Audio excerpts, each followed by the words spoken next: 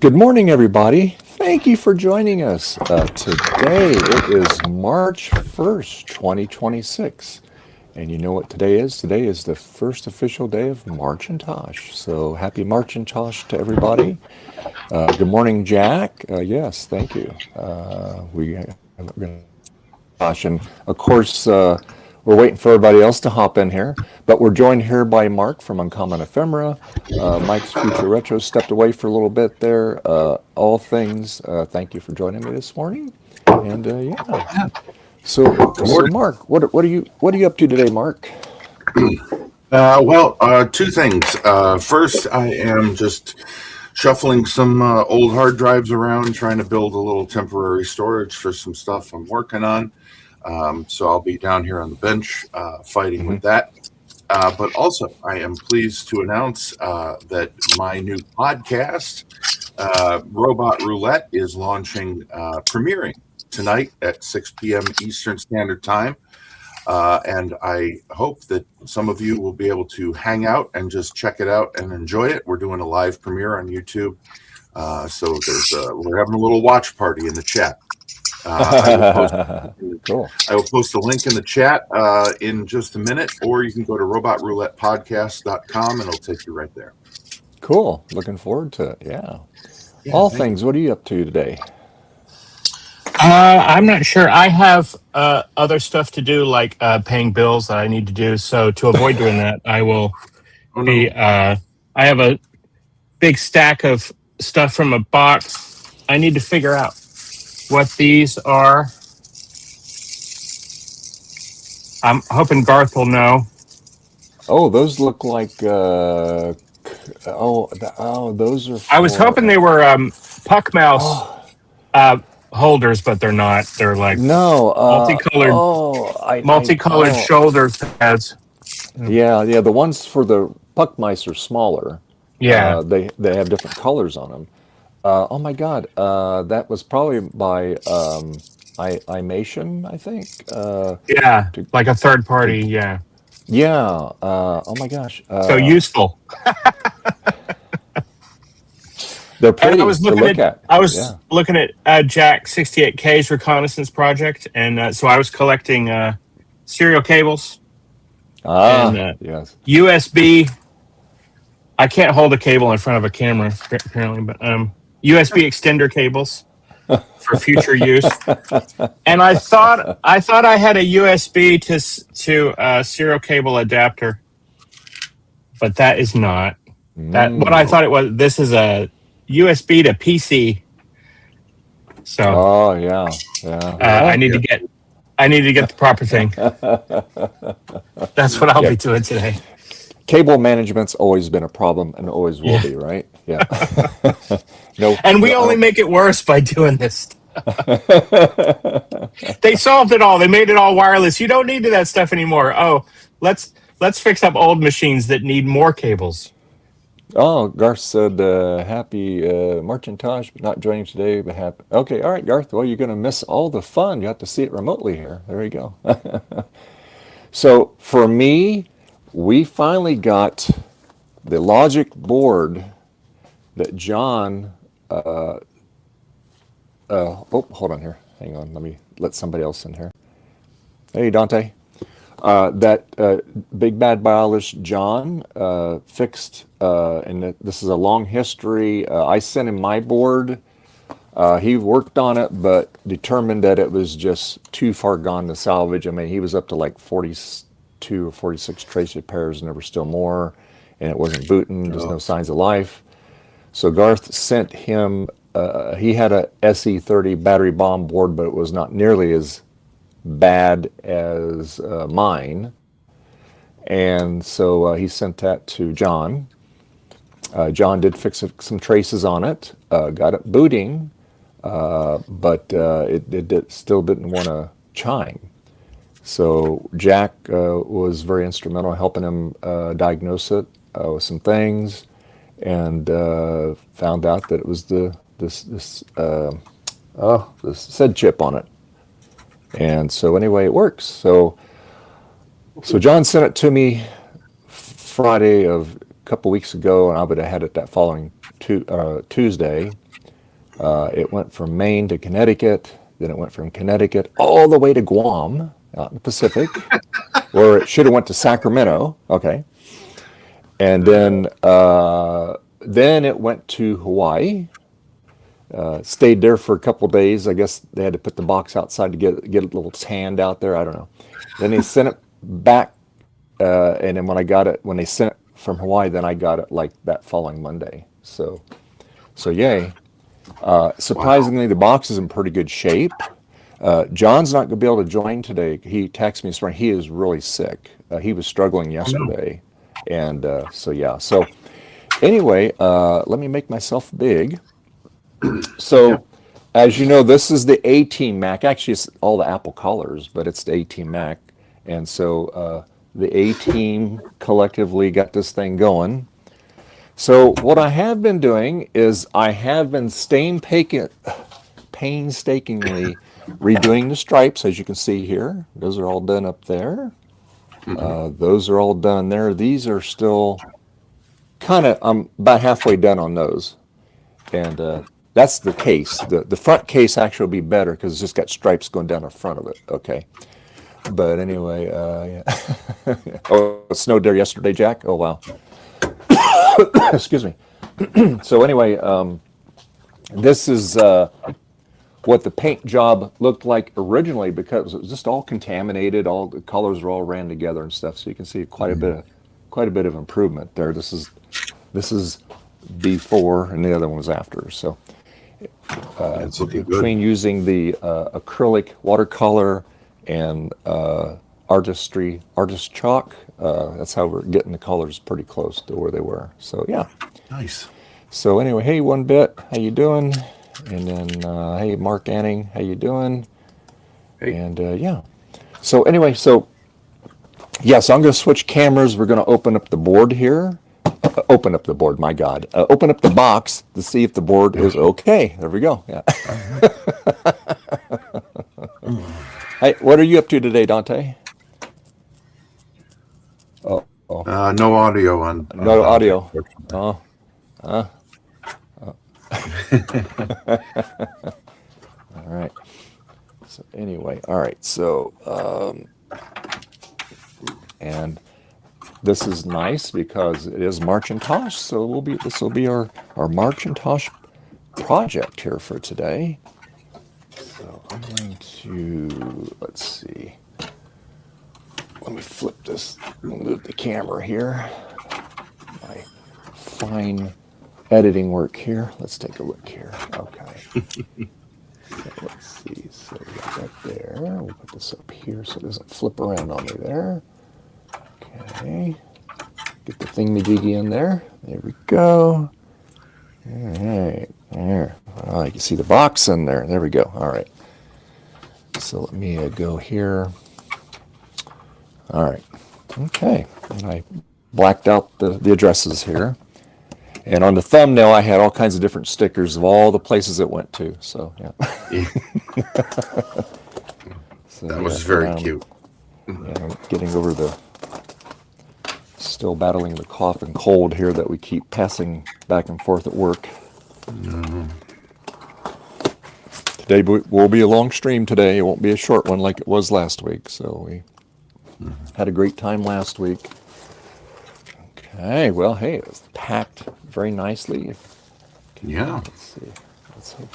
Hopefully it's in one piece here. Okay, let's take a look here. Let's see. A+ on the packing, John. Mm-hmm.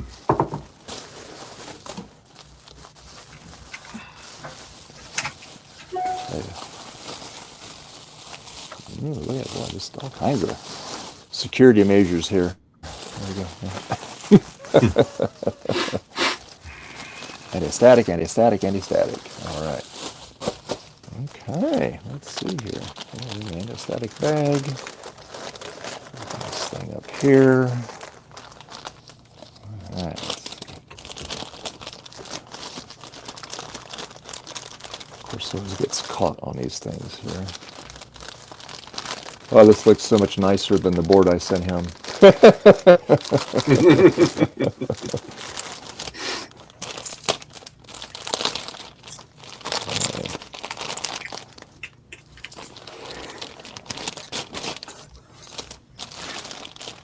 see the trace repair in the back of it here. Oh, I love the enameled wire.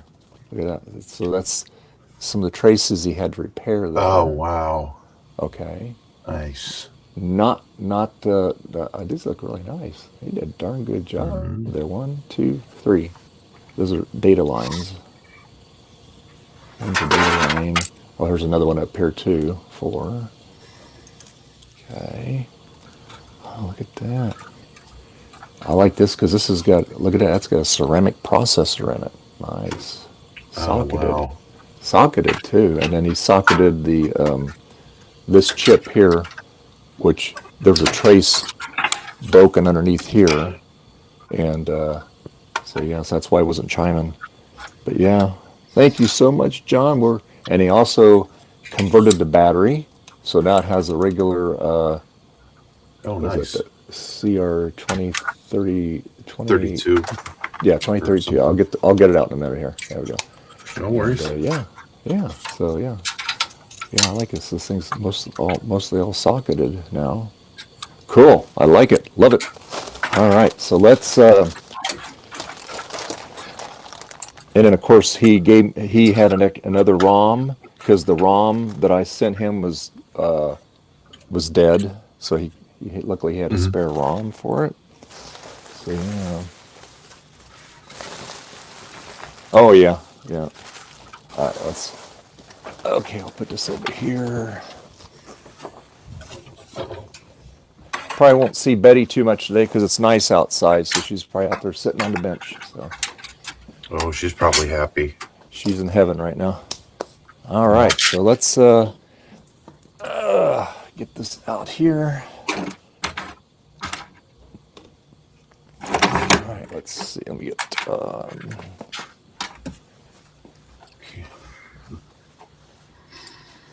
So, any idea why it went to Guam instead of Sacramento? It sounds like a sarcasm from the Bay Area. Yeah. You're going to Sacramento, you might as well go to Guam. Yeah, there you go. It was obviously it was a screw up because it should have came right to Sacramento instead of. Yeah. But oh well, we got it. That's the main thing. Yeah. All right, so now we'll put the board in here. I got the blue SCSI already in it with the card in it, and I imaged the old hard drive. So it's got a very unusual system on it. So let's see here. All right, well, let's do it this way here. Let's open it up here. This way here. There we go. Put that in there like that. There we go. That's in. Okay. All right, so now we got to plug everything in now. Let's see. The suspense is killing me, Dave. I know. I should have plugged the speaker wire in first. Let's do that. Oh. Okay, here we go. Let's plug the speaker wire in. So much easier to do it that way.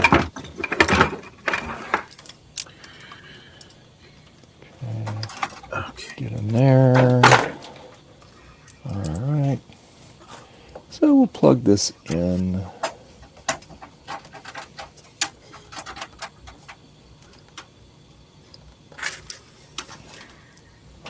Let's see, maybe it goes this way.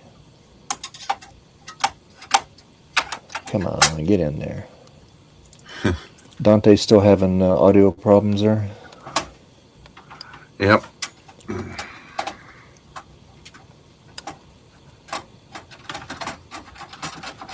Okay, there we go. Alrighty. Let's try this again. And of course I didn't bring down an ADB keyboard, but that's all right, we'll be able to, I got the mouse down here, be able to power it up.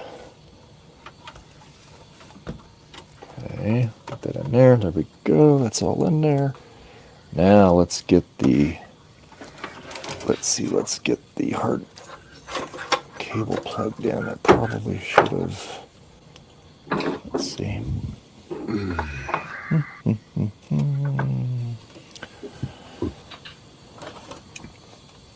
Oh,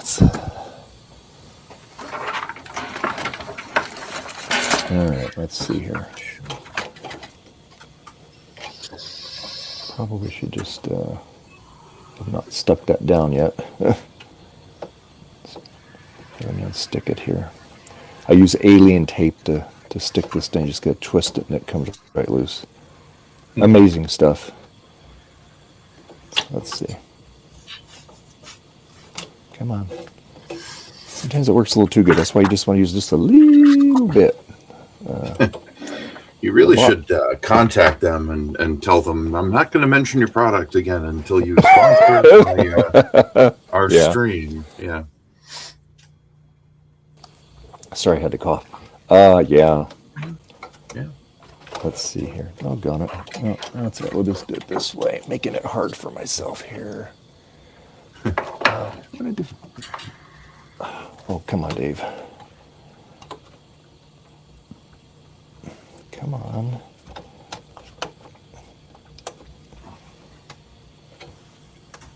Oh, well, that's not really good. There we go. There we go. Good grief. All right. Now I can move this thing and get it in there. Okay. All right. So we got, that's for the floppy drive. This is for the cable right here. And make sure I got the notch going the right way.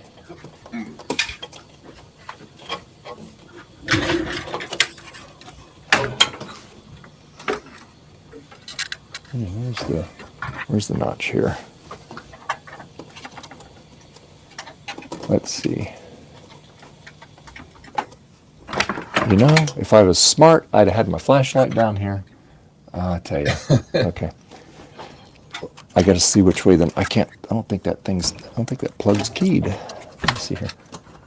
Hang on. I want to make sure. Let's see. So that one is. That's what I hate about not being able to see. Okay, so yeah, I'm glad I checked that. So the notch is up against that metal. All right, got it.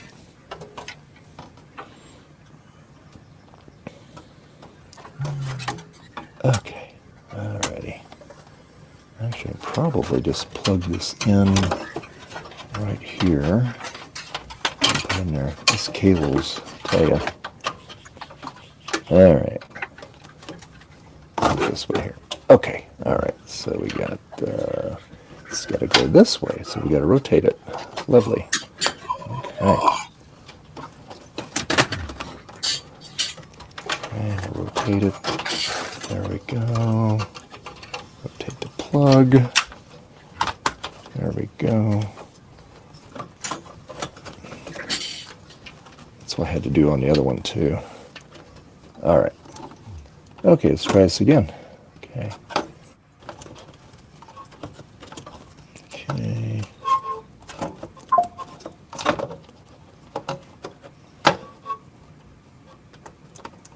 Okey-dokey. Oh my God, come on, get in here. There we go. All right. Got that in there. Yay. Don't worry about plugging in the floppy thing at this point. Or I bet oh. There you go. Hey, guy. Any luck? Hey. No? Can you hear me? No? Yeah, Yes, we can hear you. yes. Yeah. Yeah, Okay. we have audio. Yep. Yay. You're very I was- quiet, though. Oh. If you've got a local mic gain or on the computer, That's might what wanna- I'm looking Okay, there we go. Yep. Okay, we'll plug this in like that. There we go. All right, plug that up here like that. Okay. I think I got this frame spread out. Makes it easy to get this board in. Why is this is what happens when you should have a little bit longer of a cable. Yeah.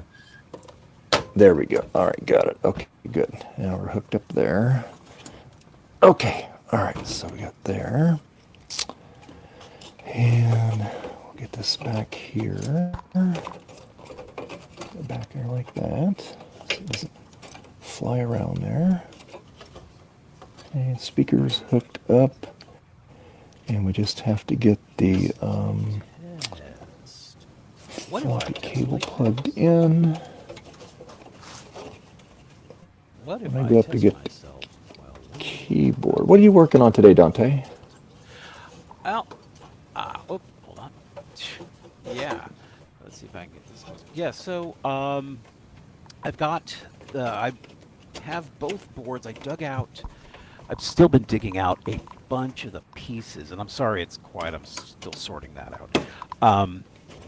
But I've got all but one piece of my two net winders so that I can do tests. I found out that the problem I'd had before was with the RAM. And so now I'm just stepped it back to the essentially the high baseline, the typical 128 megabytes of RAM. But what I want to find is my other drive, and I can't figure out why it's not there. So I have these two solid state IDE drives. And I'd actually tried other things like, oh, okay, get a regular solid state drive and put an IDE interface to it. Nope, it has to be like all the way built in. The good thing is these are like industrial drives, so they're cheap. I don't need them to be big because 64 gigabytes on a 1999 machine, no problem. Hey, John. How you doing? So, Okay. Glad you. So I'm going to be digging in and doing. Hey, John. And, All right. Okay, cool. Just trying to do the things. All right. I'm just going to move the camera here so we can see it boot up here. I'm going to plug it. Got to plug the power into it first, but obviously. Okay. Just trying to get this thing all situated here. Okay, so let me get a mouse here. And I will get a power cord. And the board looked fine, John. It survived the trip just fine. Oh, get the right one here, Dave. There we go. All right. Okay. Nice. And get a power cord. All right.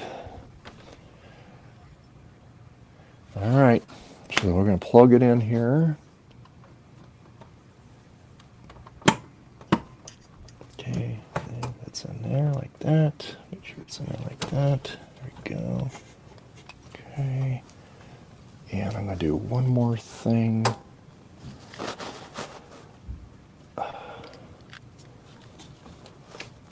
Move this paper towel out of the way. Oh. Out of the way there. There we go. Okay, all right. Keep it on the rubber mat here so we don't want to short anything out here. There we go. I have to adjust the bracket a little bit on this. But other than that, we're good. Okay. So let me flip this around here. And I'm going to power it up here and see what it does. All right. Okay. Here are matches for what it does. Oop. Oh, Siri. Siri. Oh my God, that's Siri. I tell you. All right. All right. Let's, again, this has got a real weird operating system on it because I imaged a drive on it. Mm-hmm.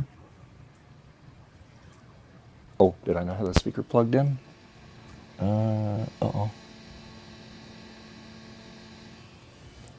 I don't see smoke yet, so. Uh-oh, what's going on here? Don't Oh, see no. screen either. Hold on. Yeah. Wait a minute. Uh-oh. Oh, no. What's going on? All right. It's always worked before. Okay, hold on. Hold, please. Let me just check something real quick here. So John said the board booted, right? No, it did not. But I might let me just check because Dave doesn't have a cable plugged into it. That's why. So there you go. Oh, It's called you got to plug the video cable in on it. that wacky Dave. Oh, be careful around I that tell you, I know. CRT. Good Lord. Let's see here. Okay, that's right here. There's that one there. And let me get the other one. I got it shoved up in here. Let's see. Got that one there. That's on. That one's on. Hold on. Let's see. Yep. What did I do with the cable? Hold on. I think it's over here. Hold, please. Gotta have this cable here, John. It doesn't work very good without it. There you go. Yeah. Oh, yeah. Ever so That'll slight. do it. Yeah. Okay, let me get this going in here. Here comes voltage clause. Here comes voltage clause. Right down voltage clause lane. Yeah. All right, so that's plugged in. This will be plugged in down here. Yep. Okay. It's not voltage clause that kills you. It's current clause. Yeah. Nothing? All right. No. Not enough current. Get in there. Right?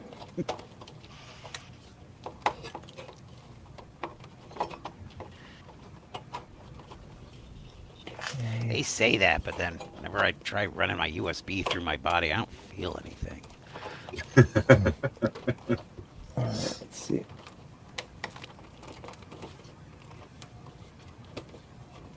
Come on, get in. No, it's not an issue. It's just gotta get that thing there. Just little plug there. Come on, you can do it. You can do it. Mm-hmm. Try it again here. There it is. Oh my God! Take this thing off. So busted tube on it here. See, I should have let. I just had to put the floppy or the hard drive thing in it, and it is just frickin' in my way. You know? Yeah. We'll get it in there. We just have to kind of wiggle it there. Almost had it. Wiggle it. It's just 11:30. a little bit. A little It's bit. just Yeah. trying to get it. Trying to. Come on, get in there. What's going on here? Okay, all right. Here, let's do this. Let's get this out of our way. Get that out of my way. Get that out of my way.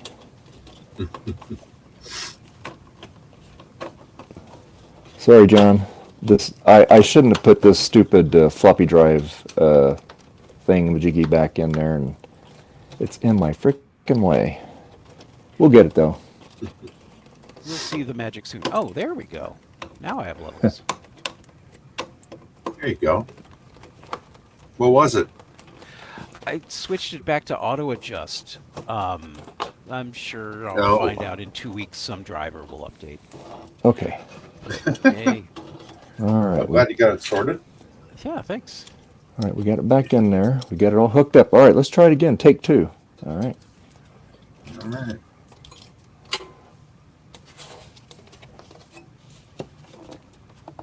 Let's try it again. Yeah. All right. It's so ATeam smoke Betty. coming up. I hear you, Betty. Yes. You come in and visit me? Stay tuned for fire. No, let me fire. I still think this is going to be like the Great Space Coaster. Oh, Got the board all the way back in it. Okay. All righty. All right. Let's try it again. Let's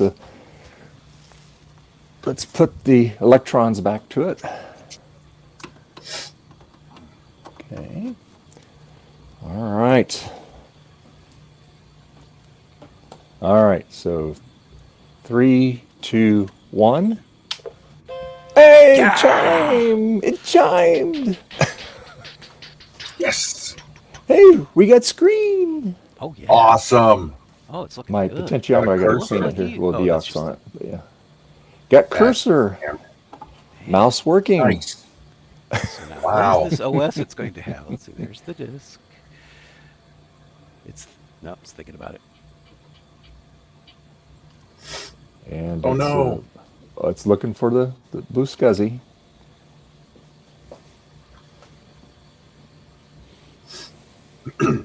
Oh, so it'll do the question mark even when it's looking for the. Well, the first time here it will. See, it's It's flashing. It's almost like it's finding. Oh, out you know what? whether Hold on. Oh. I see the issue. The SCSI cables is half plugged in and half unplugged. There we go. Yeah, that would be a terminating. That'll do it. Wiggling it around here. Let's try it again, okay? Just All right. a little bit. Keep it Okay. cool. Try it again. Okay, 3, 2, 1. Okay. All right. Shiny. Yes, rounded corners jack. We got cursor. Yes. It chimes. Now it should see the blue SCSI now because I got it plugged in. Okay, it's powered up. Works better when you plug it in. Yep. Or maybe not. Come on, baby. Oh, no. What? I have questions for you. All right. Do Well, you let me know how let me to check something here. love SCSI? Let's see here what's going on here. Let me see what's going on. Let's see. Make sure I don't have this on. Let's see. Make sure that's plugged in all the way. Yeah, that's plugged in because I know that SD card works because I plugged it in it before. Okay, let's see. Make sure power's on. Termination on. Target. Initiators off. All right, let's try it again here. Stevie Zundert in the chat says the IDE cable is not correct. Mean. Okay. All right, here we go. Let's try it again. Third time's a charm. Absolutely. So we get all the good visuals. We see Okay. the chat. We see the miter pits on it. Yep.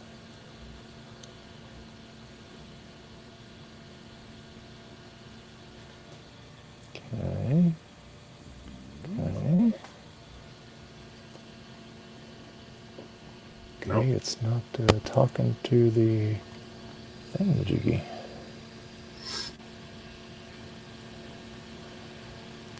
Okay.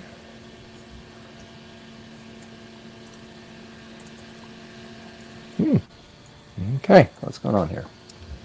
What is going on? Let me take a look here. Let's see.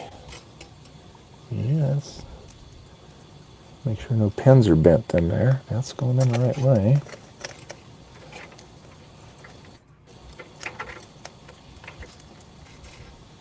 That's on there.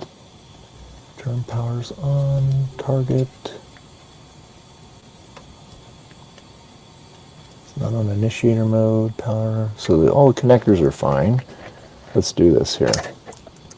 Plug that back in. Sometimes it does that. All right, let's try it again. Okay. All right, let's.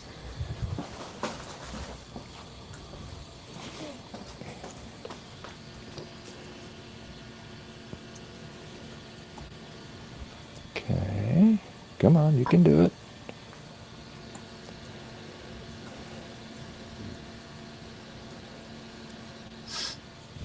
Huh. It's not accessing the SCSI. Okay. All right.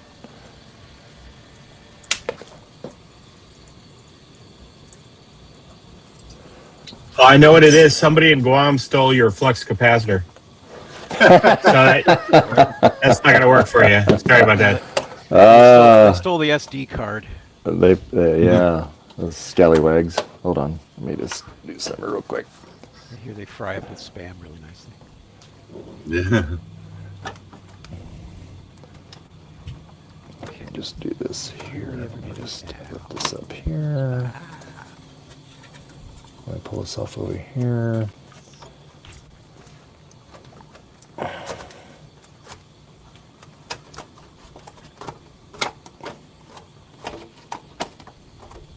Okay. See what's going on here. That cable should be right.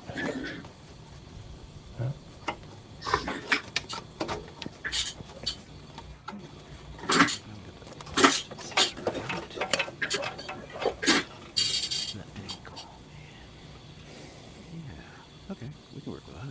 Yeah. Maybe that could be flipped on wrong. I think he's right. I think this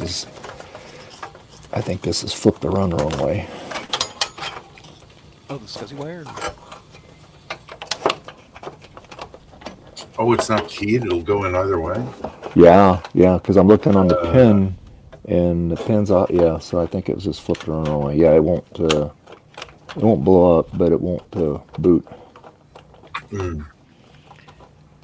on this one.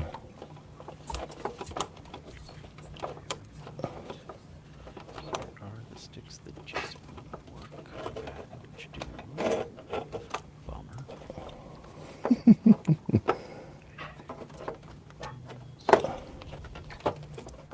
Come on, get in. This thing is such a pain to get in there. I put that ID cable right up against that bracket. Those darn Apple engineers, I'll tell you. Yeah. Can't let them in the house, that's for sure. I know. Doggone it. Yeah, we get What this happened to all that cable. jello? That's the issue I had to getting this cable in. Okay. I can't see the chat, so you have to. Oh, let's see. Do some reading for these. Let's see. This Could be again. bad chance. Did you undo the blue SCSI initiator? Oh, no, we already got to that. So they're actually. Yeah, we already made sure it wasn't on You're up to initiator date. mode. Flannel focus. Today on Focus on Flannel, we're thinking about blue. Oh my God. Get this thing in there. I'll be right back. Okie doke. Let's flip it up this way here. There, let's see if we can get that connector in there. Why is this such a hard problem? That's when it's nice when you can have the long cables and you can work on it outside the machine, you know.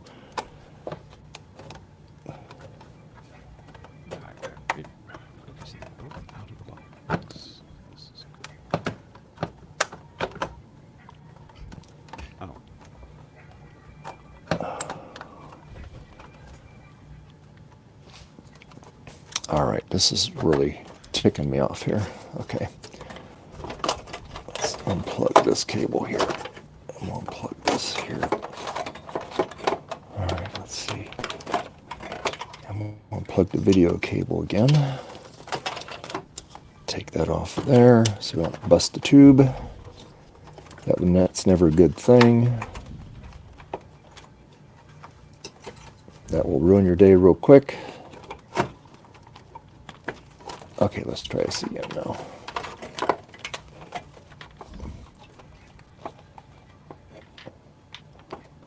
I think it looks good there.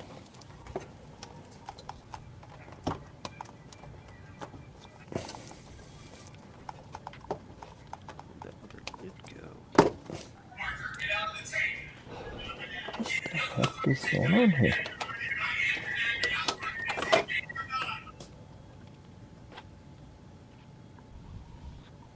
Yeah, I did, John. Yeah. I have like about 4 of these blue SCSIs, or the version 2s, because I bought a bunch of them from Joe when I was at VCF Midwest. So that way I'd have extras. Yeah.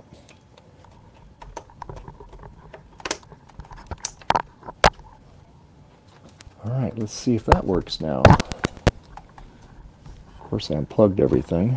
Much better. Okay. Speaker cable still plugged in. Plug the floppy drive back in.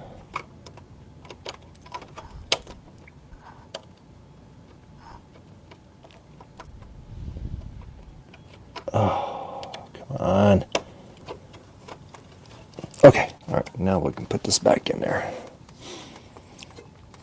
There was some specific difference. Oh, yeah. Okay, so This one didn't have put this the back in light. like that. Get this back in here like so. Get this back in here like that.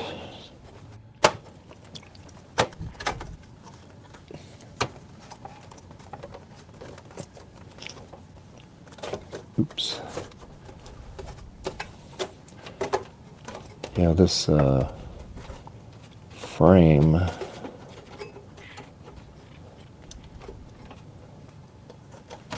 Come on, get in there. Just like that. You can do it. Such a beautiful job on the trace repair, John. Looks like artwork. Yeah.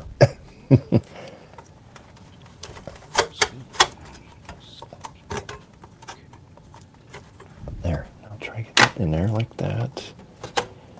It's up in there like that. Push that down there like that. There, like that.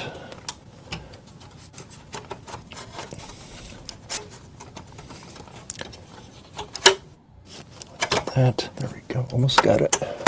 There we go. Okay, slide that back down in there like that. There we go. There we go. All right. All right, finally, get it all back in there. Whew, I'm tired after that. Yeah. Time for a fresca. Yeah. All right, let's try this again. All right. So, yeah, I think just plug that back in there. I think I got everything plugged back in. The speaker wire. This blue SCSI's just laying down in here. Let me plug this in now that I've been wrestling it around here. Plug it back in there. Okay. All right. Okay. Okay. It will work. All right, here we go. Let's try it again. Okay. 3, 2, 1. Okay.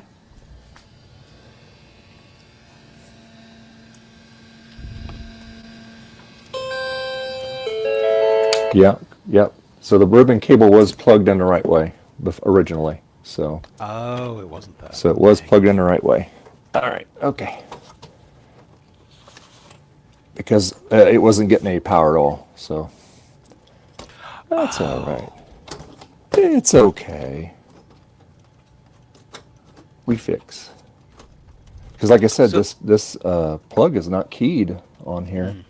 But I was going to say, wait, so because I'd never heard that particular arpeggio before. That's saying that there's something wrong with termination? Because usually an arpeggio is It's a bad just saying sound. it's not happy. It is very angry. Yeah.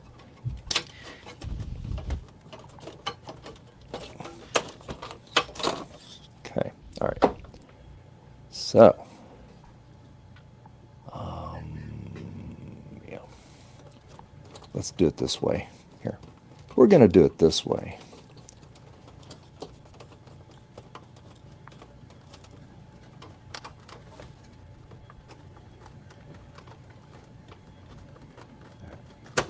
Okay, I'm going to take this out,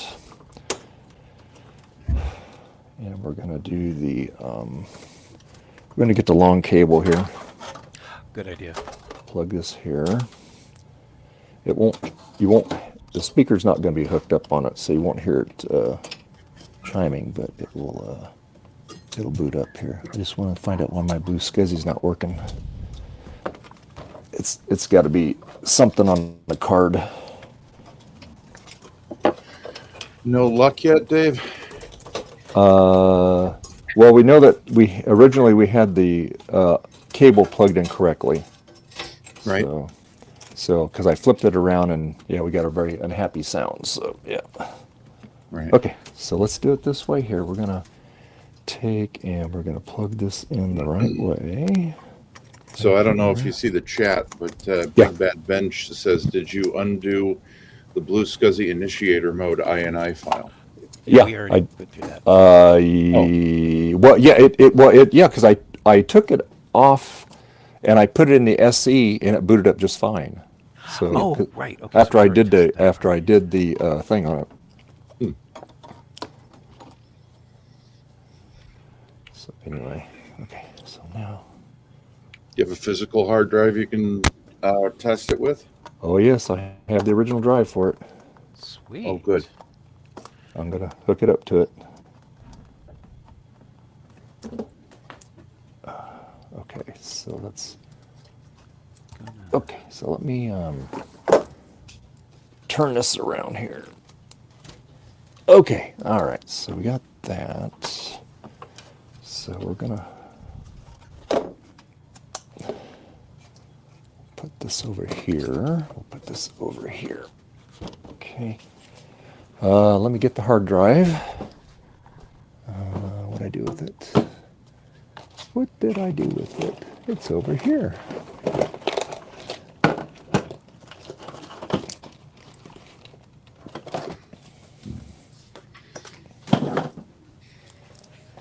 Yes, it's a IBM drive. Yeah, original. Let's do this here. Put this in here.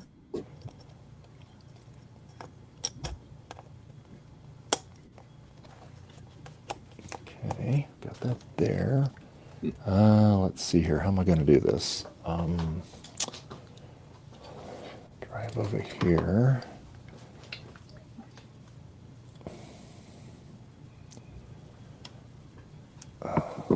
Let's see.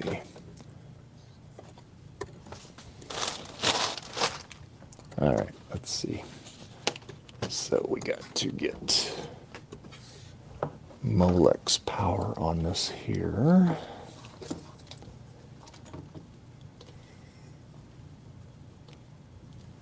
Goes up like that, yeah, like that.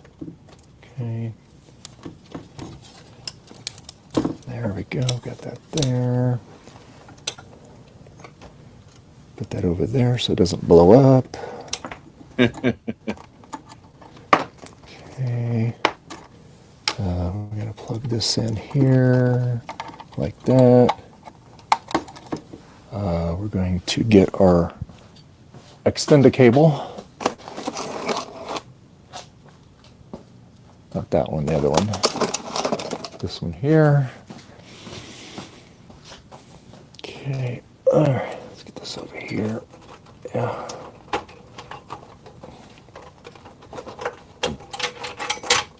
Okay, got that. Now, like I said, the speaker's not going to be hooked up, so we're not going to get any sound, but okay. Get this closer over here. There we go, like that. Okay. All right. Oh my God, what a UL nightmare. There you go. Yeah. Okay, let's see here. All right, so we got this here. That's not hitting any metal. This is not hitting any metal. That's all in there. That's all in there. Let's plug in. Okay. Of course. We got to plug it in over here. Okay. All right. Okay. Let me get the camera over here. Right here. Okay. There we go. All right.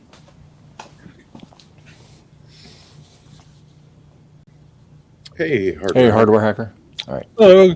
All right, let's try it again here. Hard drive spinning up. Good.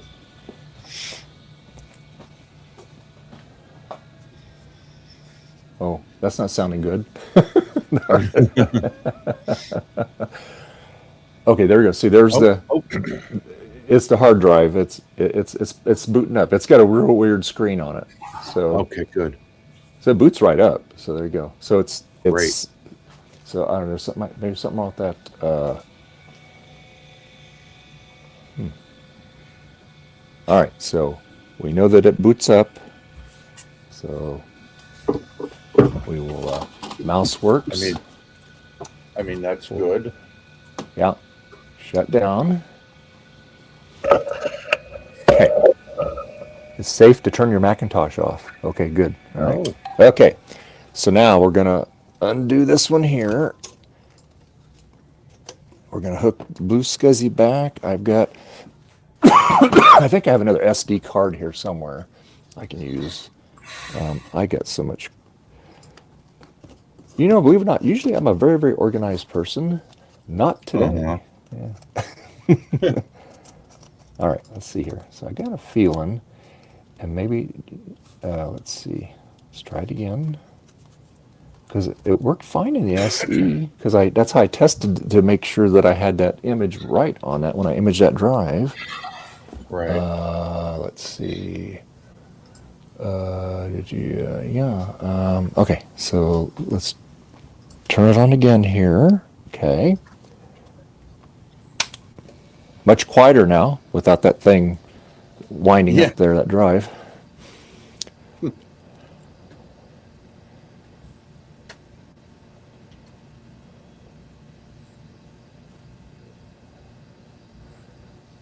Okay. Yeah, see, it's not, it's flashing. It's not, so, okay, let me turn this off here. Let me try, let's see here. I know I have another SD card. I know I have another one here. There.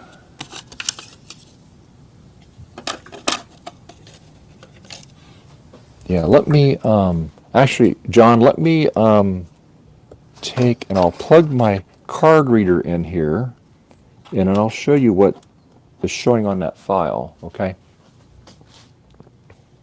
Let's pull the whole thing out of there. Let's see.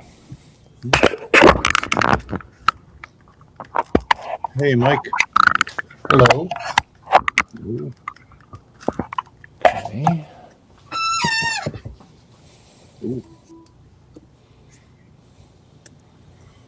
Okay.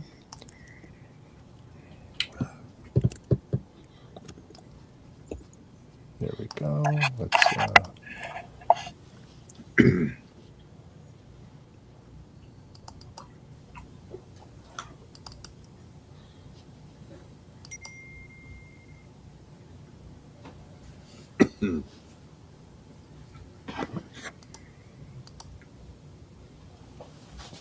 okay, John, let me flip my camera over here. Hi, Betty. Hi, sweetheart. Okay. All right. Okay, so let me show you here. Let me turn my brightness down here so you can see my screen here. There we go.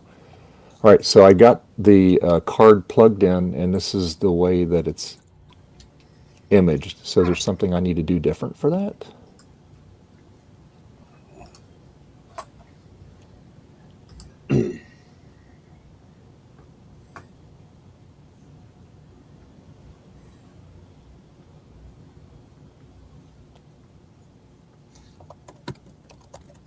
That's what it is, imaged file.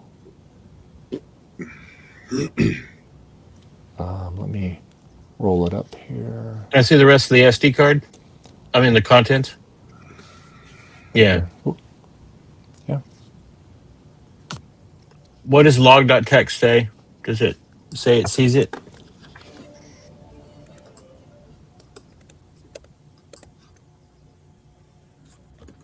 Yeah, because it worked fine. I put it in my SE and it booted right up.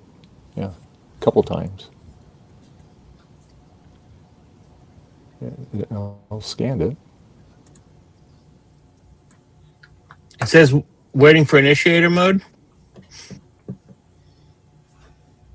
Above that stuff. Yeah. Oh, enumeration. Sorry. Yeah. Okay.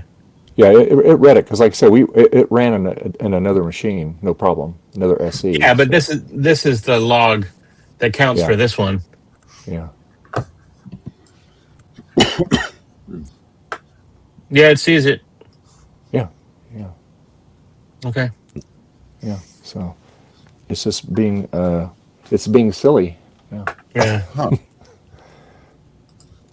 So let me let me just do something real quick here for giggles. Let me do this here. Let me click out of that. Let me toss that so I can pull it out of there. Okay.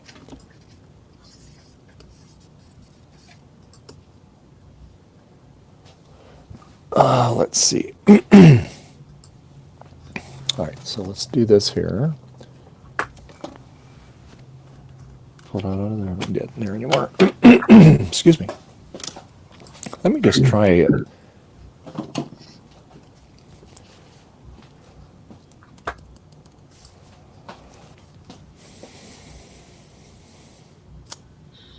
Let me just try another. Let's take this, put this on regular.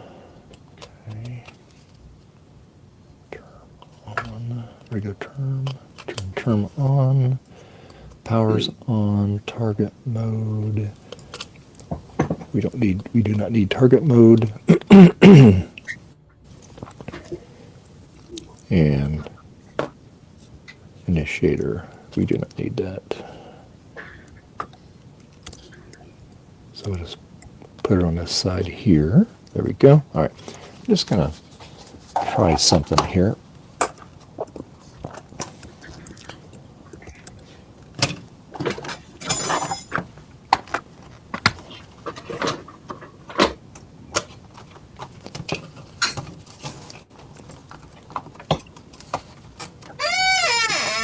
Okay, let's try this here. All right, here we go. Let's see if we work. Why it's so dark in here? All the lights are on. Okay. Okay. Now we're not going to have any sound because there's no speaker plugged into it.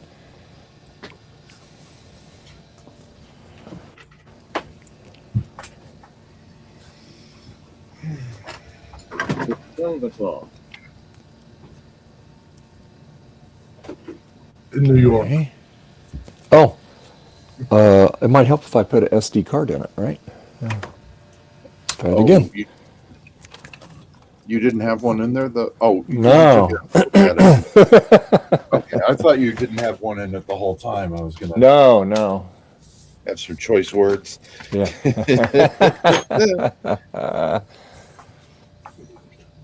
All right, let's try it again. Has a better chance of working with the card in it. Sure. Okay, got that. It is still. Must be something. I don't know why it's not reading that card. Yes.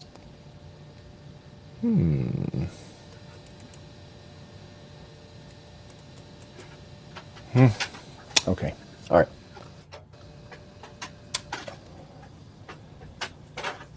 Let's try. I don't know if this one has anything on it or not. Let's see if that. I don't think that has anything on it.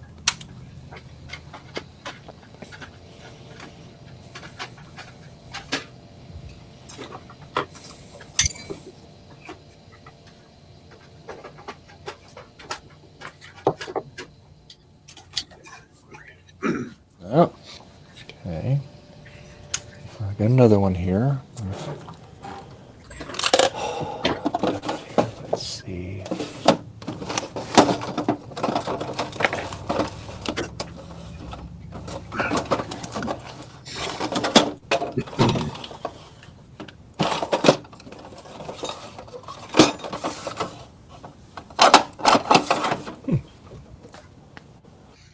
Let's see here what we got.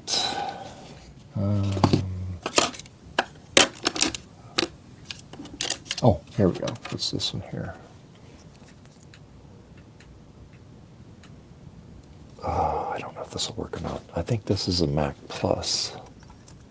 Let's see if that works.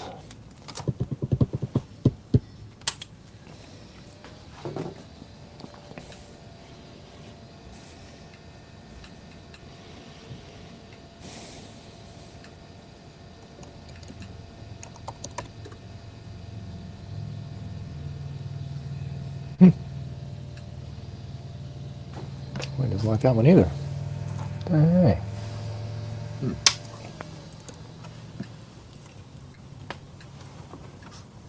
Okay.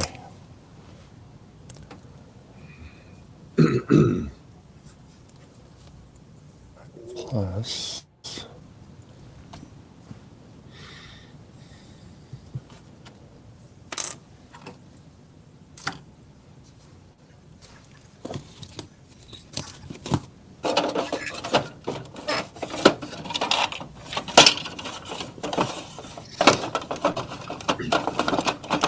Oh my gosh, come on. Hung up in there. Silly thing. There.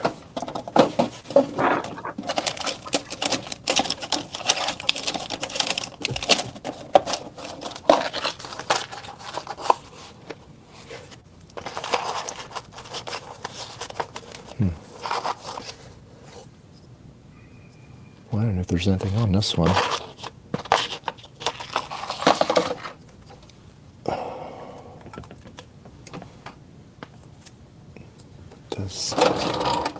There. Okay, let's try this again here. All right.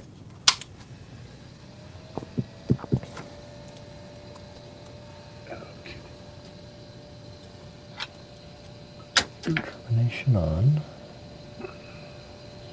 Power on. Oh.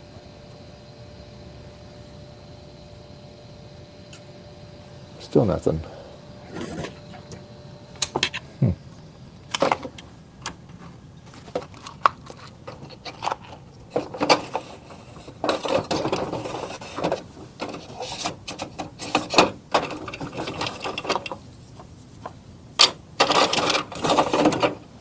Keep those up there where those belong.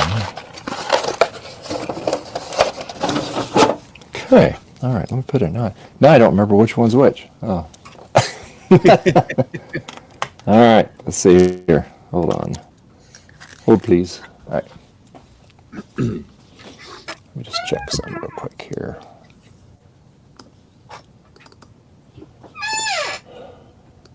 That's the right one. HD00 imaged hard drive. Created.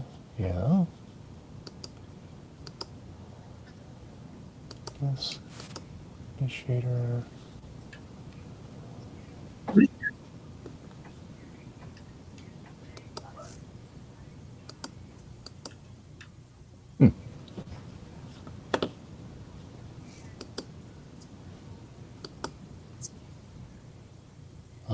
Let's see. Move that to trash. Maybe you don't need that. Okay, there we go. Let's try that.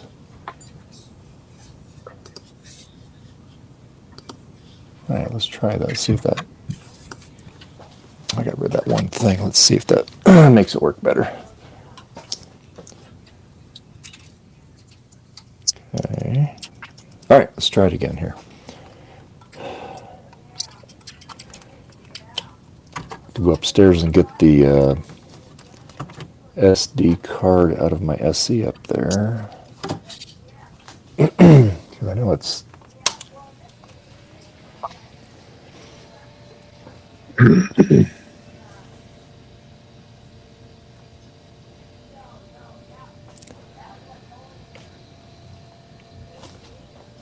Okay. Nope, same thing. Let me go get our SD card upstairs. One I know it's got a good image on it. Okay. I don't know why that's not working because it worked fine before. That is strange. And I tried another SCSI drive and another different cable too. This one's keyed actually, so that's a good thing. So let me, I'll be right back. I'm just gonna go and get it. I'll mute my mic here. Okay. While we have a second, I want to let you know that in addition to my day job preserving rare and unusual media, let me mute Dave real quick because that's can't talk with that delay. In addition to my day job preserving rare media, I am also interested in music, technology, obviously. And my friend Phil and I used to write and record original music and perform around here, and we haven't had a chance to do that recently. But we're trying to do something with all that stuff that didn't get the attention it deserved at the time. We're starting a new podcast called Robot Roulette. It's just for fun. Every episode we take a song that one of us wrote and recorded back in the day, and we spin a wheel with a bunch of genres on it, and we feed it into one of those AI things, and we make covers.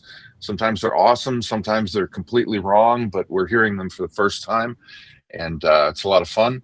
We are premiering the first episode tonight on YouTube at 6 p.m. And we're going to have a little watch party there in the live chat. So if that sounds like something you're interested in, you can go over to robotroulettepodcast.com and get a link to the thing. And hopefully we'll see you at 6 p.m. Eastern Standard Time tonight.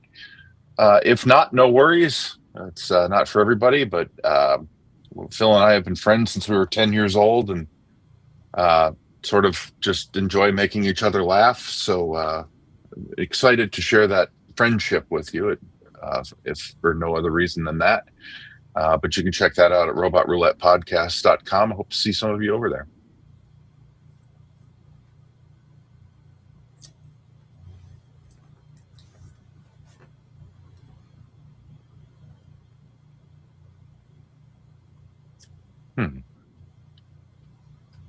No.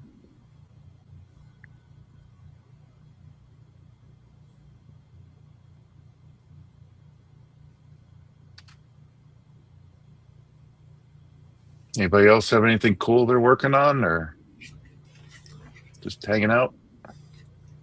I got all these security cameras in a lot trade at some point. Oh, I got this Blink, which is Amazon, I guess, and some Amcrest security cameras, and they all require their proprietary subscriptions. But the Amcrest, I was able to grab an IP address from, because runs on Wi-Fi or Cat5. right. So I think what was called RTSP was the protocol. If I could get into the camera, I could pull the feed from the camera from that feed through VLC. Right. But I have some more learning to do first, and that's going to be an ongoing project. So if I could utilize them, if I could get the feed into the Mac through that feed, and then somehow jury rig it to the home app. Yeah, I know, Betty. I have my four-man security system. I only need two cameras, one for the front door, one for the back. I'm in a condo, not in a house. Yes, I know. So there's also, if you have a spare box laying around that you can put Linux on, there's a free NVR called Zone Minder. It doesn't like work. Yeah, it doesn't like working in Docker very much, but on bare metal it runs very well, and it will read RTSP. It'll read a bunch of stuff, and it can record, and it can do motion detection. And I think it supports GPUs for motion detection and machine learning. But yeah. Come over here, Betty. Oh, my goodness. Yeah. Well, I could put that Mac Mini that's just sitting here to work for that. Oh, yeah, maybe. Well, very interesting, Mark. So I pulled the card out of my SE30 that works. Does the same thing. So there's something going on here with the blue SCSI here. It's not seeing it for some reason. So yes, Betty, I love you too. So because if I take that other card and put up my SE30, it boots too. So no, wow. So I got to figure out what the heck is going on here. Yes, Betty, I love you too. Betty's right here, got her head right where the motherboard is here. I had to pet her here. So let's see, because I mean, terms off, initiators off. I mean, it's set right, and we got termination on. Termination power is on. Huh, Betty? Yeah. Huh, Betty? Yeah. Isn't that right? Yeah. You think so? Oh, you know what? Hold on. Hold on. I might have found a problem. Honey, I can't turn this on with you here, okay? Yeah,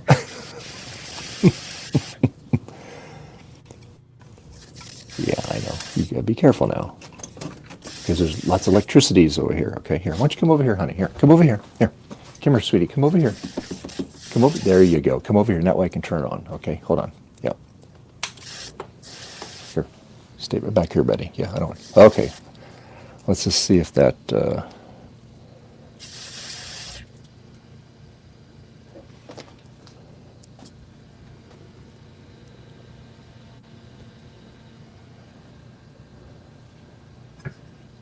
course not. Why would that? Why would that not fix that? It does not like the SCSI. We know it works because the hard drive fires right up on it. Yeah. Okay, let's see here. Huh, Betty? I know. Oh, you just want love, I know. Hold on. Hang on. Hold on. Hold on. Hold on. Yes, I know. Get the term pad on. Target initiator. We don't want. I'm right back. I gotta go get my charger. Okay. Try this again here. Let's try this again. All right. Turn on.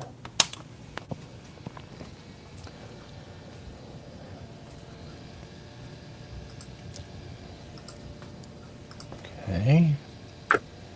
Hey, it's working now. Yay. It's seeing it. There we go. There, this is the original system that was on this thing. I think somebody was, whoa, shoot, oh. Drop the camera, Dave. I think somebody was visually impaired because they have, there we go. Oh, somebody's mic's really loud here.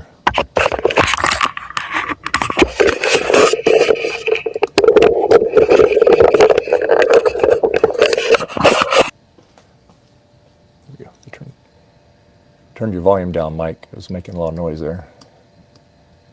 There we go. All right. There we go. So yeah, so it is working. Yay.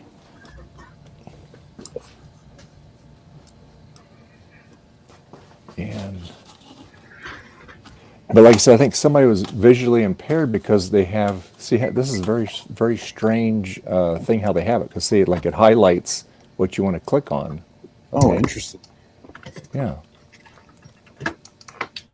Okay. Yeah, and like I said, they have, and you go file here. I think, let's see here, file, you go to folder.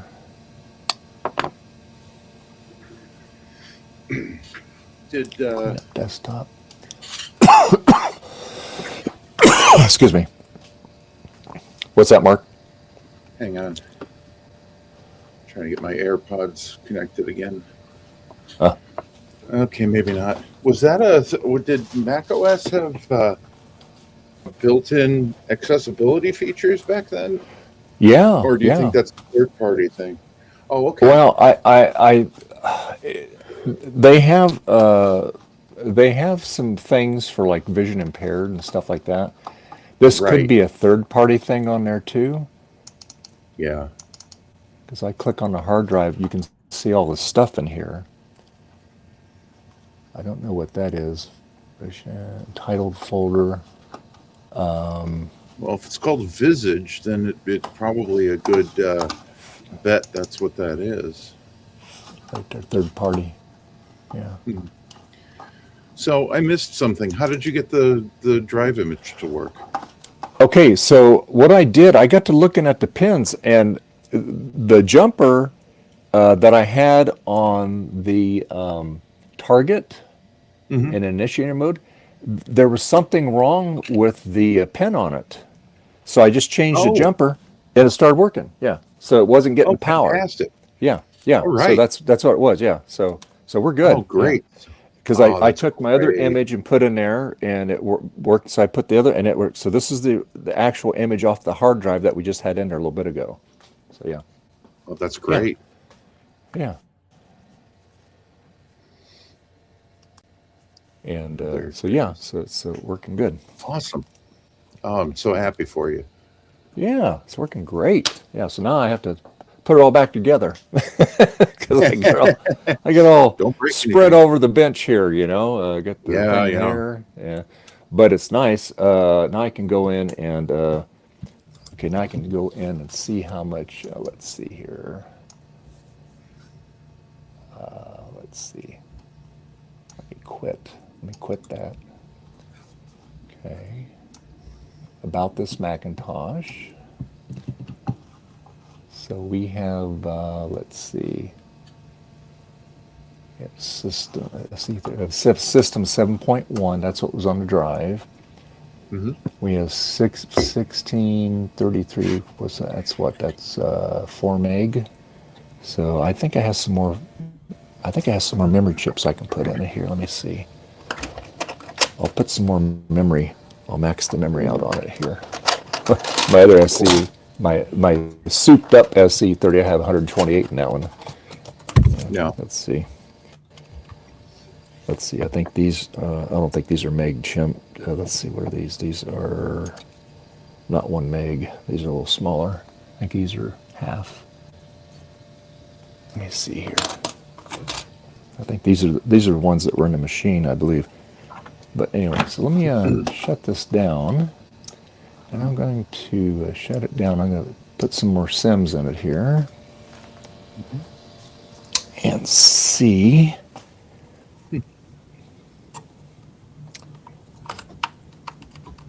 Hopefully, I think these all work. I'll just fill up all the banks here on it. I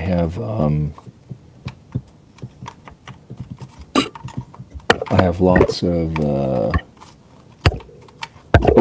Dave, put it in right. My God, Dodo. I hate when. Good grief. It'd be helpful if I could see. All right, there you go. Yeah. Okay, let's try it again now. Let's see if it boots up with all this in there. Again, no volume because I don't have the speaker hooked up here. Let's see if all this memory works.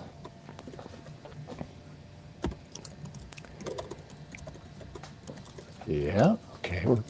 We'll see if it sees all the memory.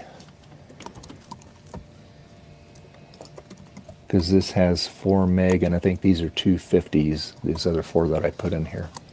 Let's see. About this Macintosh.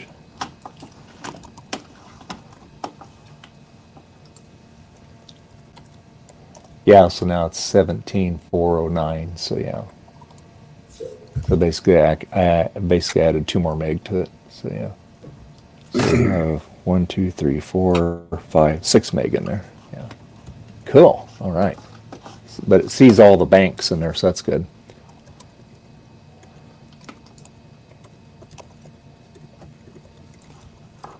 Okay, and we'll X out of that. Click out of that. There we go. Yeah, it's just a weird looking system here. Let me close that.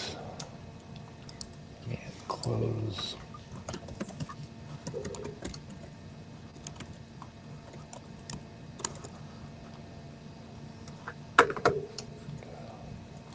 Get out of that. There we go. And then click out of this into here. Let's see. Click out of that. There we go. All right. So yeah, let's see here. Let's see what's on the hard drive here.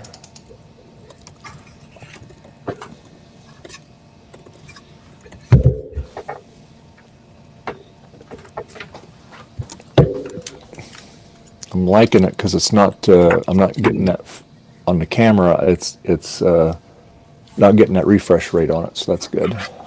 Yeah. So let's see.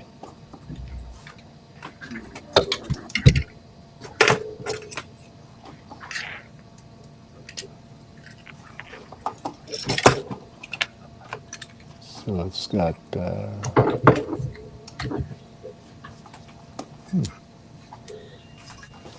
Oh, let's see.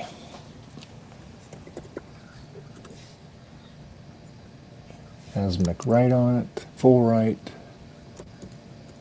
MacWrite 5, Notepad, preferences, quick help, scrapbook, startup item system, fonts. And it's got files of like people have done on it. Gotta There's a save bunch of those. files there.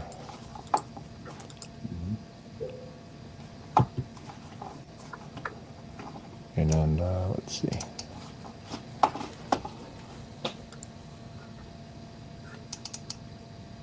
Open that up there. Mode 32 connect. Okay, it's on mode 32, so it's already got that enabled. Nice. And let's see. Entitled folder. Let's see what's anything in there.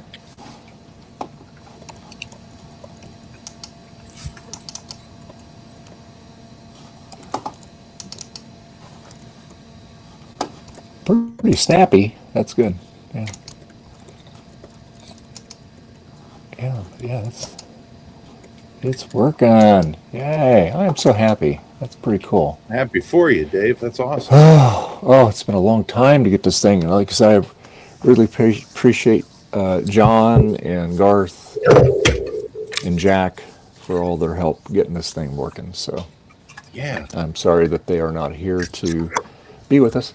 So now what I'm going to do now is I'm going to put this back together, make sure it boots and everything, and then I'm going to finish working on the paint job. So All right. get that done. So let me. And really, the fan in that is not too noisy at all. It's not too bad at all.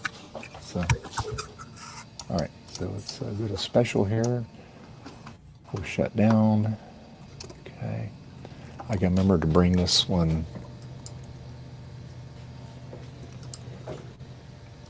Oh, what do I do with it?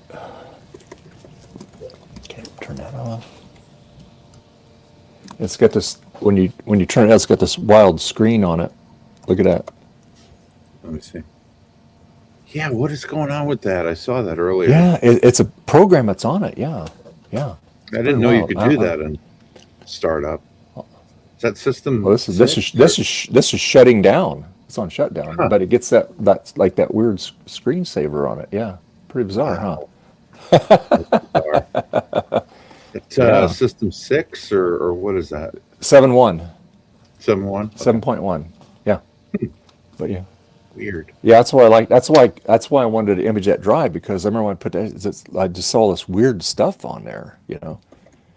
Mm-hmm.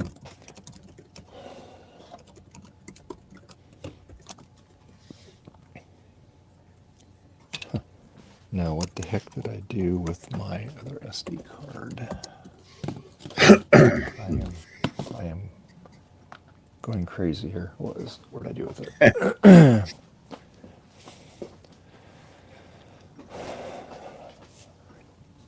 Well, that's the one that goes in here. So let me unhook this here. And like I said, this ribbon cable is, this particular one is keyed, where the other one wasn't. So let me move the camera here over here. Okay. And then, let's see. So let's take...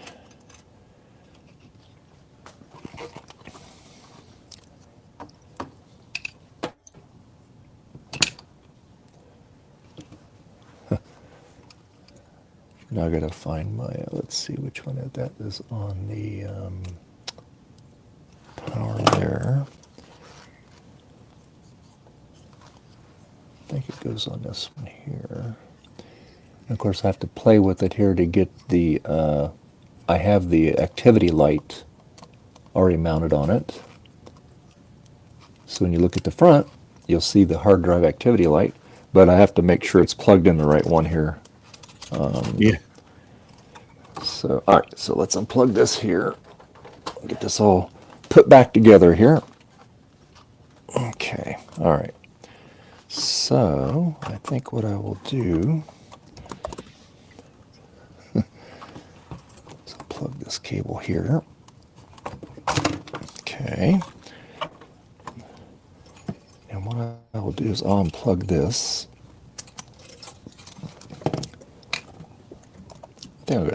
I don't like that cable. It's not keyed on both ends.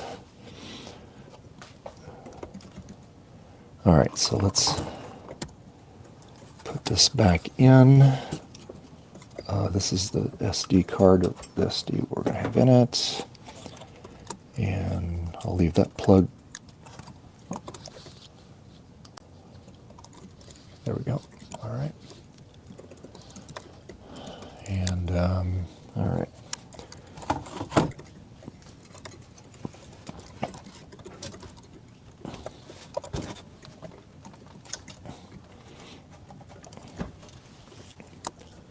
All right, let's see what we got going on here. We'll put this back in here. We'll hook the speaker back up to it.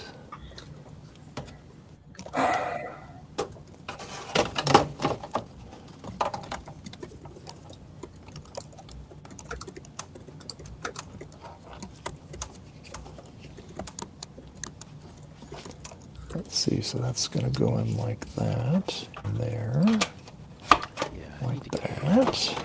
I've got one somewhere. It's 12:30. Oh,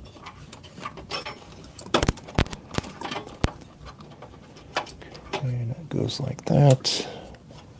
All right.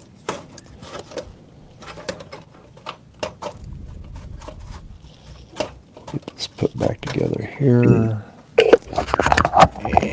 we'll get this back here like that.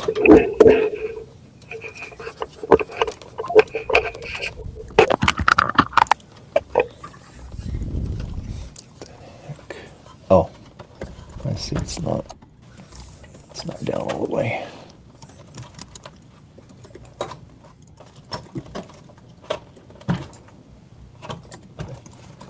There we go. All right, there we go. All right.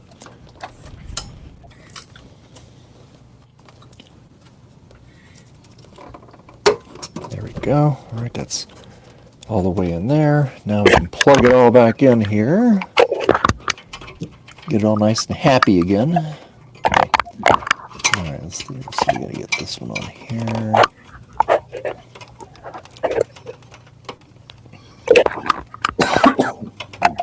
you need to do a video about all the interesting files you found on that and how it's configured and the custom open and close and all that. Yeah, once I play with it and figure it out and do all the research on that. Very interesting. Yep. And at the end, Gutbomb can appear and tell you whether or not it's crummy. Yeah.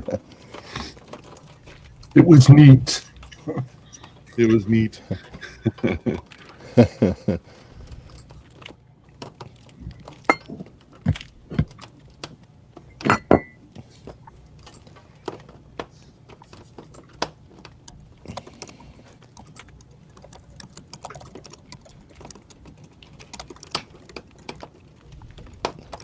Oh, come on. Get on there.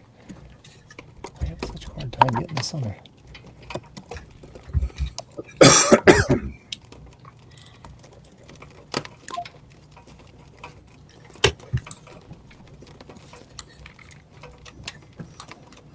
That's not right. Maybe it goes this way. Lasers is this?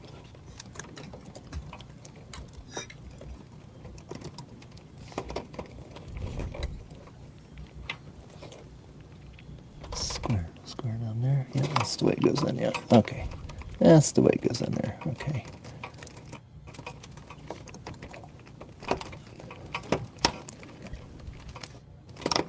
You know the best part about USB cables, especially the modern What's that? USB-C, is that you have to hang on to the wrapper to find out how much it can actually deal with. It's like, nope, that's Yeah. only the equivalent of this. I hate. They had the opportunity with USB-C to make it truly universal, one cable for everything, and then they had to go. You know, it's all the same cable with that USB-C looking plug on both ends, but it can either be USB 3, USB 3.1, USB 3.2, or it can only do USB 2, or it's Thunderbolt 3, or it's Thunderbolt 4, or it can do power delivery, or it can't. And I was like, can we just start calling it SB? Because there's nothing universal about it. Yeah. Mark, that was my rant last week. Oh no, it's Oh, totally was it? universal. It can Yeah, be I was any one getting of those, you just frustrated don't with know which. USB-C and all the variants, micro Like, I feel USB. Yeah.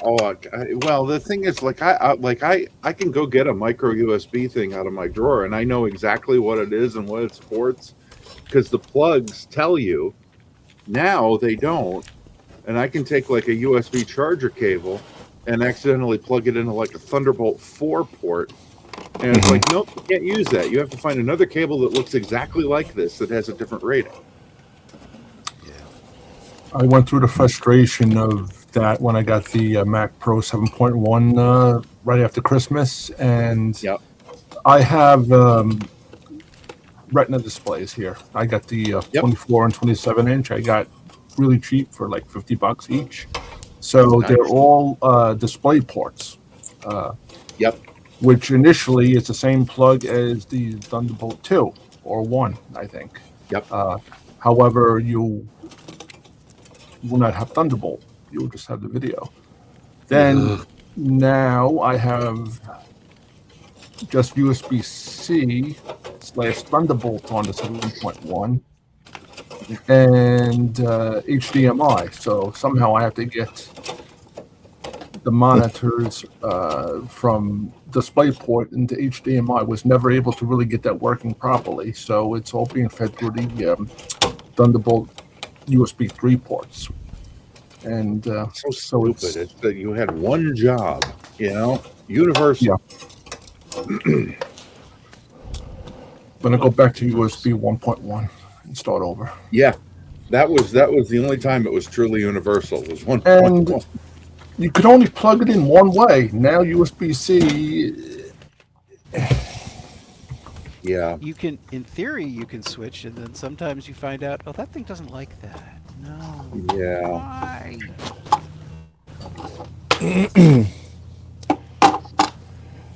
And of course, back in the early '80s, and I mean, they were all trying to come up with their own thing, what they thought would be the best.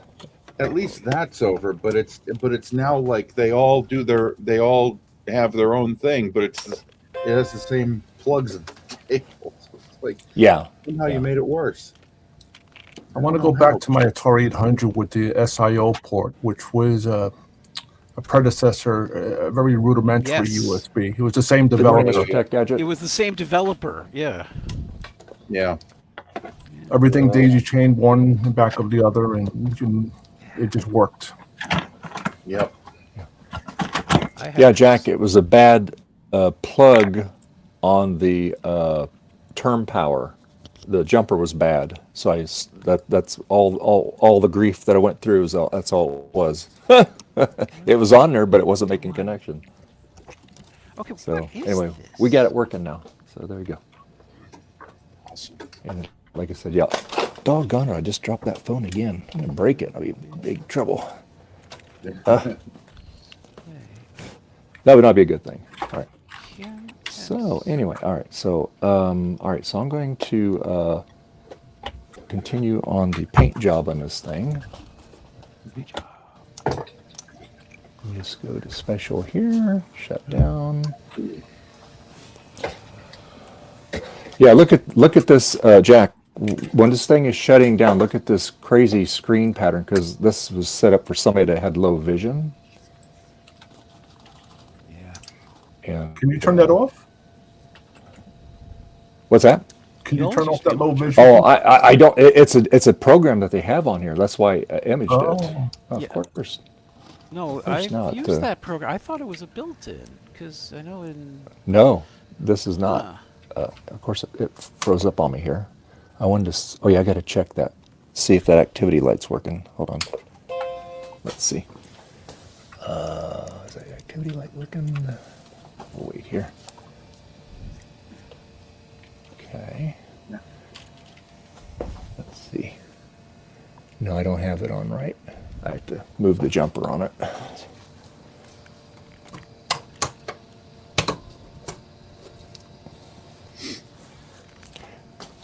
Yeah, hold on. Uh-oh. Let's see. Turn this off.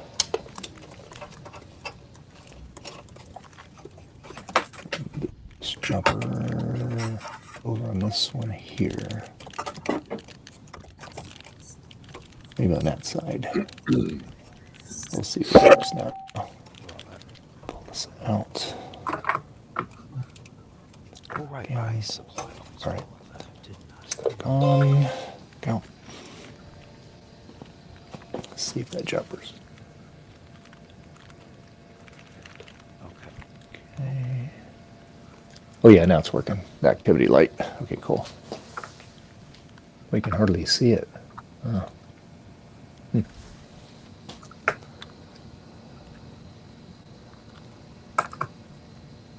Okay.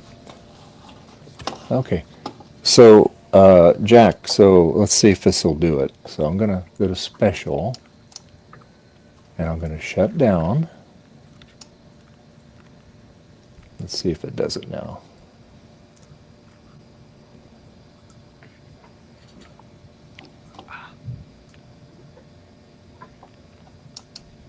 Now it's not going to do it. Ah.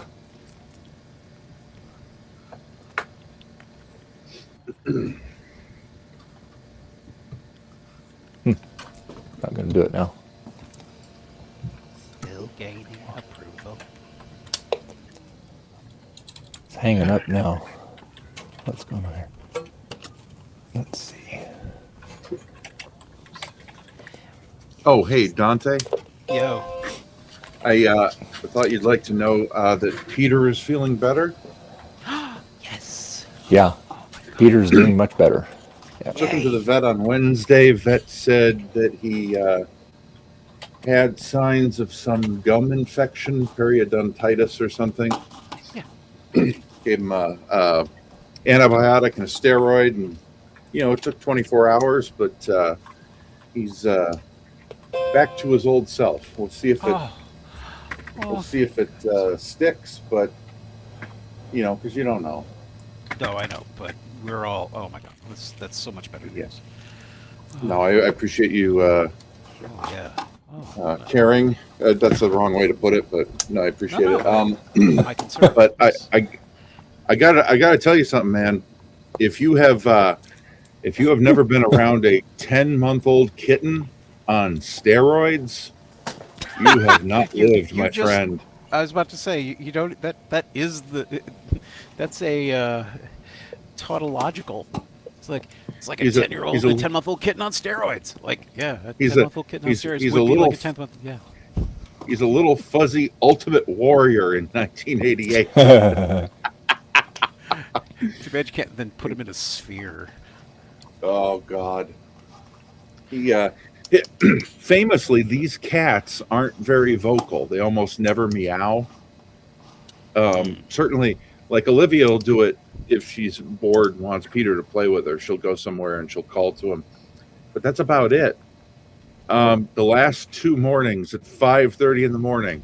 Rah, rah, rah, constant. Sorry, but But on one hand, No, no, sorry. no. On the other hand, good news. You No, have it's a great live news. It's cat. fantastic news. Yeah, Yeah. he is very happy right now. This is something I bought, but I don't want to know what I bought. Let's see. What is it? It's, Date and time.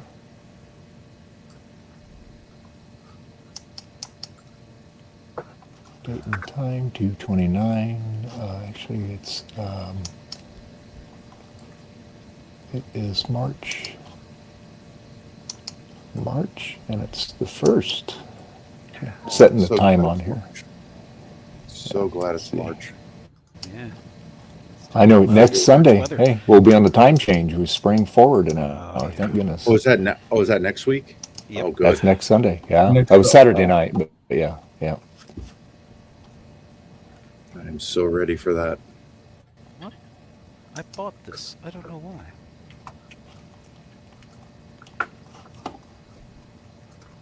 All right.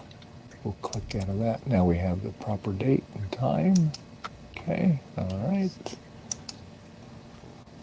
Just doing the start up disk maps. General controls, easy access. Okay. Okay, so yeah, he has easy access on here. Sticky keys. Okay. Close that. Get out of there. Get out of that. And we'll close that. Okay, so we got the date and time all set up on it there. All right, so let's shut down. See if this freezes up again. There we go. Now look, watch this, Jack. If you're still there, look at this screensaver when you shut it down. Ooh. It's so weird. Watch it. It goes through its whole cycle here. Yeah. This looks like the elaborate shutdown process. Yeah. See, and it goes up. I feel like we're watching a TV show that's a futuristic. The time show tunnel. from- oh, that too. Yeah. It was just like it just keeps saying shut down. Yeah. And then like yeah, it does. Yeah, it's interesting. Screensaver on the shutdown there. Yeah. Yeah. Pretty cool.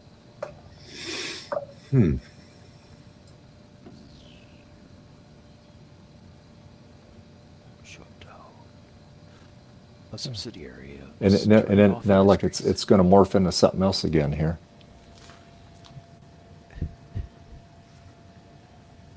I had no idea. I think it's got something to do with the low vision thing. It's on it, Jack. I have to find out. I have to do a little research on this. But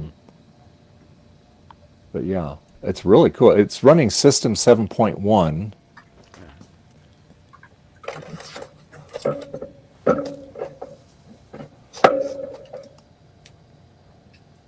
Yeah.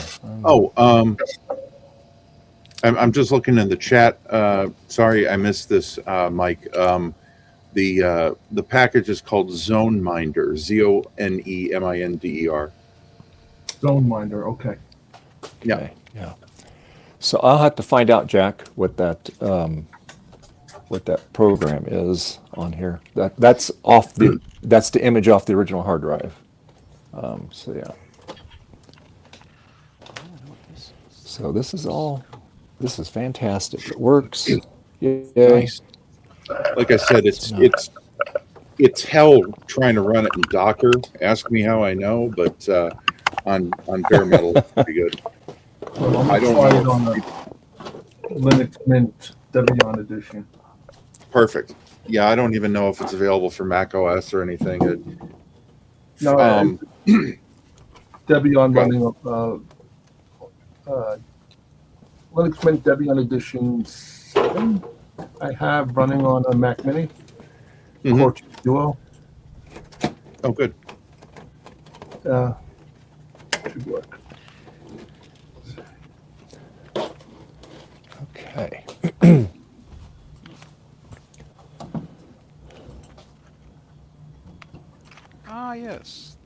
popular SATA extension cord. So I I'm was just- showing Mark this morning. So I've been working on the colors on this thing. Okay, so I got the top all done.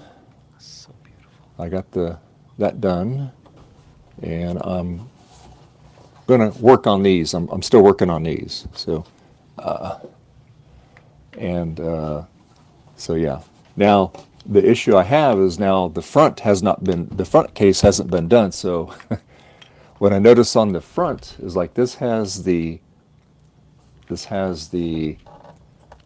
are apple colors, by the way, red, orange, yellow, green, and blue. Okay, same on here, and indigo. All right, and then this one I got to touch up just a little bit, but it's pretty good because then when I'm all done, then I'm going to clear coat it, the whole case. But anyway, on the front of the case, you got to be careful now that I got the logic board in it. Okay, so now on the front of the case,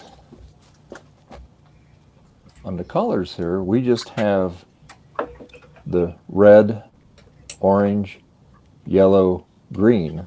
So I have to, when I put this together, I'll have to add the, well, I want to worry about the blue because it doesn't reach that far. So I just have to, do these colors here because on the front of it here, then it goes to all the colors. I can't, hold on here. I'm trying to move this around so you can see it. There we go. So I got all the colors here on the bottom there. So, but this will be easier to do because it's just on one side. And so Yeah. that's a project for next week. So I just worked on it a little bit after work. I just work on a color or two. So I'm going to work on these here. I'm going to try to get these all done. It's just that I can't push it real fast. Thank goodness it's a lot warmer out here in the garage. Yeah. So things dry a lot faster now.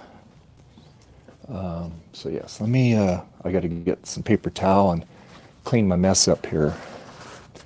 This is a chalk from when I go over the paint, and then I get a few little spots that don't blend. I'll use the chalk. It brings the pastel back up in it, color, and then I get all the excess off, and then when I clear coat it, it will be firmly cemented in there. So see, there's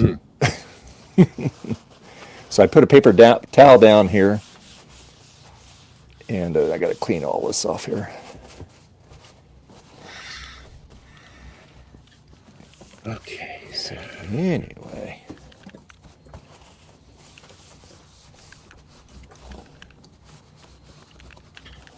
Yeah, I'll probably do a short on this thing that John. So, Yeah, it's an interesting machine with see, a poor guy, he's not. He was in the chat briefly there, but I know he's not feeling good. So yeah. Because on the stream yesterday, he wasn't feeling that hot. Stuff's going around. Yeah. I was telling him we've been sharing stuff at work. We get somebody gets over it and the other person gets it. It's like a vicious cycle, you know. Yeah. It's like, come on, people.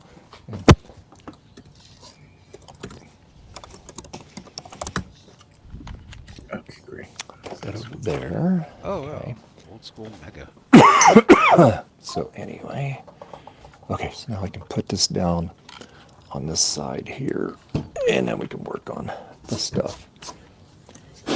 I will Of be course. back in a few minutes. I've completed what I need to do down here, and I'll rejoin the stream from upstairs. Okay, sure. See you in a Sounds bit. good. All right. Okay. God, it's a box with the actual object in it. Wow, cool. It's an Adafruit Pi gamer.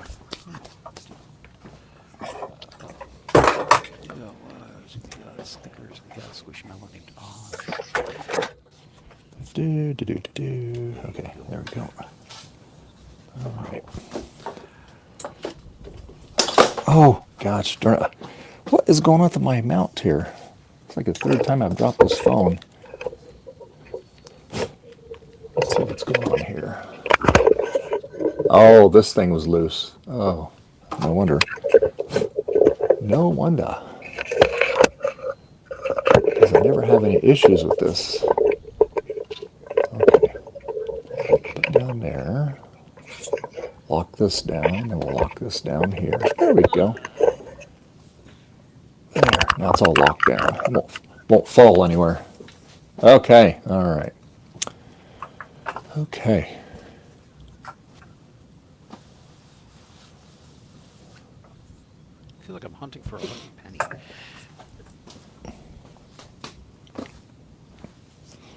Okay, so now what we're going to do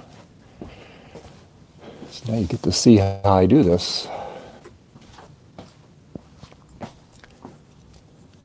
Ancient secret. So I've already done the red. Hi, Betty. I've done the violet here, or the indigo. I got to touch it up a little bit though. So what I do is I'm going to do the blue now, and then what I do is, and I also have to put the black stripes on it too, which is actually that's the easiest part of it here.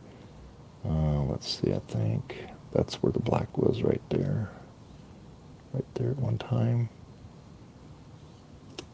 Dave, when you're done with this, you want to come over and pinstripe my new Jeep? I'll fly you in. That's automotive. I've painted cars before. I'm no expert, but I've done it. My dad and uncle, when they had our big business, we had to paint the equipment and stuff, cranes and stuff, and so I learned how to paint. And with all the stuff. Well, your Jeep gonna need some pinstriping? No, it's a black Jeep. We're keeping it the way it is. What okay. I do need to do is, well, we had 28 inches of snow last Sunday, so though I was going to pop in, even with a short show last week, I ended up working 13 days straight, and oh my goodness, I was at work from Saturday night, 10 o'clock to sometime Tuesday morning. wow. So it was my turn to sleep in at work. What kind of work do you do? I work for the biggest supermarket company on the East Coast, equivalent of, I guess it would be, what is it, Kroger out there? Uh-huh. Or what's the other big one? They know it as Ralph's, I believe. Ralph's. Okay, so Ralph's. Yeah. The name of the company is, the division I work for is Stop and Shop. It's food buying in the other places. It's Giant Food down by Justin in Virginia. Goes by different names depending on the region. Yeah, Yeah, you guys are yeah. you're like Giant in Baltimore, right?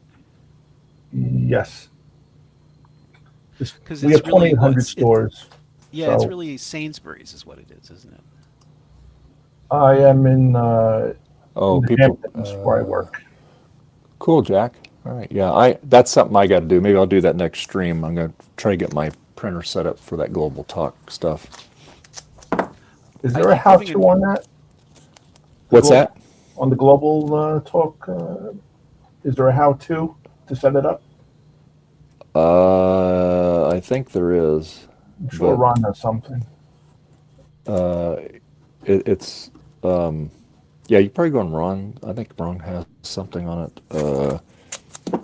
But yeah, I've finally got the Scribbler card. I got that from Ian, or actually from Joe VCF last year. I got it at VCF last year too on the East Coast. Okay, and so I have to get a fresh ribbon.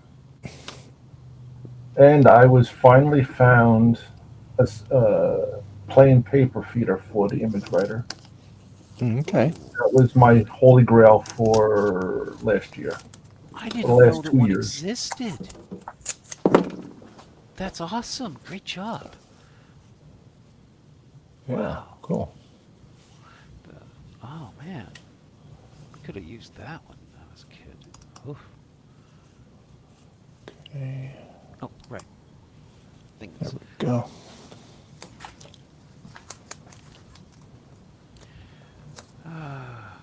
Jack says, yeah, there's many tutorials and there's lots of pre-built stuff, convenient stuff, so that's good. So yeah. I got the 475 recap last year, so I'll probably run it on that, and I could either run it to, well, the 475 thinks it's a laser writer, but it's actually a Minolta 4-color laser printer. Oh, okay. But the performer thinks it's a laser writer. Yeah. I could do that, and I could do the image writer with the plain paper feeder, since I have no fan Yeah. fold. Yeah, I'm back. Right. Kitty. And we have a kitty. Yes. Oh, it's Peter. Yep, Hey, Peter. how you doing? Peter's back from out of warranty service, and he's much more himself now. Hey, baby. Yeah, he looks a little more peppy there. Yeah. Yeah. Aw. Just wants to hang out now. Hi, baby. Yes. Aw. Yes. Aw. I know. I know. I know. Wipe yourself all over me. Hey, baby. He's a cute boy. Yeah. Good to have him. Good to have him back. Yes, We were worried there absolutely. for a while. Yeah. Hey, baby. You gonna hang out? Special guest Yeah. on Dave's stream? Yeah. He goes, yeah, Daddy. Yeah. Oh, so cute. I know.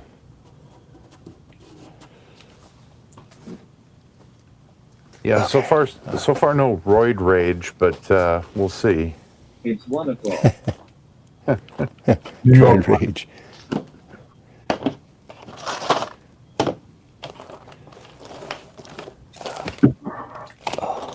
Yes, I know. I know. I know.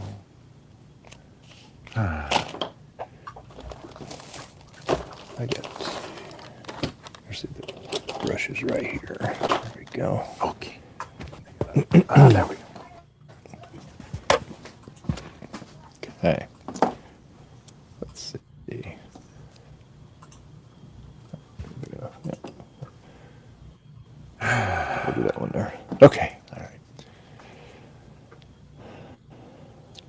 Let's see. Yeah, I'm glad he's doing better. Yep. I appreciate that a lot. Yeah, we were worried there for a while.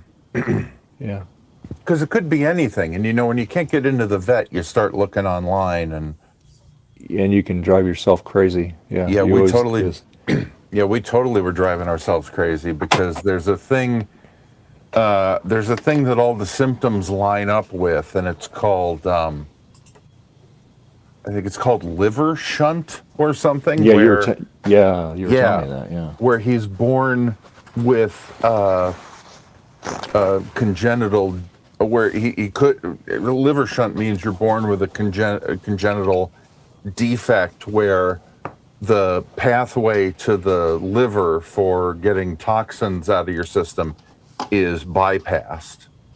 Yeah. And they end up going into the bloodstream and into the brain. So, the way he was acting, it could have been attributed, hi baby, it could have been attributed to like ammonia in his system that's naturally there, but is supposed to be filtered through the liver or the kidneys or whatever. And it's going into his brain, and that can cause all sorts of things. So I'm hoping that it's not that. I'm hoping that he just gets better. Hi, baby. What do you want to do? Yeah. Yes. I'm sure he doesn't have that. Yeah.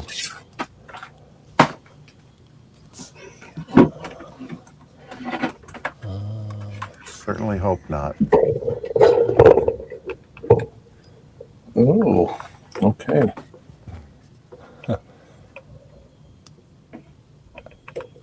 Closer there. Oh my goodness. What was that? That was my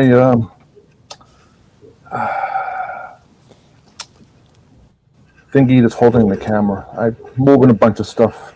I'm gonna mute. Okay. Hey, Frederick, how you doing? Micro hobbyist. Yep. Yay. Let me turn this. Let me mute my mic here. Love. Hi, baby. What?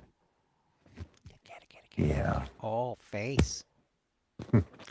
There he Aw, goes. you have a shoulder cat now. Yeah, sorry. I'm trying to cover up his. Gotta keep it kid safe. Yeah, I can't blur in real time.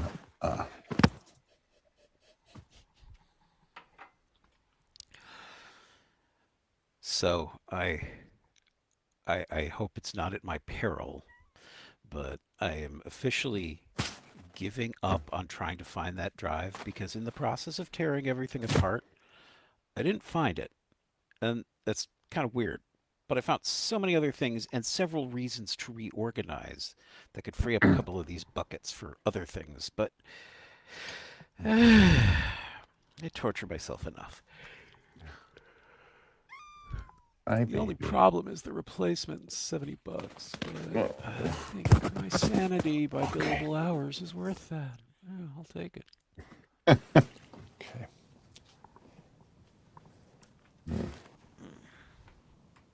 Call it an early birthday present.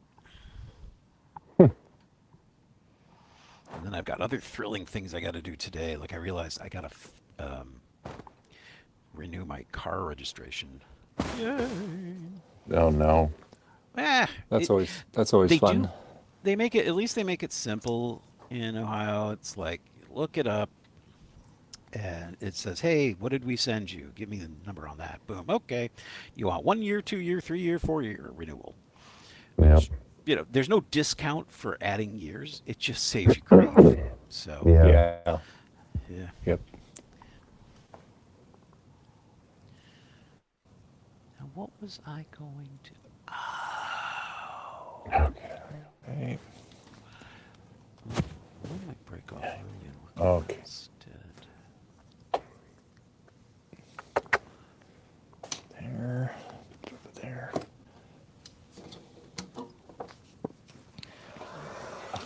Give me enough to write up the proposal. And I found a temperature sensor for inside of a machine or something. And 2 of these, guess which one's dead?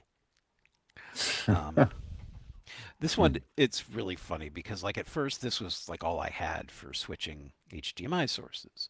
And you think, okay, it eventually got to a point where it must have burned out its own chip because you can actually affect how well it's working by pressing your finger on it. It clearly is a heat sink to Oh yeah. yeah, because this thing is too small. So I bought a proper robust one that doesn't like change the channel on you and things like that. It's a very good move, but the fun. But hey, now I also have a Pi Gamer because I bought it some time ago and now I actually can use it. And not 1, but 2 e-ink displays. Well, they build it yourselves, but they're still, you know. We're doing okay, Frederick. Yep. Aw, yeah.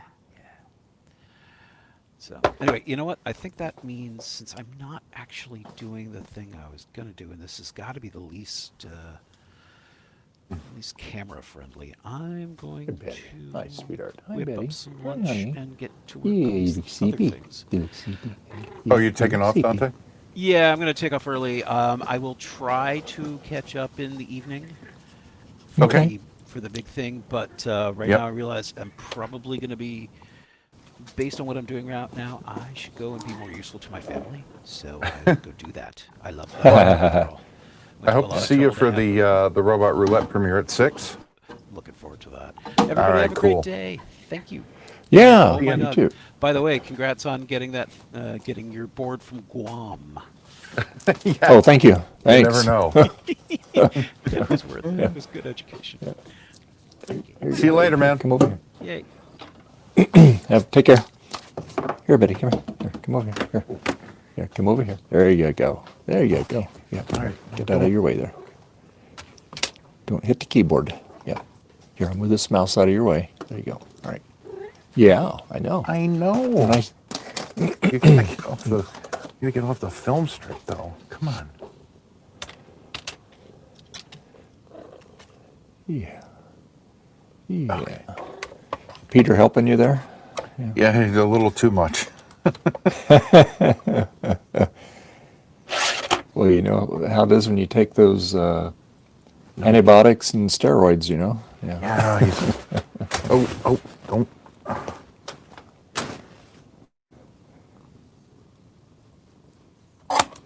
Well, better to have him that way than the other way, right? There you go. Yeah. Yeah, it's a... I wish there was a setting in the middle, though. You know? Yeah. It's like either he's near death or he's trying to monopolize your attention. Yeah. Yeah. But we love him. Yeah.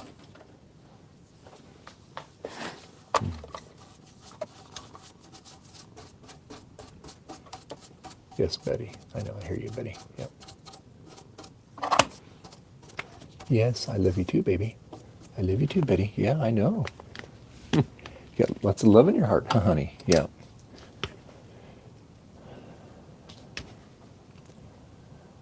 Okay. Oh, Frederick's joining. Hey, Frederick. Hi, Frederick. Where am I? Oh, there. How you There you doing? are. You're there. Yeah. So how you been? Well, lately I got sick because of an allergy, and the allergy Oh, yeah. is a medication which makes me cough, Oh, no. and therefore cannot sleep because I cough violently, and because I Yeah. can't sleep, I'm weaker. My immune system weakened during that time, and now I have a cold. Oh, no. Can you believe that? A medication that makes you cough when you're allergic to it, and violently, I mean, dry cough. Yeah. Yeah. Oh, I believe it. That can happen. Yeah. Yeah. I was just telling him, we keep sharing this this virus at work. We get like a really bad cough and cold. Some people get like diarrhea. It's just stuff. It just affects everybody a little differently, and it's crazy. And we just had our air conditioning system replaced like a month and a half ago because it was original to the building. So we kept complaining about it. So the property owners finally changed it, and then because it was too small for the building, so it got very warm in the wintertime or summertime. So anyway, clean all the vents and filters and all that, and figure okay, be good. This hasn't changed, so yeah. So I've been battling the cough again. So.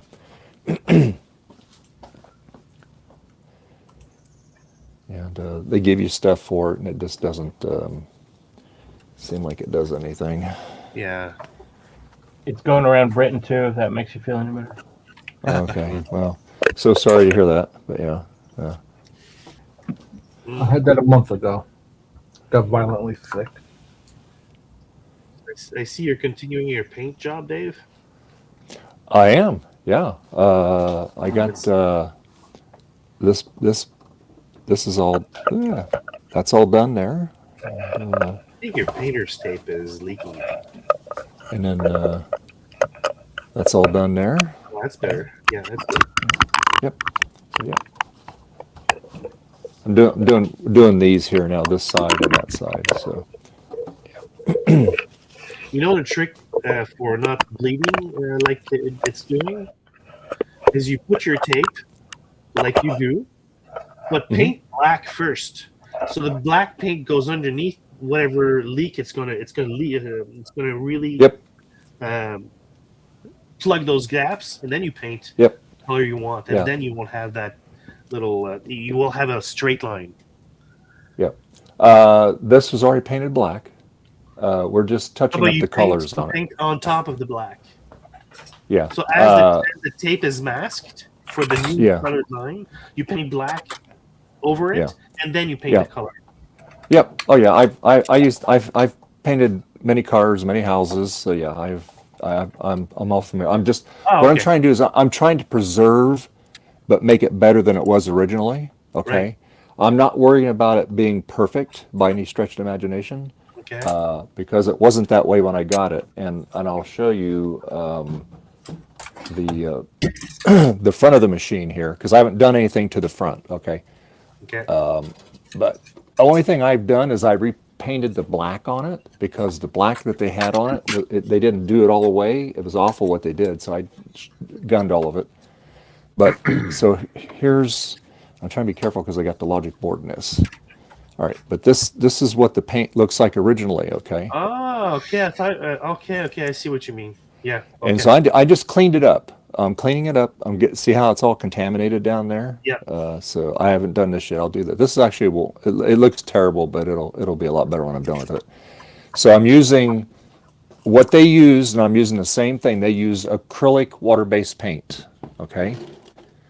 And then I'm going over with colored chalk, artist chalk, and that way it brightens it up, and then I can make it look a little bit more consistent. So, but yeah, it's not like I mean, if I were to do it from scratch, yeah, it would be perfect, all the lines and everything. But Okay. yeah, Okay. So it was intentional.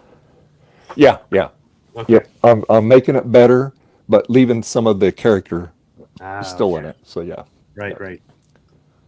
Because everybody said, "Oh, you're gonna repaint it?" I said, "Yeah, but I'm gonna preserve what's on there. I'm just gonna clean it up, and that's what I'm doing."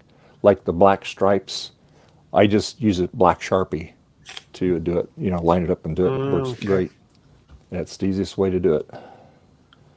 But you got to get all painted, and that's the last thing I do is the stripes. Every stripe, put the black on it, and that cleans it up when you do that. So yeah. Oh. But like when I repainted it, there was all kinds of stickers and stuff all over this. I got most of the stickers off it. Again, I just left a little bit, I mean, it's 100% better than when I got it. But like this here wasn't even painted down here. It's like they took a brush. Yeah. They painted over the panel here and everything.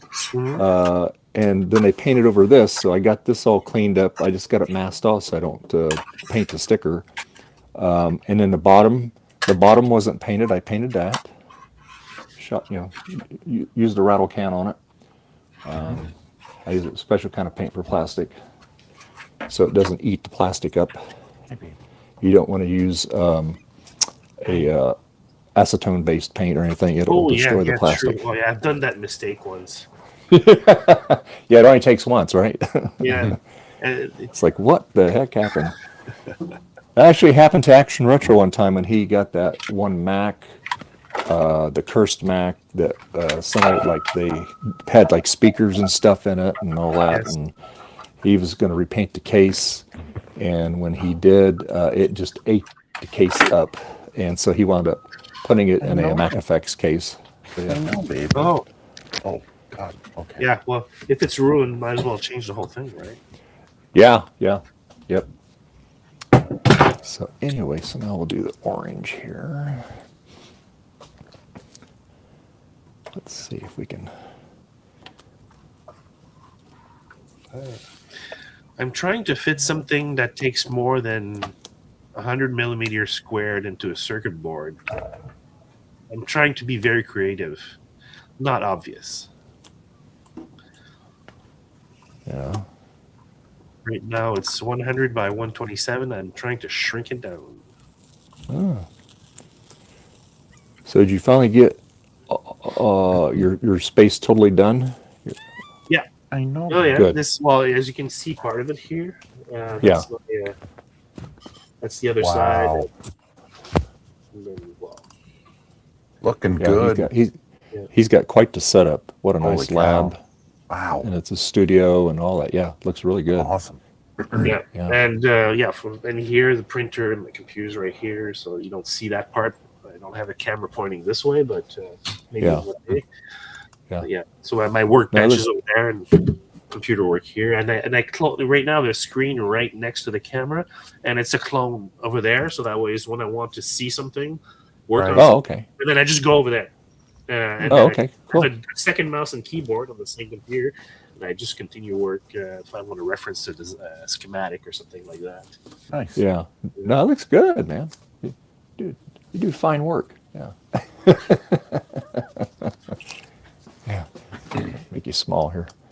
So I also There we put the LED strip is also it's not too bad. It's not the 6,000 Kelvin one. It's the 5,000 because I wanted to closely match the screens, right?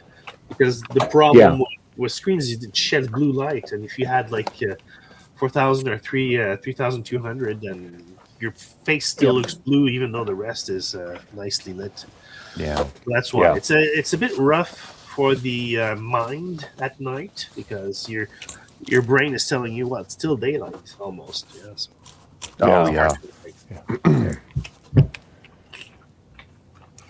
I run 2,500K all day, and just if the windows are open or if the blinds are open, that's fine. But I'll just adjust my cameras down, right? Because I grew up with that incandescent light, and I can't take that 5,000K at night. Yeah. But the thing is, also with LED lights, you're missing one very important component for is the infrared spectrum is not covered. Yep. And we need that as human beings, the infrared spectrum to hit our skin and everything. So that's the bad part of LEDs, basically. Yeah. See, I have up in my room when I used to do some videos up there, I have a full spectrum LED, and it's great because it's not too rare. It's and it's a full spectrum tube.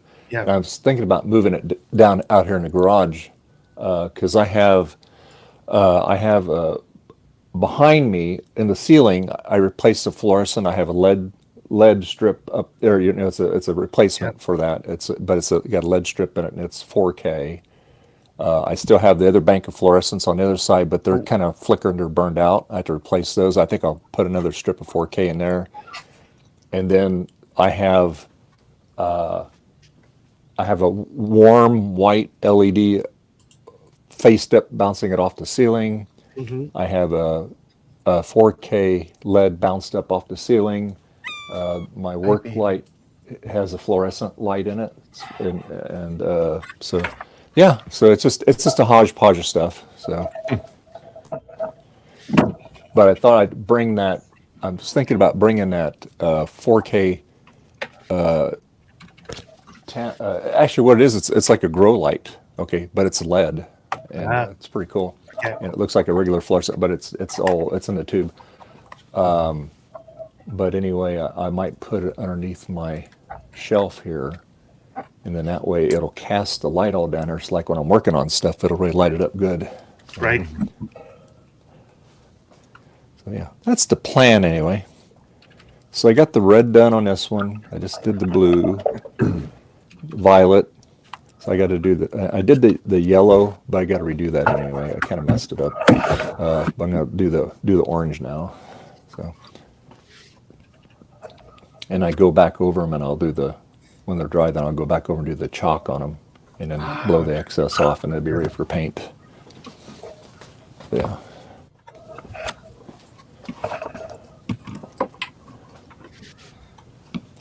Guess I should do the blue on this side over here now because since I got the blue on the brush, I better do it. Yeah.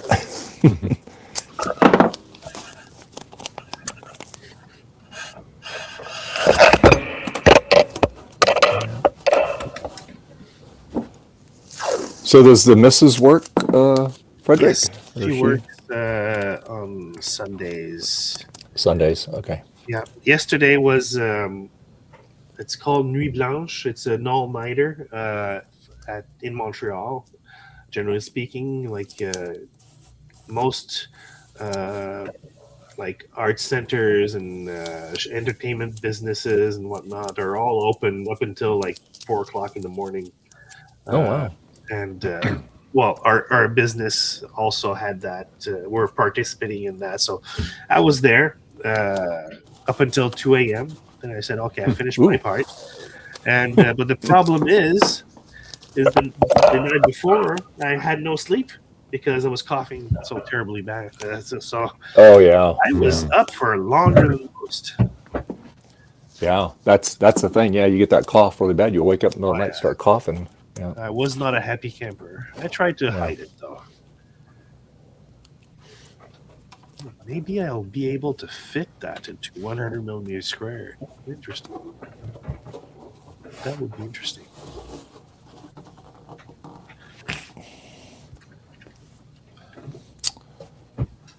Oh. Hey, what if I put 8-pin one here? Would it fit? No, it won't. I could put that there here. Yeah. Interesting. Go ahead. Continue. All right, got that all taped up. Now we can paint that blue.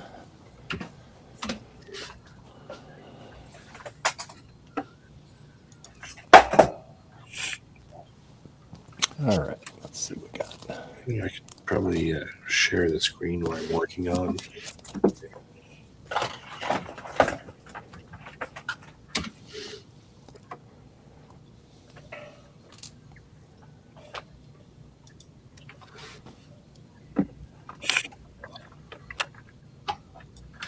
It can't be done, they said. What's that? Oh, what you're doing? Trying to fit something in 100 millimeter squared board Oh, and still have room to wiggle for the traces. It's going to be something. Why? Maybe not. I spoke too soon, I think.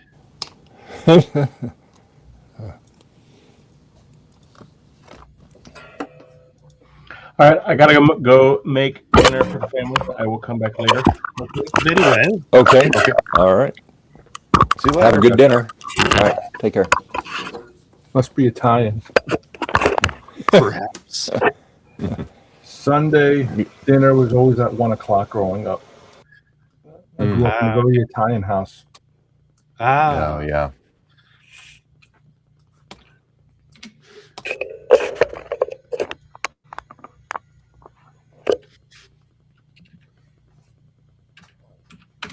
Okay, if I cheat a little bit, I'll be able to make this work, I think.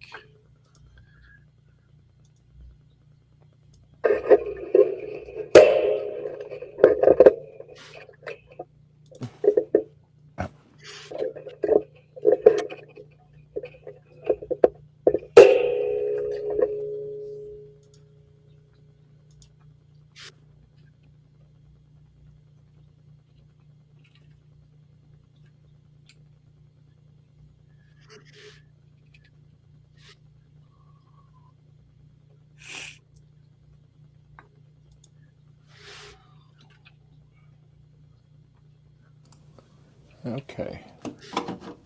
I mute my mic because that hot air is kind of a little noisy.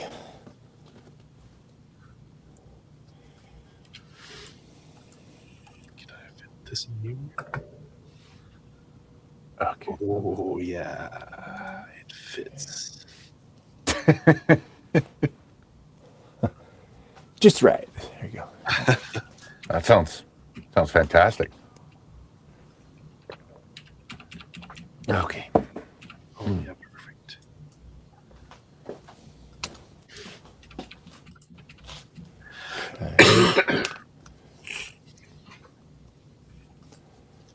Okay. Turn the hot air on again.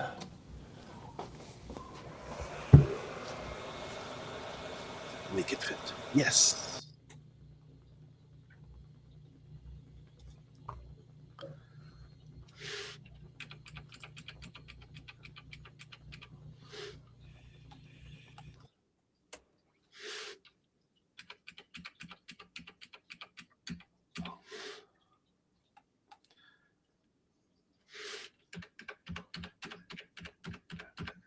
Okay, so perfect distance.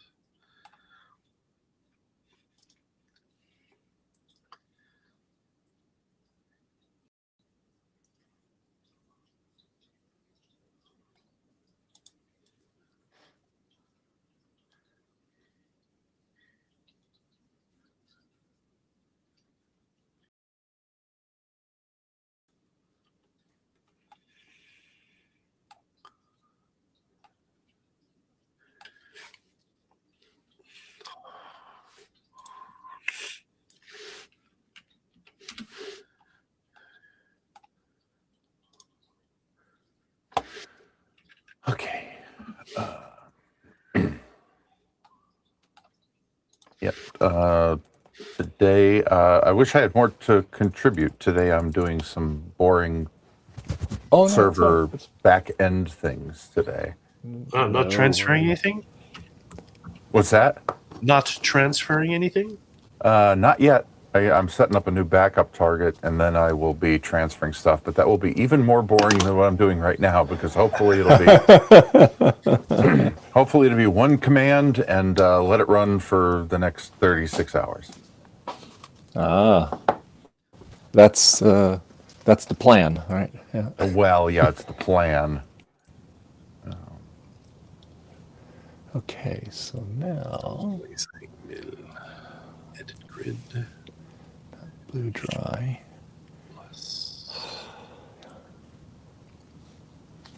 Yeah, the thing about this water-based acrylic is it takes time for it to dry, but I don't have time, so I'm forcing it to dry a lot faster because I'm using the hot air on it running across there. So that takes the, dries it on the top, not all the way down through all of it, but it gets a good head start. And so I'll go back in a few minutes and hit it again with the heat, and then takes all night really for it to cure out totally, but acrylic watercolor paint is very interesting to work with. I have to admit, I've worked with watercolors, but not acrylic. So, but it's all water based, so it cleans right off your hands real easy. So yeah, I just do the touch test, because if it's not dry enough, and when you pull the tape off of it, you'll lift the paint too. So because it's still too rubbery. So what I'm going to do now is I think I did the red, do the orange. So I'm going to rotate this around here and do the orange there. And then the last thing I do is then I will tape it off, and I do all the black stripes to demark all the paints. Okay. So that way it makes it all. So that way it makes it all look nice like that. Yeah. So I gotta take, and then before I do it, I have to take a microfiber cloth and wipe the black off, because sometimes I have chalk dust that's on there. Don't want that to be on there. So yeah. Okay, so let's do the orange. And I gotta go wash my brush out. Is that me? What's that? Oh, no, that was me. The tape. That was the tape. No, the meat. Oh, the EEP. Yeah. Oh, I didn't hear that. Oh, okay.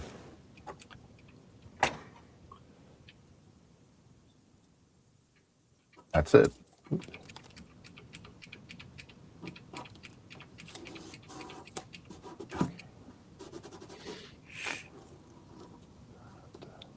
Get that in the blue paint there.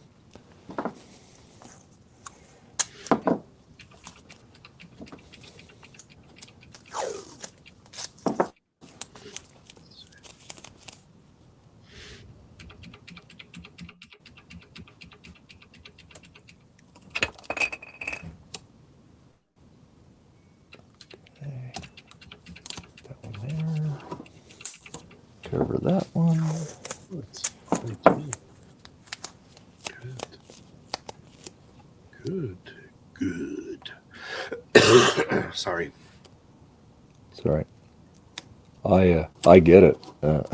I've had it. I have it. Not. I don't think it's quite as bad as you got it though. But I have had it really bad. I mean, coughing nonstop. Oh, yeah. Oh my gosh. When it's strangely enough, when I'm doing something, when I'm in motion, I cough less. When I stop sitting at a desk right now, it's not too bad. But sleeping, it's terrible. But Yeah. Oh yeah. I cough so hard that I almost black out. Oh, it's awful. I know. start seeing It's terrible. stars. Oh, I hate that.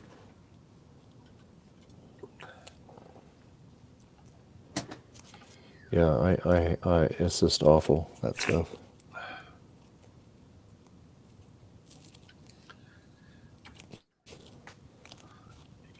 could do is hide the capacitors the inside with the sockets.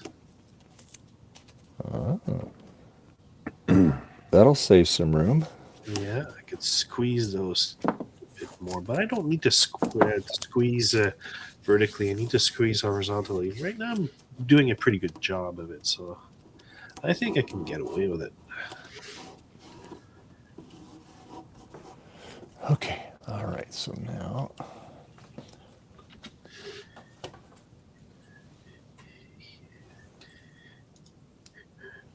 Okie dokie.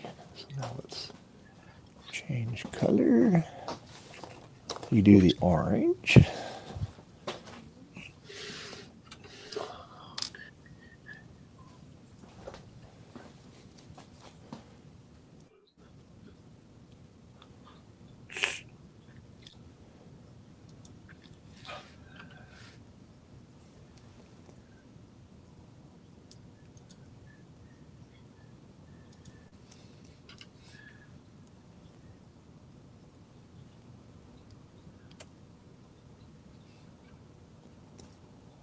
And this takes a couple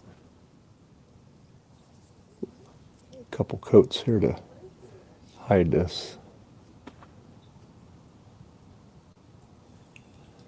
So the first one doesn't always look so good, but the second one will look a lot better. Okay, now I'm going to dry it.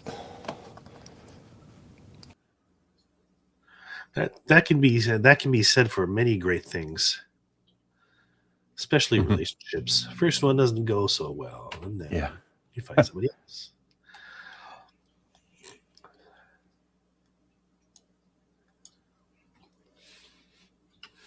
I got room to spare. I could put another LED or two.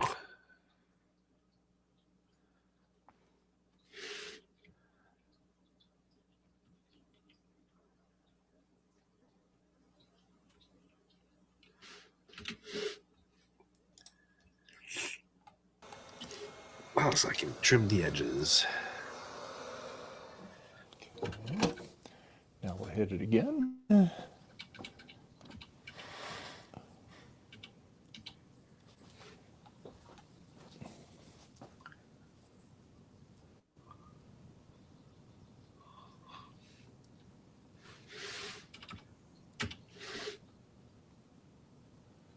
Okay. Hit it again for the heat.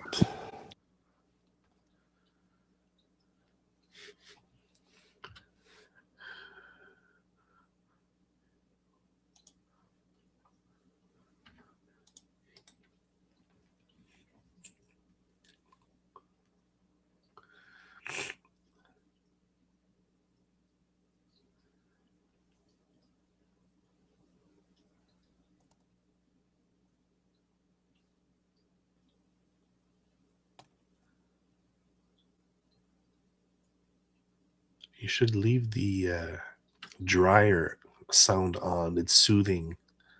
Like a white noise machine. Yeah, exactly. I remember when I was young, like 7 or 8 years old. My mom had those hair dryers that would cover the head. Oh yes. yeah. Stand. Yeah. And I used to go there when she wasn't there and huddle underneath with a book, a comic book, and start to have this warm air just going down. Oh, that was really comfortable. Yeah, it's cozy. Yeah. My wife just got one of those at a like a thrift store like 6 months ago. I don't know where it is, but we got to set it up, and I got to sit under it. I know it works. Yeah, I'm nostalgic for that. I have to find one too. Yeah.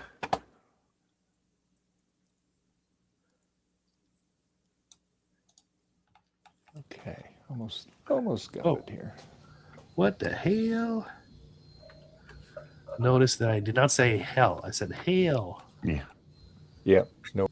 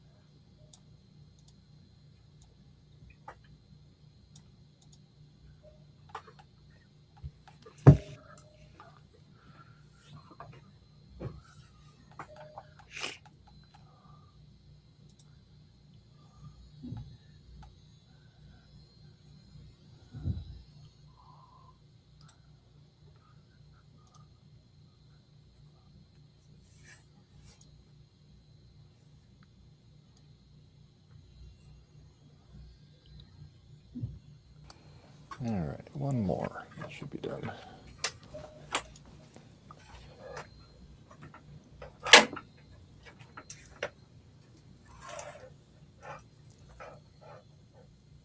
What? What? Why? What did I do?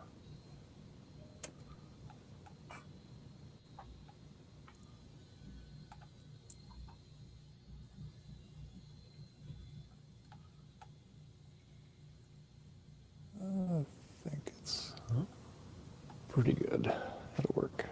What? Yeah, that'd be good enough. All right.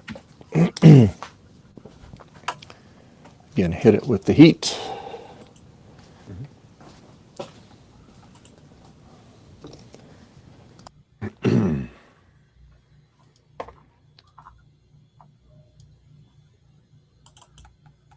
The heat is on. Oh no. Finally.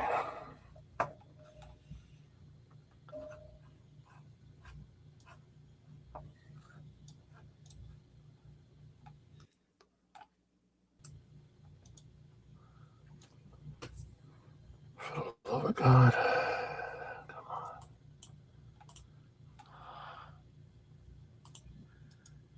So from 127 by 127 to 100. Almost 100. Because if you do 100 millimeters exactly and you ship that to Fab House, it turns out to be a little more than 100. So the price goes up like insanely after that. So it's 99.94, 95. Jack says, hi, Frederick. Yeah.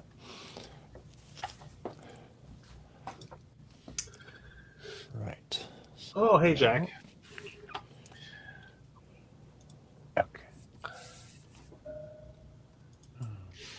Delete.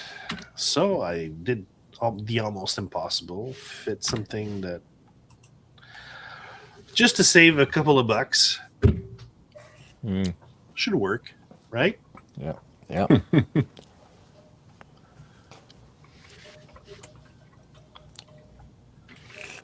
Well, hopefully Justin will be joining us today. Oh yeah. Is there a swap meet going on today by chance? In the east? No.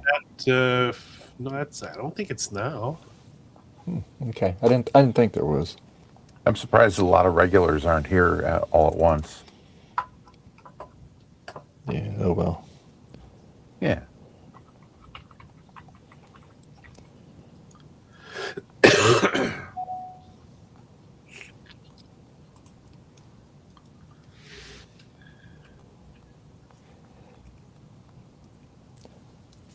Well, everybody has a life, you know. Can't always be all the time. I was just surprised I'll be everybody back. suddenly had a life. I gotta go this inside weekend. and I'll be right back. I'm gonna Sure. my brush out.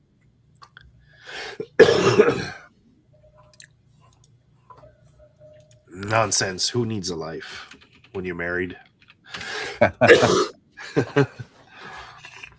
Oh, I took care of that problem. I traded the old one in for a newer model. Uh-huh.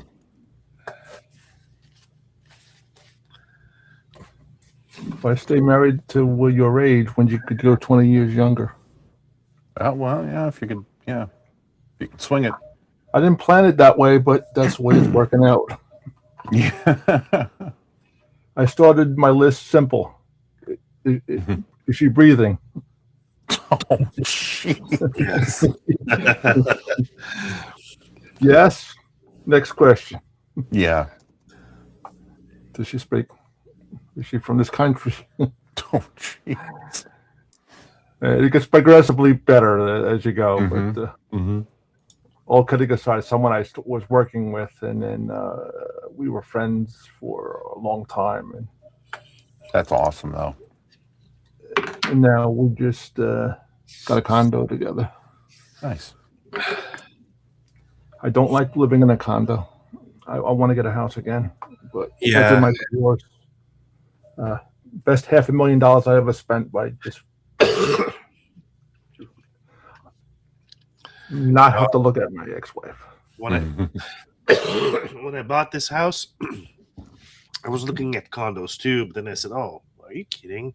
They're not that well soundproofed, and most of them." And then you got your mortgage, you got your taxes, and you got condo fees. No, I'll skip that. Of course. They don't want to make it easy for you. Nah, of course. The course for this townhouse condo right now is basically a mortgage. And Yeah. what's upsetting me is because I was in my house for 37 years, and I rented for my parents for the first 10. Right. And then it was a family sale. And I should have been divorced 10 years ago, but because my ex left while the kids were still like in high school, I wanted to get them to a point where they finished high school and they finished college and they had a stable situation going on and not have to worry about it. So I fought my ex tooth and nail until they were all completely done with graduate school. And she didn't do anything in the process of those 10 years to help me with the kids and keep everything afloat. So the house should have sold for $800. I sold it for $700, only because it needed a new roof. It needed new kitchen cabinets, and I went into it realistically saying, okay, I'm gonna, whoever I get, I'm more concerned about they're gonna invest into the house instead of BlackRock coming in and spending it and refurbing it and making a rental. Yeah. I didn't want to go that route. So the guy who I sold it to, who actually got divorced 3 years ago, and he has a 7-year-old and a 3-year-old. So he was in the same school district, and he had to go to the neighboring school district. So the stars aligned. So normally I would not stay in contact with anyone with a big sale with a house, but we got a really good vibe going. So he'll email me, every now and then, hey, what color paint did you use? Do you have the codes for the paint that from Home Depot and whatnot? Or, so I've been accommodating in that way. But, I made it clear to him, listen, I'll answer your questions, but if anything catastrophic comes up, like mold, you find mold in the attic or something like that. Yeah. You had your inspector and electrician and all your things that the bank required, happen. After the sales closed, everything was sold, as is. Yeah. As is. Okay. Yeah. And I wasn't shy about showing you, everything. And I was very upfront, but you need to put a new roof on in the next year. Okay. You need to replace this banister. His mother was like in, I guess, early 70s, and I just did not, very, salt of the earth black woman, and I did not want her falling, leaning against the railing, going foot level. Yeah. It was what we call a high ranch here on Long Island, and I did not want her going up and leaning and putting a weight on it and then collapsing and her getting. Oh yeah. So I'm like, listen, up front, you need to do this. Your mother's a sweet woman, and I would feel really bad if something happened and this wasn't addressed before you move in, have these things done. So he had the roof done. Okay, he did the banister. He ripped up. I had vinyl flooring over hardwood flooring. He ripped all of that out, and he had the guy come in and redo all the wood floors. All the stuff that you should do before you move in a big purchase like this. I'm glad he's investing in the house because he's investing into the neighborhood too. Sure. We're in Yeah. the top school district in our part of Long Island, and so long story short, or shorter as I can make it after going on. No worries.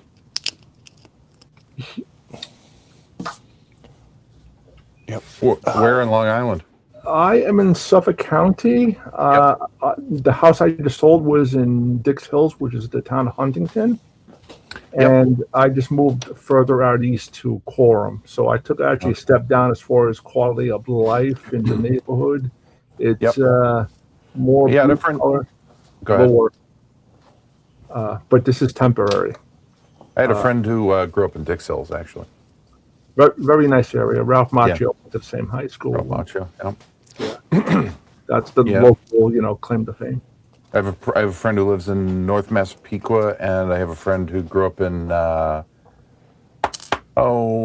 Valley Stream, and he married a girl from Malvern. So, okay, Valley Stream's where my son, he works for the Nassau County Police Department. He's like, I think in his fifth year now. So he was basically a rookie for the first couple of years. And he has a background. Before he got into the police department, he was a paramedic with New York City Fire Department. Sure. So when the riots of 2020 happened, he was in Bensonhurst, Brooklyn, with the fire chief, and they had them all in Kevlar vests and whatnot, because even though he was on the rescue part, when you're in a uniform in the city and it's dark and the riots are going on, they can't differentiate between, when you have a dark blue shirt on as part of the uniform versus the police. So they had him in full metal jacket, basically, during the riots.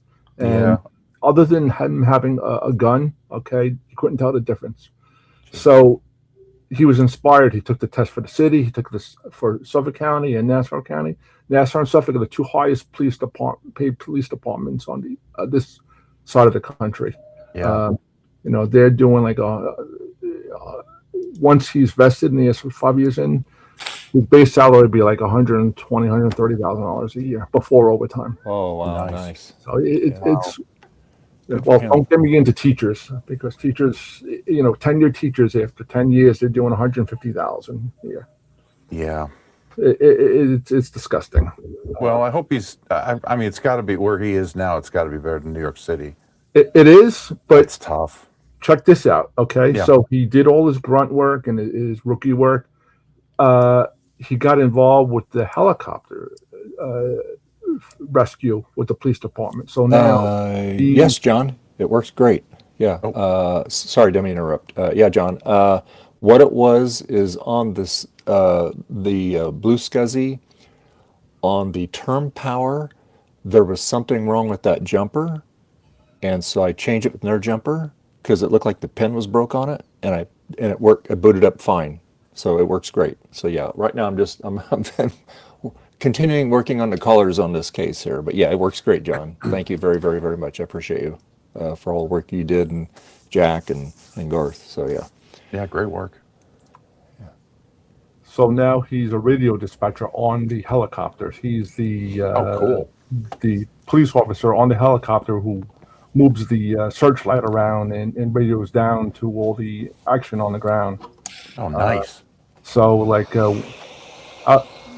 by Dave, he'd be during the high speed chases on the I-4 with the 405.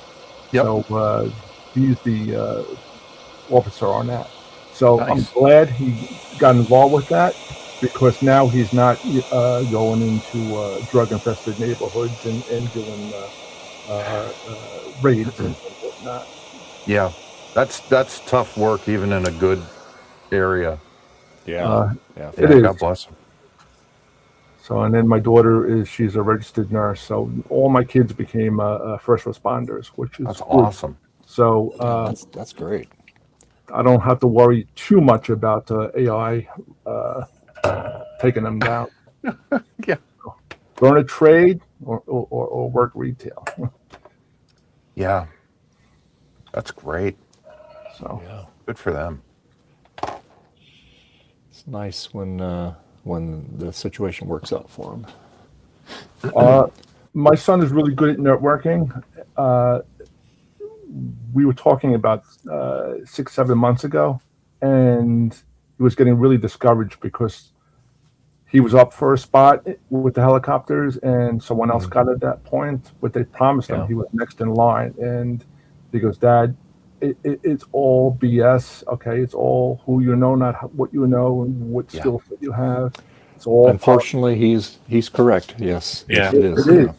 You know, My parents were big on it's what you know, not who you know, and boy, that tripped me up for a long time. They meant well, but oh, they were wrong. They were so wrong. Well, yeah. I concur. Yeah. I'll leave it at that. I mean, I'm not saying drop out of school in the 4th grade, but No. yeah, they wanted the best for me, but oh.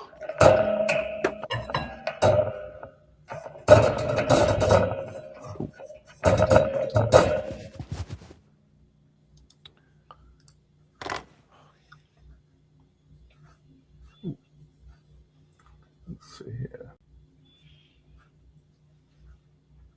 There you go. Yeah, I mean, education is fantastic, and everybody needs a good education. Right. But yeah, in this world, I mean, I have seen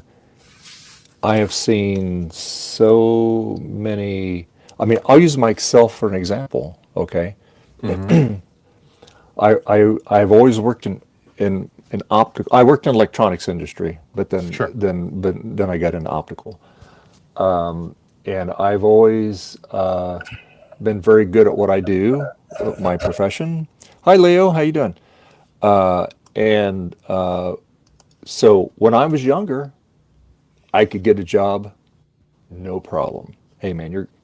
And then I got to the point. Then I got a little bit further in life, and then I would apply for a job. They said, "Well, you're overqualified. We can't afford to pay that much." You know, you know. Yeah. Isn't And that that's the boring when point I see now, Yeah. where if I were to look for a job, they won't even respond to you because it's your age. And I'm sorry, age discrimination is. I'm not trying to get Yeah. political here. I'm just telling you No. the fact, It because I've exists. been It's there. management, You're on point, Dave. and it's it's unfortunate, but it happens. Yeah. Our office, we hire older people because we want the experience. Okay, ours is one of the few. We do have some younger employees, and they're very good. We went through a lot of employees. They didn't last a couple of weeks because they just wouldn't show up for work. We get the workers that are over 40, no problem. They appreciate their job and all that. So And anyway, they're already, yeah, I they're already totally, responsible. I They totally, prove themselves to be responsible. yeah, and I totally understand, because people say, and I get it. I've been there. I know, Yeah. So Like I don't have a good formal education background, because I didn't know, and certainly my parents refused to believe when I was younger, that I'm on the spectrum. So I don't learn in a traditional way. And certainly in the 90s, there was no learn by doing. It was learn by recitation. right, And now, like I'm actually saving a whole film format that nobody else is working on. Literally nobody. Everybody has ignored it, and everybody's like, "Well, where'd you go to school for that?" I didn't, because I figured, in the 90s, I figured there was somebody taking care of this. Well, what do you mean you didn't go to school? So, well, then you save it. Oh, I don't want to save it. So there's room for everybody, but there's still a lot of bigotry is too strong of a word, but there's still a lot of gatekeeping in preservation and archival communities, and you can sort of feel people looking at you weird even over the internet. yeah. No, I think it's a great thing to do, Mark. I appreciate that. I wish maybe we can get 2 or 3 people feeling that way. Leo That's the says, goal for computer-wise, I was self-taught. Then Yep. I got hired at Computerland and later Nabu as a game developer without even having a high school diploma. Yeah, I mean, it's possible, and that's, yeah, but it's hard. it's hard. You know, a lot of times I look at people who are, you know, very highly educated, very traditionally educated, and did it at the right times, and I feel like they're getting handed opportunities that maybe me or somebody else would be more qualified for. I'm not trying to pat myself on the back. Certainly, I'm dumb in a lot of respects, but it's part of, like, I didn't realize for the longest time is like college will teach you things so that you know things, but they also get you networked with other people, and that's the who you know part about it. Mm-hmm. Yeah. Leo has a very, very interesting story. It sounds like it. I mean, he did at the VCF Montreal. He gave up and was up in him and I think DJ Schurz was there too. I was there too. They give and but anyway, a year before that though, I did an interview with him and DJ, and just the story is fantastic. How he got there, I mean, just the whole thing is just crazy. And but yeah, so it can happen. You know, you just have to be at the right place at the right time. You know. And that can, but that can be exhausting, which is what I'm saying. Yeah. I struggled in high school and middle school back in the 80s, and out of a class of like 560, I think I was like 498. Did you grow up out there in Long Island? I'm sorry? Did you grow up out there in Long Island? I originally grew up in Queens, and in the middle of high school, we moved to Suffolk County. This is right around the time crack became an epidemic. And my father was in the New York City Police Department, so he saw this coming. He wanted to get us out of Queens, and moved to Suffolk County. And their version of a better life was different than what we were acclimated to. I was content with the friends I had, and if I would have stayed with that group, I think I would have been better guided going into some type of computer field. Right. I have a friend who ended up going to Queens College, and then he did his graduate at Baruch, and he went on to work for Citrix. He went on to work for Microsoft. He went on. Now he's working for Amazon Web Services division now. It's a senior something or another. And these were the people that, this is back in the TRS-80 and Apple II and Atari, Commodore days, to give you a time period. And if I would have still been around them and influenced, I would have definitely did something computer related, not as a programmer, but more as a systems analyst or something. As the internet grew and getting into networking, probably. But when I moved out to Long Island, I knew nobody out here. So at 16, 17, I started working for a supermarket, my prior company, Wallbounds, before they went under in 2015. And that became my life, and that became my social situation. And in high school, I knew none of the kids, but I knew I wanted to go to the parties. So I was always the guy with all the music. So I got into, if you look behind me, all these records. I just noticed that. Wow. That's it's about 40 slots of records with 100 in each slot back there. So it's all club mixes and everything from the mid 70s to about 2002. And there's another whole rack in the next room that I can't fit in here. Otherwise, the computer's going here. So I was always the guy that had the music. So some of the kids knew me, and the kids that I needed to network with to get anywhere in that high school, they were the ones who always had the parents went away out to the Hamptons for the weekend or upstate or whatever, and they had the open house. So I was always the DJ. And that's how I was able to go to all the big high school parties without knowing anybody. That's great. A little bit of applied social networking, you might say. So Yeah. I ended up doing that, but then my ex-wife, my girlfriend at the time, I didn't have a plan, so I stumbled into getting married, and then a couple of years later, she's like, "Well, are we gonna have babies?" And then I stumbled into that, and I did not have a plan. So it wasn't until all my kids were in school, in elementary school, I decided, you know what? I'm 35 now. I struggled through school, but I want to go to college. So I went to the local community college. And this is someone who barely got out of high school with a 65.1 average. And that's not what shocked me that I actually graduated, but what shocked me there were 60 people behind me in GPA. That was, wow, okay. I may be a crappy student, but there are 56 more crappy students worse than me. Yeah. So, and Yeah. I think, go ahead. went to community college, got like a 3.8, transferred after that to Stony Brook University, and I'm like 12 credits short of graduating with a bachelor's. And I was going to go and I wanted to be a teacher, but then real life happened and I just never finished. And I also became disenchanted with the politics of the school districts out here. It's not what you know, it's not what your education, it's not what your degree is, it's who you know in the school districts out here. Yep. And it's worse than some of the fields we all work in. I think that is the I'm getting tired. So what's that word when nepotism? Yes. Highly, highly toxic nepotism in the school districts on Long Island. Yep. So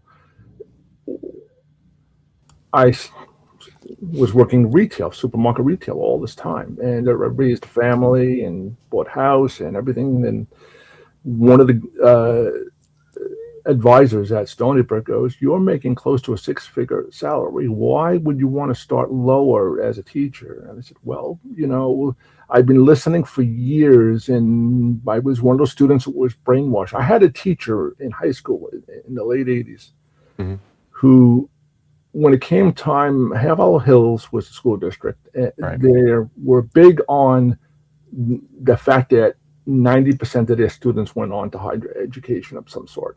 And they frowned upon going into a trade because they felt smart people and educated people don't work with their hands. They don't get dirty and whatnot. And really? Okay. I want That's to, a bit of a I have more, that'd be another story for another Sunday, but someone's going to have to mow their lawn one day. When you're paying $125 for the electrician to come to your house to rebuild your box in the garage, then you tell me, okay, we could have this conversation revisited, or the plumber when your pipes break, $125 you an went away hour. to your Florida house in the middle of January and you forgot to leave the heat on at 64 and the pipes froze. And so smart as far as degree wise, but the people with the biggest degrees, when it comes to common sense, when it comes to things that we all just do naturally, they can't find anyone they could pay enough money to do the thinking for them. Right. And I really, during the height of COVID, again, I work in the Hamptons, I work in Southampton, and these are the very, very privileged people. Right. Who live in Manhattan, who also have a $3 million estate in the Hamptons. And I never saw people so humbled. Okay, it's you may have all the money and you may have all the houses and all the in your world you are very powerful, but right now I'm the boss. Okay, you want toilet paper? How much is it worth for you? Oh, you want antibacterial wipes? Oh, how much is it worth? Change of fortunes based on the situation. Yeah. And that's we ought to why. all just, people need to, I hate that it has to come in forms of reality checks, but people, I mean, it's an education and a bias problem. People need to understand that everybody has a place, and you need your lawn mowed, you need an electrician, you need a plumber, Yep. and you need, and everybody ought to come at it with what they've got. And like I said, there's a lot of gatekeeping in what I do. Like, what do you mean you're not in this community? What do you mean you're not affiliated with a museum or a university? Because nobody's doing the work. Like, it's a shame that I had to step in like 2019, save films from 1930, 1940, right? It's ridiculous. Like, and I will lean on that heavily, because that's, you may have gone to some important school and you may have gotten some important degree, but you left this undone. And I understand that it's like a shame that somebody like me, not traditionally educated, just a stubborn self-learner, needs to step in and do it, but that says more about them than it does about me, honestly.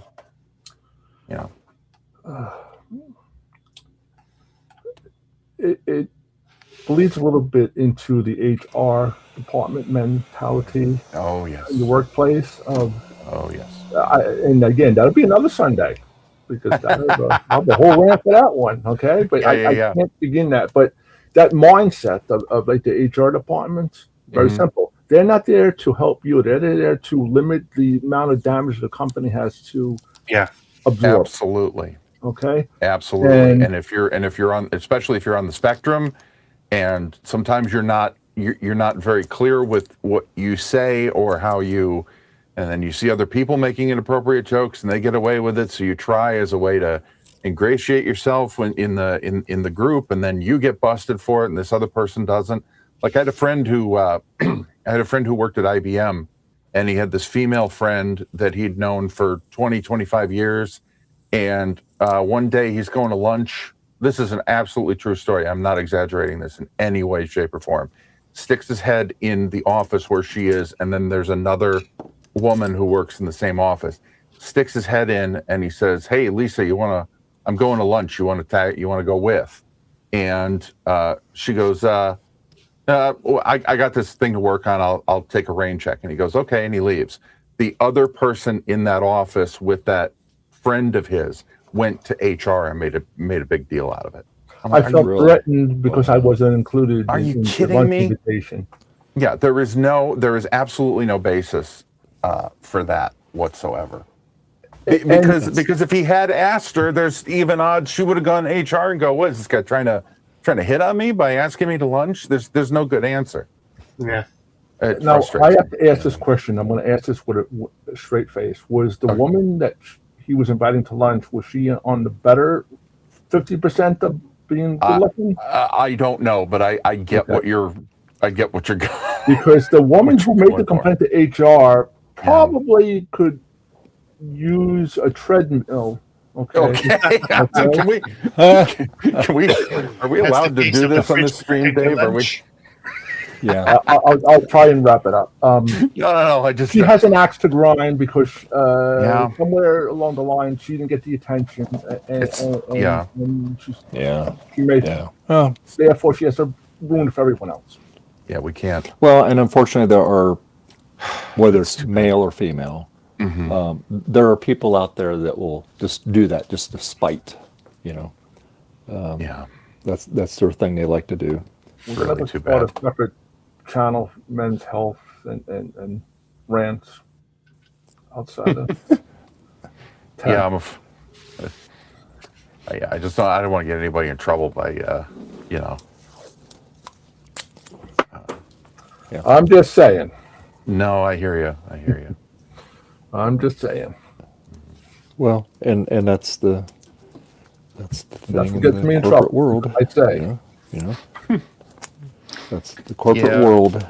It's it's unfortunate. But like, for instance, I feel like some of the, I tried to go to community college around here, and they were so woefully behind the times like I was there in 93 or 94, and I remember trying to take computer classes because I was trying to do some, I had been interested in computers. I had been self-taught since I was 10 years old or something like that. And I thought, okay, well, I know all this stuff, but I need the piece of paper to prove to an employer that, and I remember being disillusioned. I went to this one, it was like an intro to computers course, and they sit you down in this lab, and all the computers are IBM XTs in 1993 or 94.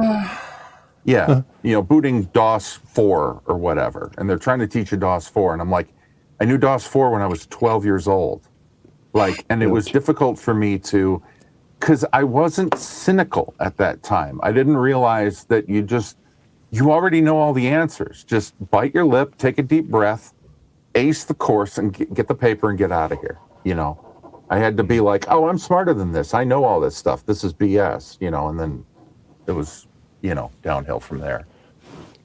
Well, it's funny you mention that because I know, like a lot of these colleges, you learn, be a software programmer or Right. learn Lotus 1, 2, 3. Well, when Yep. people are going to taking that Lotus 1, 2, 3, well, my wife took it. She went to Lawton College. That was a big thing. Sure. And she aced that, and but it was already obsolete while they were taking it. Yes.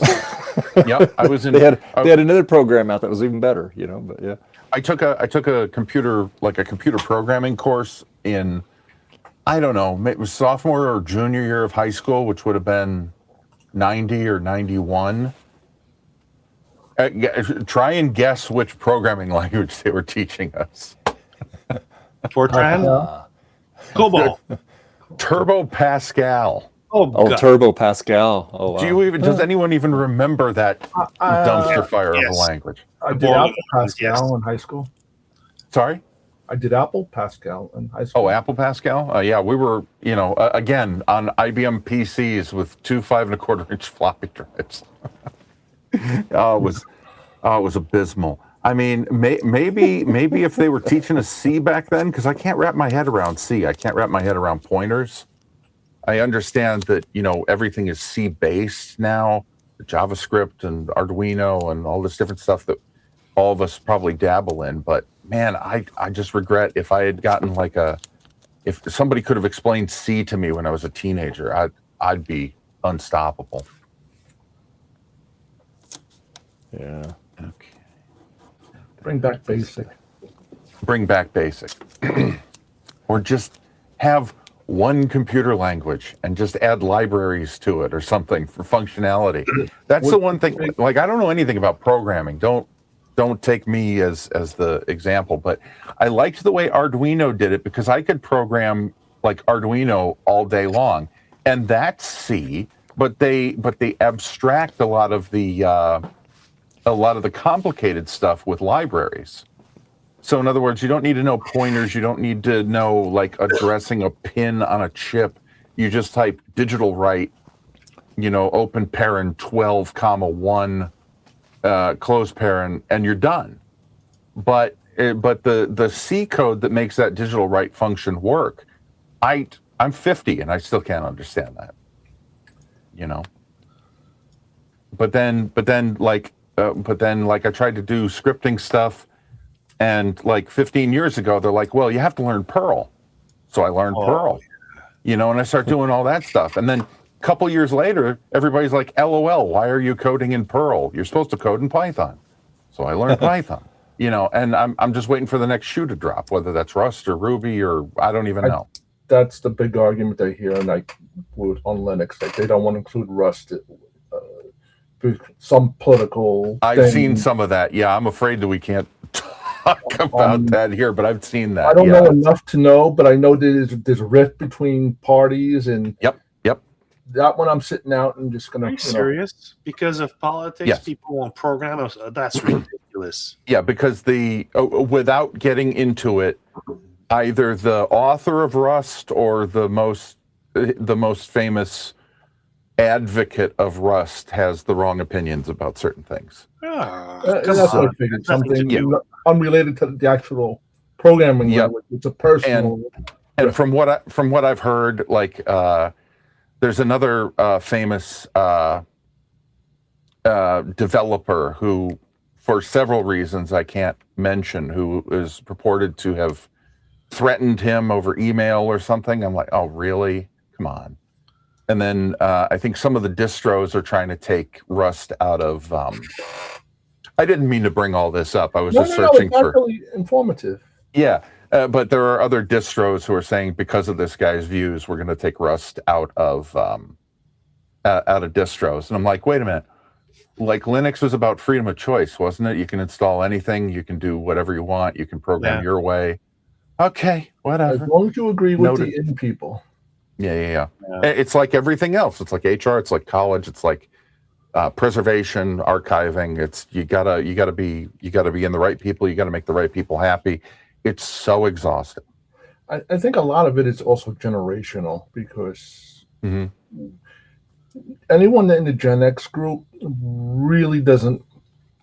We at least try not to bring our personal views into certain things. I come to this on Sundays because I don't want to be discussing anything, highly political, right? Which is hard for me. But I come here to get away from that world. Mm-hmm. Yes, that's one of the reasons why I stick around here, because right in the top of the thing on all of Dave's streams says no politics, no hate speech. I'm like, oh, okay. Well, then I won't have to, because I don't want to deal with it, regardless of what I believe. My views are all over the place, but I just don't want, because I see so much in online communities. You have to think this, you have to say this, you have to do this, you have to do that. Can't we just talk about tech? Can I just tell you what I'm doing? Restoring this old film strip.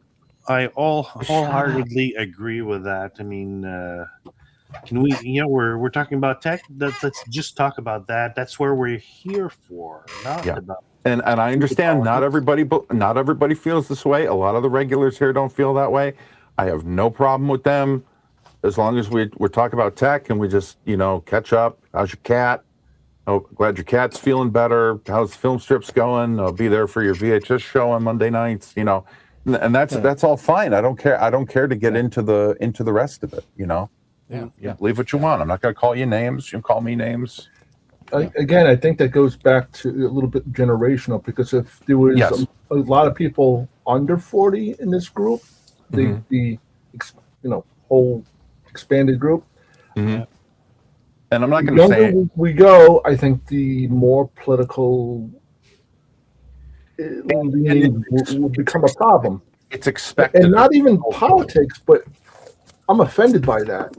And it could be something as simple as the example you gave about, do you want to go for lunch? May I correct something? If you're Gen X, you shouldn't be offended by anything. I'm not. No, we saw it all. No, I'm Gen X. We saw it all. Yeah. Listen, there's a reason why there's no record of our 20s. Yeah, that's a good thing. Oh, thank goodness for that. Yeah. And there were some projects I was involved in my 20s where I tried to make records of them, because I thought I was, I was proud of what we were, the work we'd put into it and all of that stuff. And no, that doesn't leave my hard drive now. I no. don't have any video. Yeah. And almost no pictures on my time as a DJ, because I was busy putting music together, programming music, mixing, all live, and creating that atmosphere, that like natural high off the music. And yes, it was all club music in the 80s and 90s and 2000s. That was creating fun. That live, not worrying about this song going to offend that person or I don't like that group because of their political view. It was just in the moment. This is the vibe. And I'm not saying like in 1996 I was like, look at me doing this thing. But if we were playing a show or something like that, I would want to have a recording of that or set up a camera somewhere. It was just right. But it wasn't in your face. It was in the background, taking care of the need. Yep. what you're trying to accomplish. Right. Nowadays, and when I go onto the DJ forums, and I speak to a lot of old school DJs from my time, and some, they're all agreeing that these kids in the clubs today, they're too busy with their phone up, recording the DJ doing what they're Right. doing, instead of enjoying the music and dancing and, Right. and Yep. socializing that moment. They're coming with, well, actually, they're thankful that people actually showed up and got out of the house, because Yeah. And you see that too. You go to concerts or something. No, nobody's thing. watching. Nobody's watching. They're just here. You see And- phones in the air. Yep. And there are a couple of bands, like Ghost comes to mind. There's a metal band called Ghost, and they, I think in their last tour or one of their last tours, they literally, like, you go in, you go in, you give your ticket, you get the pat down, and then they give you a Faraday bag. They give everybody a Faraday bag. Put your phone in this, leave it in here for the whole show. If we see your phone out, you're out of here. That's good. And people, and it forced people to watch the damn show and enjoy it. To You live know? life with your own eyes and not through the phone. Because nobody's ever going to watch that. And the sound is crap on the phone, and they're going to put out a Blu-ray anyway of this tour. You can buy that and you can watch it, and the sound is perfect, it's straight off the board and mixed and mastered professionally. And we were just, I've got this podcast coming out with a friend of mine who also performed music. I'm not going to plug it again right now, but one of the things that we talk about in one of the first episodes is how when we were playing, like there were no phones, but we're also sort of sad that we don't have a record of some of those shows. And I remember I was always that autistic nerd who would be like, if you let me, I will go to Circuit City and buy 5 camcorders, and I will set them up around the venue to point one at the front man's microphone, one off the side for the drums, and one for every band member. And I will take all that home later, and I will put it together, and we'll have our own DVD. And like everybody in the bands are like, "What are you, some sort of nut job?" And meanwhile, these same people are at shows now going, "Look at me, look at the band, look at me, look at the band." And it's so weird. That Sounds like it's something I would have done also. You go up to the sound guy. Here's $20. Give me give me one of your monitor mixes or something. Or give me a 2-out of your board. I'll EQ it later, whatever. I'll put it all together. I'll do all the work. But people were like, "Oh, that's not cool. That's weird. Why are you weird? Why don't you just?" And now they're all with their phones. Can't stand it. It comes down to what is. Again, it comes down to what is societally or culturally expected of people in the moment. And it's expected now that you go to a show and you point your phone at, or you take selfies, or you post them on your Instagram or whatever. Back then, when it wasn't a normal thing, you couldn't convince those people to try it if you put a gun to their head. It's really weird. We are. Man, this is better than programmed, therapy. basically. Thanks for. I think it's Go ahead. okay. I know the regulars aren't here today, but The odds at get least even. we broke the silence. Right. Yeah. No. I appreciate conversation about My this. apologies to Dave. Yeah. Well, I mean, Dave's working. He needs people to talk while he works, He's watching paint dry. No, I'm and it's looking great, Dave. Oh yeah. No, Frederick, you're working as well. Yeah. I should be scanning over here. I need to swap out my film. I'll be back in a few. I got to get more coffee. Okay. Good Get idea. your coffee. I'll be back too. Hazelnut. Okay. Well, I'm not. Oh well. Is that going to be, Mark? Is that going to be on your channel, or is that a new channel altogether? It's a new channel, but it's also, I've got, how you can do like a collaboration. You can set up a collab with other Right. channels. So it's set up with a collab on my channel and Phil's channel as well. So you should be able to find it if you're subscribed to me on YouTube. But I also suggest you go subscribe to the Robot Roulette podcast channel on YouTube. You can find all that stuff at robotroulettepodcast.com. There's a countdown up, and it takes you right to the video. And for those of you who weren't here earlier, I am a rare media preservationist. I'm preserving rare media right now, right here as we speak. Hey, Rudy. How you doing, Rudy?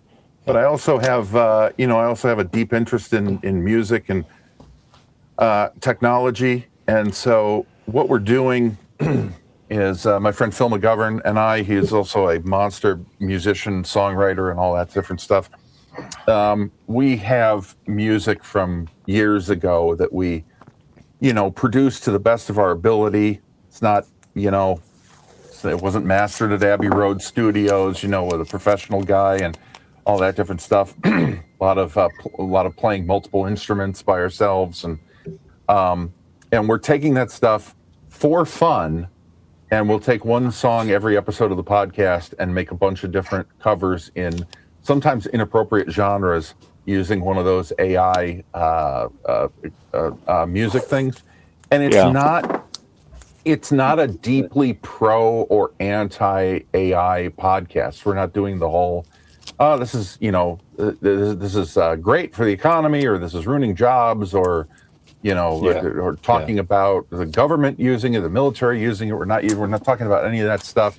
We're just sort of doing a little wish fulfillment, a little bit of reacting, a little bit of what could have been, because one of the things that, neither of us like the whole thing where somebody who just doesn't have any musical background or any original material just types into an AI, write a song for my girlfriend about how much I love her.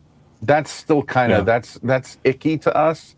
And maybe we're, maybe that's a little bit of a privileged or a high horse position. But we have something, and people don't understand, normies don't understand that a lot of times a band you like or an artist you like will go into a recording session and their ideas aren't fully fleshed out yet in terms of arrangement or instrument choice or anything like that. And it's the producer in the studio that says, why don't we try it this way? Why don't we try it this way? Why don't we put a background vocal here? Why don't you change the key? And so that isn't available to musicians like myself or Phil. And so that's kind of what we're using it for. And we're not saying, okay, this is the official version and we're going to put this out and we're going to say that we played on it. It's nothing like that. But just the idea of what if we were working with somebody who had the chops and the professional equipment, and we tried it this way, we tried it that way. So it's kind of more lighthearted than anything. And I like that sort of democratization of privilege that it brings, because we didn't have the privilege, the money, the connections to work with any of those people. So it's kind of you just use what you had to work with. Yeah. So it's very fun, and I know a lot of people, myself included, are hesitant to use AI on certain things. like for example, I had a guy email me, and he says, I have some film strips. I've already scanned them. Do you want the scans? And I always want the film, because I can usually do a better job. His scans weren't bad, but he says, this one has a tear in the film right through the frame. He says, but I ran it through AI and it did a really good job of reconstructing the frame. And he sends me the actual frame. He sends me the AI, and the AI one looks completely different. It just completely resynthesized the entire photograph. Really? And I was like, oh my God, do not do that. So what I'm trying to do over on Robot Roulette is not that. And I certainly don't use it for any sort of archiving or restoration purposes. Certainly not. So we still got, and again, probably too nuanced of a position for a lot of people who like to argue on the internet, but such as it seems to be my lot in life. But yeah, that premieres 6 p.m. Eastern tonight, right? So right after Dave's stream, I hope everybody will go over there and at least check it out, because it's also about us just hanging out and having fun, laughing and making stupid jokes, and definitely saying things we can't say on Dave's stream. Drop a link. RobotRoulettePodcast.com. Or I will also put it in the chat if you give me a second to get over there, because I can't. You might want to do that. I can't spell that. Yeah, hang on. I gotta find Dave's stream, and then I gotta pause it so I'm not hearing myself talk. Oh, there it is. There you go. No, it's not. It's pointing me to GoDaddy. What is it again? Robot Roulette what? It's in the chat now, Frederick. Oh, okay. Yep.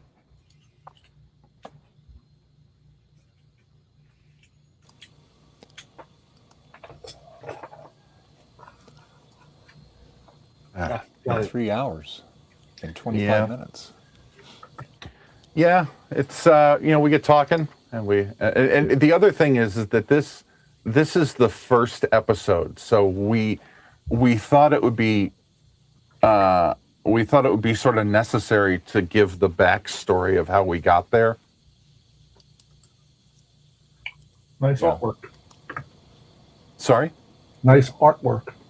Oh, thank you. On the website. Yeah, we've been in pre-production since November, so I've had time to obsess autistically about this whole thing. I approve. As a DJ, I approve. Thank you. I was going to ask you. You probably have some rare, out-of-print club remixes back there. Have you thought about digitizing any of that? And well, First Humanity and Zoobird. Here's the thing. Hey, Zoobird. A lot of it is the commercial stuff is available on iTunes. Mm-hmm. Some of it is up on YouTube. Mm-hmm. And if I post anything, it's highly copyrighted. So that's one time this is going back, not even recent, this is about 8 or 9 years ago. This is in the old house, and I had a room downstairs with just the DJ equipment, and I went in there with my iPhone 6. Uh-huh. Okay, that's how far back it was. Yeah. And I just wanted to record like a 30-second clip of the equipment with the music on and whatnot, just to post to YouTube. And it was meant to be a test video, just to learn how to upload, see how, what it takes. This is now 8-9 years ago. And they already had the AI up that was able to decipher and rip apart. It came up with the catalog number of everything about that piece. And it was not an obscure remix, but it was something that you would think that it would not be detected in the mainstream. You know what it is all the record companies. YouTube worked. This is pre-AI. YouTube contacted all the publishing companies, had the publishing companies give them copies of everything, and there's a way to make sort of like a unique fingerprint from the audio, and they just fingerprint everything you put up, and they check it against that database. What I don't understand is there's loads and loads of stuff that's up there. Yep. Some of it is official, like Depeche Mode has official stuff put up there on YouTube. Mm-hmm. Then there's just a guy that's a fan who will post an obscure mix of Walking in My Shoes by Depeche Mode, we'll say. Right. Mm-hmm. And they don't get any type of copyright strike or takedown notice or anything like that. Yep. And then I come along and I go do the same thing, and then I get all the notices and whatnot. I'm like, how come he can do it but I can't? Yeah, it depends on the artist, and it depends on the amount of time. Sorry, the amount of time it's live. That too. It depends on the artist. Depends on the song. It depends on who owns the like everybody from the artist down to the publisher to the producer to the songwriter to everybody. they have the option of what do you do when you see this show up on YouTube. So like for instance, like I grew up a big fan of like Rush, and I know Russian that they Rio is their best album, live album. sorry, Russian Rio is the best live album. it's pretty good. Yeah. I'm a Grace Under Pressure guy. It's controversial. It's a hot take, but I love that era. Not a lot of people like the synth era, but Under Pressure and Distant Early Warning. yeah. They allow their stuff to be used, but for instance, like 15 or 16 years ago, I recorded this acoustic cover of Don Henley's "The Boys of Summer," which is a great song from a song standpoint, and I could not, like, if I uploaded it to YouTube, it would just be blocked worldwide. Like, Henley didn't want any of his stuff being used. I think it's been relaxed now, but certainly for many years, you put it up and it just said blocked worldwide. Weird. So, yeah. Yeah, the music industry is very protective of their copyrights. Yeah. After all that Napster business. Yeah, that's what I was going to say. That Napster. That's what. Yeah, the PTSD they claim to have suffered from Napster still informs their business decisions now. They had a lock on everything and sold us the same music on a new format every 15 years, the last 50 years. And this comes along and it was difficult for them. I mean, I get it. They're the young, especially the younger people who are using Napster. If they could get crappy low bitrate MP3s from Napster, they were never going to buy another album again. So I get it, but all the stuff that they're doing now is still sort of an outgrowth of that, and it's too much. Al Napster was sitting by the radio with the tape recorder going like that, when the phone came on. I mean, yeah, except see, at the time when you were recording stuff off the radio, the music industry wanted to come into your house and stop you, but they couldn't. As soon as it became centralized, then they could have tentacles in it. So, but I remember I used to do obscure record and cassette preservation, and it's something I want to get back to as well. But I remember I found I got a copy of a Christian sex education record from the 50s or the early 60s called it was from a group called the Christophers. I don't know anything about them, but it was it's very it was reasonable. It wasn't like tropey. It wasn't anything, and it was wholesome and it was cute. And I put it up on YouTube, and I got a copyright strike on it, not from the Christophers or anybody who owned that, but it turns out that a rapper in Finland had sampled this record on one of his tracks, and the audio fingerprint of that sample from his got registered in his track, and I got copyrighted by the Finnish or whoever owned the Finnish rapper, but it was through CD Baby as well, so they had an extra layer of protection there. But I was like, really? That's another IP. You don't even own this. Like, if somebody who actually owned the recording, I've always been like that because I don't want trouble. I've tried to save film strips from this company called Weston Woods, and I didn't realize they're now owned by Scholastic, which is like the largest children's book publishing juggernaut in the universe, and they will just bring the banhammer right down on you. So now I see a Weston Woods film strip, I'm like, okay, not preserving that. You made your choice. Maybe I'll hang on to it. So if you ever lose it, if you ever lose your master copy and you need somebody to give you a copy, you can kiss my ass, right? But like I if somebody wants me to take something down, that's fine. If somebody who owned that IP came to me and said, we don't want this on the internet, I'm asking you to take it down, no problem. But like a Finnish rapper, give me a break. Well, and like when you go on YouTube Library, okay, so you'll see some songs and they'll have, you can use them, but it's shared revenue. So Right. they'll let you use it, but they get Right. whatever half or 30% or whatever. And I'm fine with that, you know. Yep. Yep. Now, what I was trying to do is I was trying to download the theme song of A-Team, right? Oh yeah. Yeah. And every single one of those, even the revenue shared one, you can't use it because Right. Universal is hanging on to it. And you can use images and stuff, no problem, but you Right. can't use the music, you know. You know what's So interesting? yeah.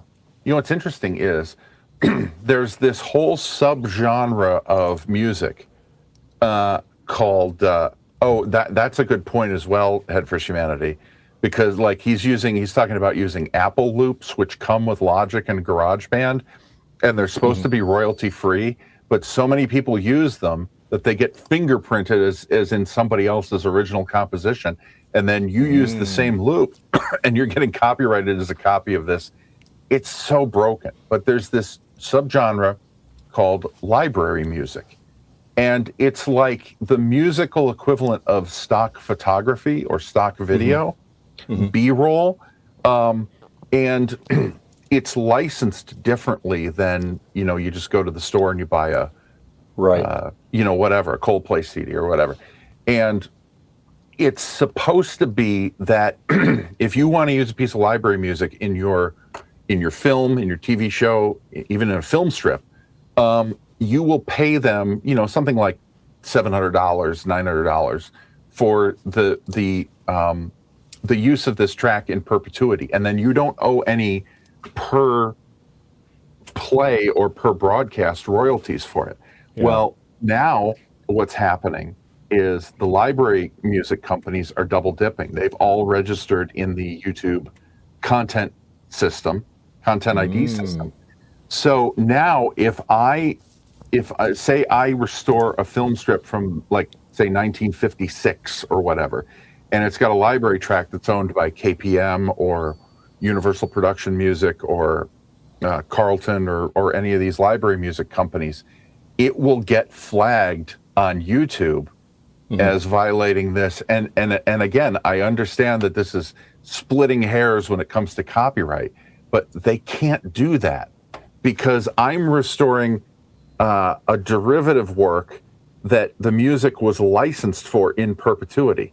But now they're able to run, you know, the Universal Production Music or KPM or whatever, they're able to run ads on my video and get the revenue from that ad because I've restored this third-party work with a properly licensed library track in it. It's a mess, and and it's not like we can do anything about it. It's very frustrating. Oh, yeah, and Sony, anything that Sony's associated with too, they'll flag you in a heartbeat on that too. Yeah. Because I had this was, oh gosh, maybe a year ago, or maybe not quite that long, but Garth was playing some stuff in the background, and he had a thing, and there was no music. It was just the images. Yep. And it was Leonard Nimoy. I forget what it was, but he's like dancing around with all these little people or something. The Ballad of Bilbo Baggins is what There that you is. go. Yeah. Oh, that's epic. And yeah. So anyway, so he's playing that in the background. Okay. So after my stream's over, I got a flag. Okay, not a copyright, and it says, okay, this is owned by Sony. You can go ahead if you want to split your monetization on it, then it's fine. Otherwise, you need to remove that section, and then all the monetization's yours. So, what I had to do was download that whole live stream, edit out 20 seconds of video, and then re-upload the stream again, and then it was fine. It wasn't flagged because it was off of it. Because at that time, the stream was too long, so you can't go in and edit it. Okay. Now they have made it where I know at least 6-hour streams now. If there's something in there, you can edit them now. You can blur it. You can take that spot out. You can change the music, whatever you want to do. Okay, just like a regular video. Yeah. But prior to that, though, you couldn't. So that's why I had to download it. Oh, what a pain that was. Such a pain. I will be right back. Excuse me. Okay, sure. But so, and that's why you got to. It's just like, you got to be careful with some of the photos and stuff you use, and like a lot of people I've seen, and they use like Star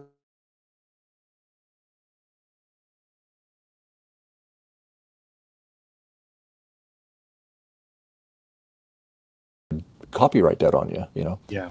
But they're pretty good about it though. They don't seem to mind that. I guess that's for them that's promotional, you know. So yeah. So it would be interesting experiment would be to get the Star Trek font and type all different words using the Star Trek font and see if it would trigger anything. I've seen some channels do that, and I guess they can do it because You know, just Can't you But- buy the font? what's that? If you can buy the font, that means probably Yeah. there's commercial use for it, maybe. Yeah, I don't know. That's a good question though.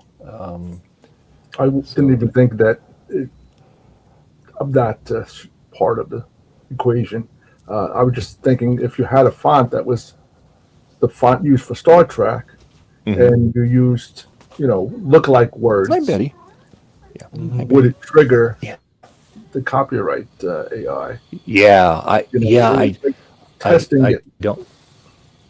You know, if they're not doing it for the images, maybe they don't do it for that. I don't know. I know, like the sound effects, you can use them, no problem. But it's just it's funny how some things they really enforce, and then some things they don't really care. You know.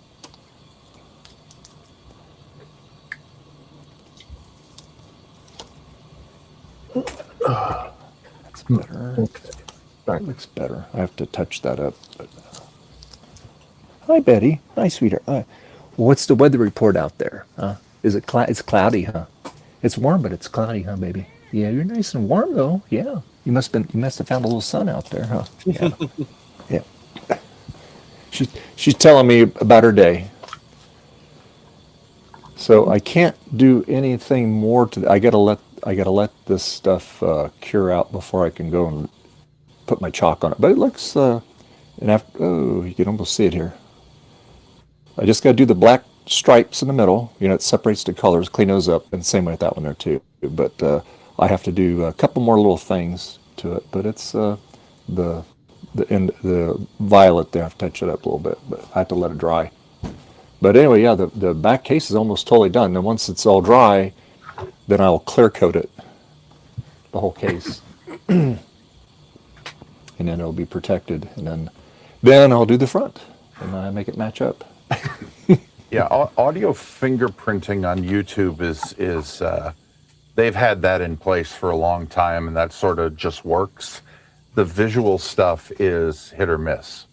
Yeah. And I know a lot of people have tried, like, you know, they'll reverse the video like this, or they'll put it in a box or something. And but also, I think I think a lot of that stuff, like if you're playing video from something, or like a TV show or a movie or something, they're just fingerprinting the audio. Because I remember, like, I do it, like, if you don't know, I do a show on Monday nights on Twitch where we look through old VHS tapes from donors and estate sales for media needing preservation. And there, I tried to do that on YouTube. We were just simulcasting to YouTube. And, like, I remember I was going through, like, the tape we were looking at had some obscure documentary about an old Disney movie that aired on the Disney Channel. Certainly, probably lost, but I get a notification in the middle of the stream going like, "Hi, it's YouTube. We've shut down your live stream because you're showing copyrighted content." I'm like, "Oh, come on." So you just can't, like, you can't even do that. And I understand I'm in the minority. Like, they just have a blanket that tries to get everything, but it does affect, like, preservation efforts in a very noticeable way. Because sometimes the only thing you can do is say, like, let's look at this tape, let's see what's on it, and maybe I don't catch something but somebody in the chat might say, that I saw that on a Lost Media wiki or Disney wiki. This is nobody has a copy of it. Yeah. So the crowdsourcing is sort of an important part of it, and they just sort of cut that stuff off because it's tangentially copyright infringement. Yeah. So It's interesting, that's for sure. interesting is one word. Frustrating, very frustrating. Yeah, just like I said, I just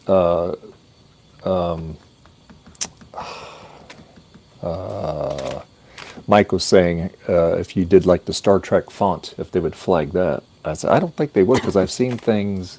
Yeah, I see Star Trek channels, people that talk about Star Trek and stuff, and they use the Star Trek font. So yeah, I don't think they're there yet with that sort of level of identification. I guess it would require a lot more processing power to start identifying fonts on. Yeah, I mean, it's coming. It's definitely coming. yeah, I just it's just interesting because things that you think that would be okay, they're not, and Yeah. and things that you think are going to get flagged, they're okay. So Yeah. so it's Yeah, confusing. pop culture references like that should probably be given a wide berth, but that requires somebody to sort of make a nuanced argument that isn't focused primarily on commercial value, and that's where these people just don't care. Yeah.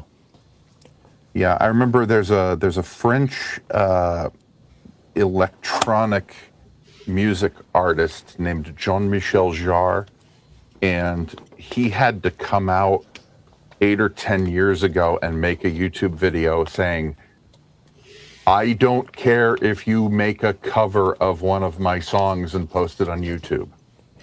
You know, so sometimes the artist has to get involved and sort of override the record company, because I guess people were getting flagged for doing covers of his stuff.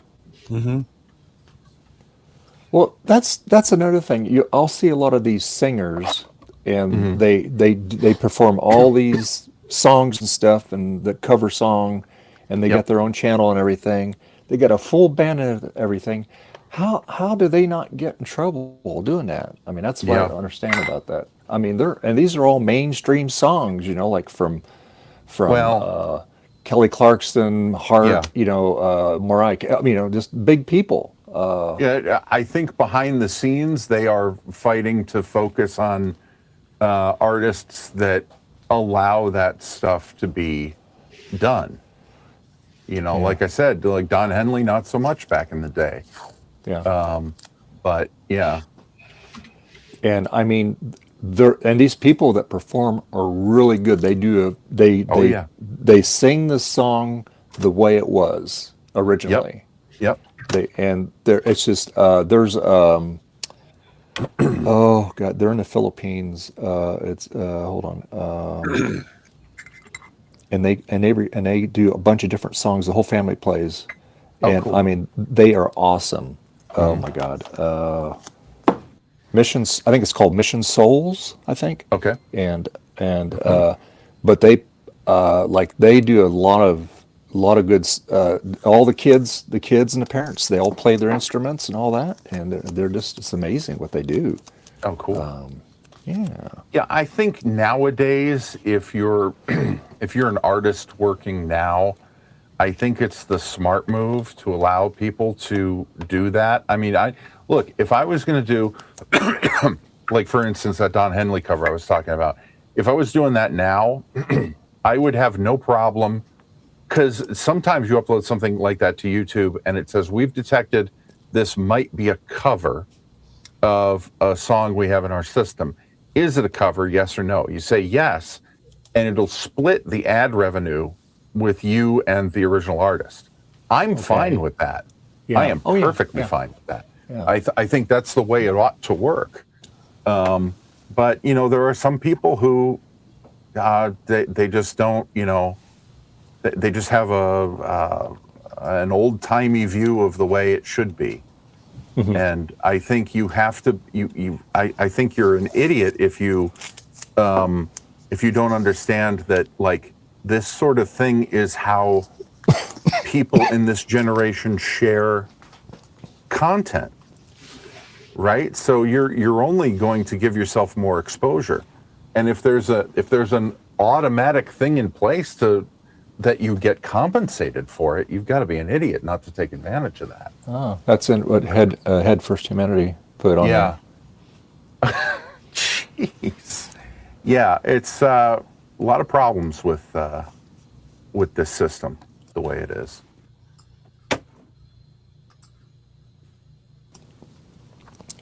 Yeah, it's interesting, right?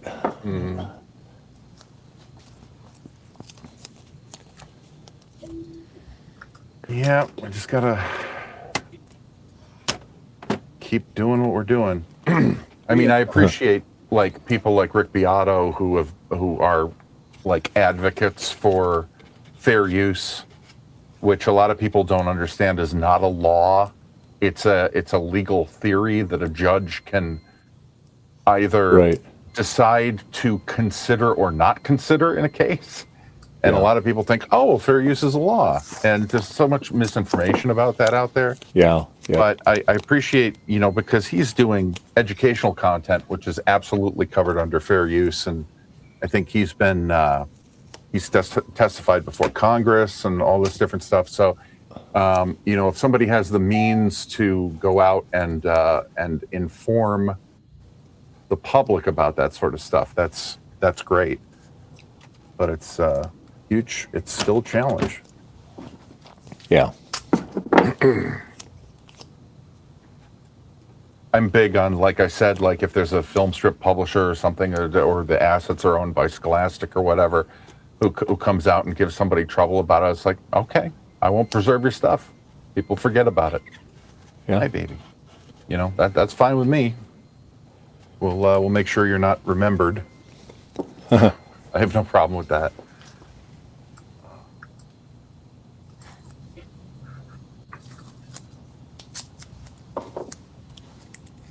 I'm gonna get this to line up no matter what. I don't think.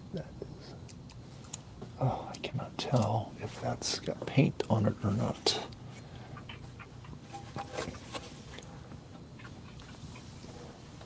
Oh, that's better. That might work.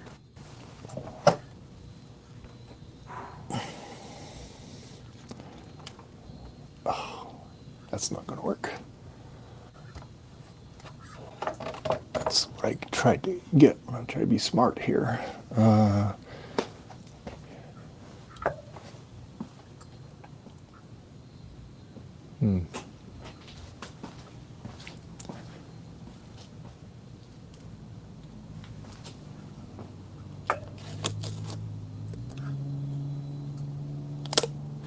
we go. Okay, good. Okay. Let's see, what am I doing here? Let's see.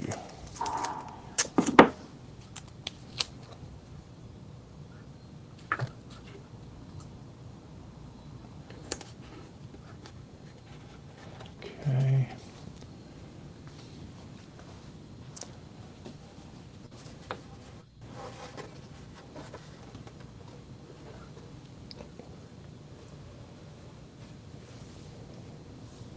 Let this up here.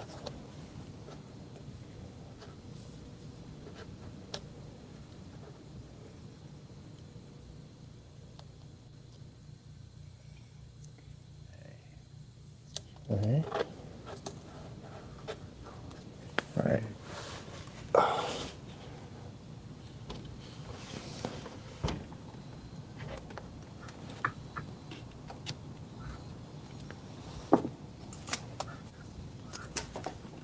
Oops.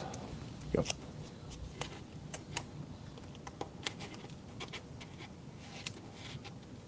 There.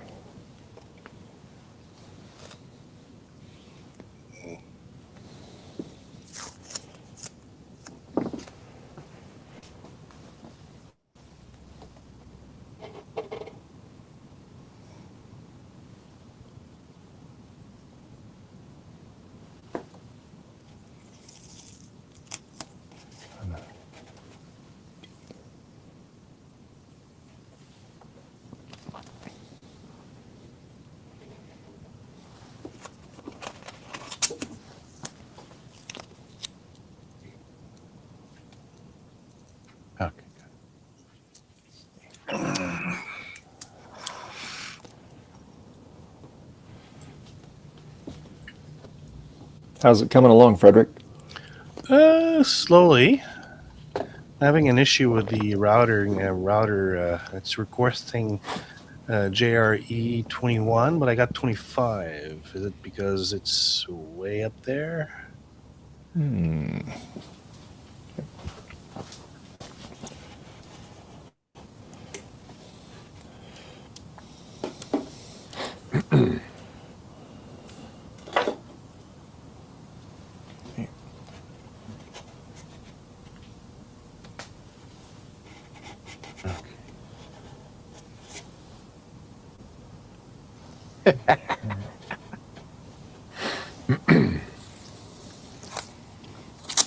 You wouldn't download a house.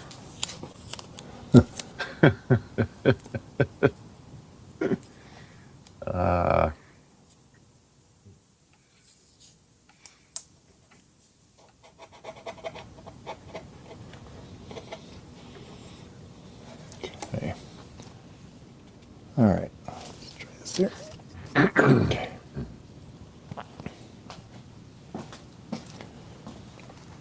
That would be very hard to do. Download a house. Yeah.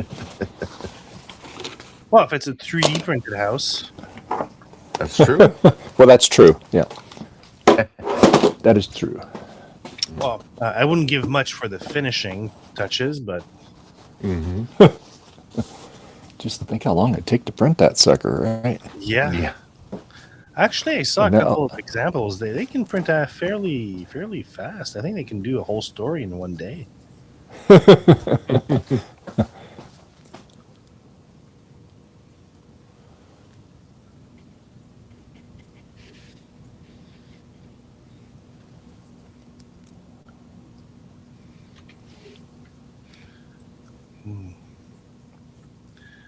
On work, you little thing. Huh? Complete, terminate, complete. Okay, I think it's gonna work. Yeah. Yeah. Ah. Got a message. Terminate. Okay, I got it. Don't put it in the background window. Start again.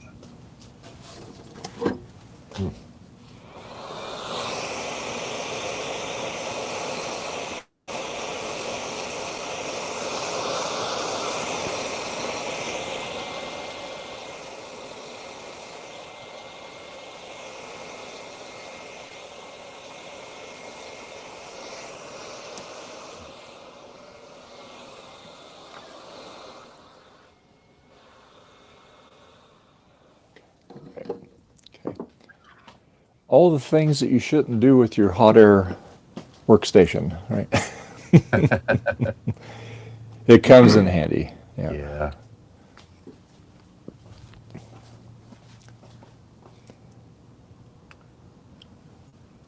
All right.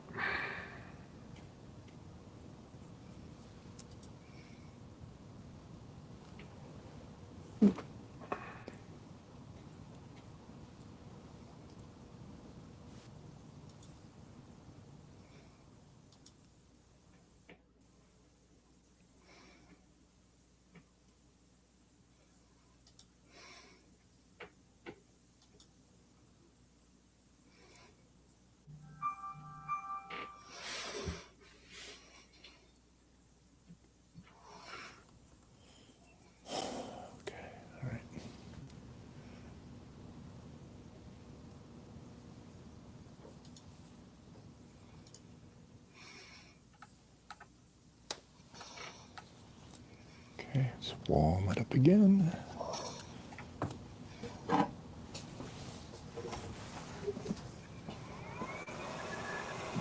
Well, we'll see if it's too tightly packed.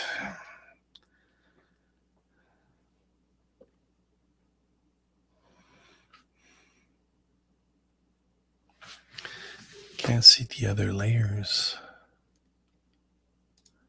Rules.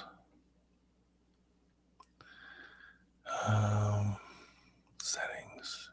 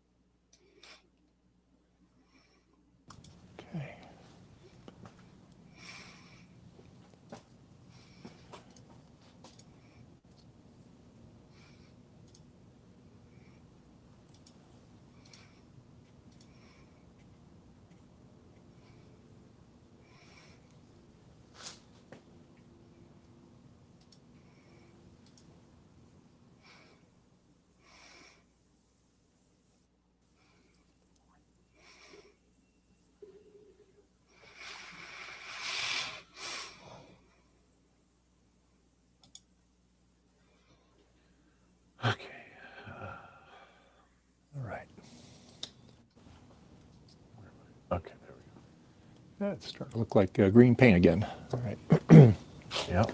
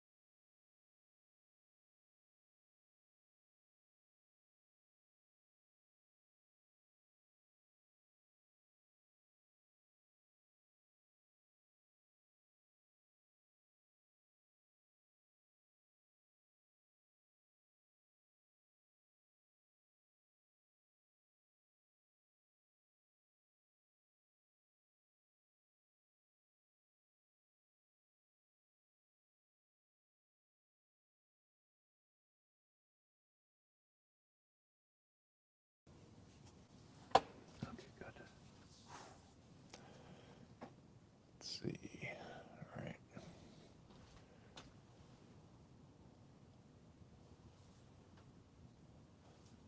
Get another coat.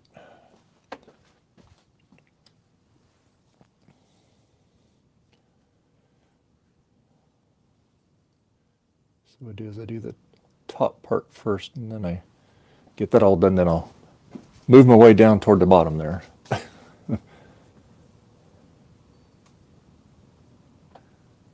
Okay, I can. Let's see. Okay, hi, baby. I know. Oh, I hear a little baby. Yeah, you can hear him now. He's Yeah. all of a sudden he's. So he's Don't- got lots to talk about. Yeah. Yep, he's about to start his own podcast, I think. Hey, baby. I know. He's hungry. That's what it is. Apparently. Oh, well, that's good. He's got good. Yeah, but apparently prednisone in cats makes you way more hungry than normal. Well, So- that's good. That'll put some weight on him. So there you go. Yeah, but also we kind of gotta, you gotta wait for dinner time. You can't get me up at 3 o'clock in the morning, and we're trying to get him to eat the dry food again too. He doesn't seem to be interested in dry food anymore. Yeah. Which is, which will be, I will be financially ruined if we can't get him back on. Oh, thanks, Ed for Humanity. Yeah. Bye. Yeah. Such a sweetie. Oh, he's a good kitty. Yeah. Yeah. He's doing better. Hopefully it'll last this time. Yeah. I remember he had another issue in early January, and he gave him antibiotics, and he was fine for a couple of weeks, and then he just started going downhill again. Yeah. Hey, Zubird. Yeah. They like.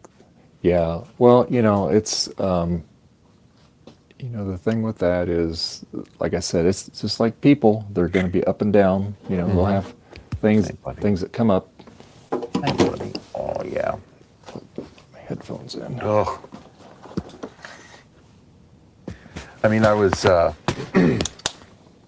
dreading it too, because when we took him to the vet in January, it was sort of an emergency visit with blood work, so it was like $400 before we were out of there.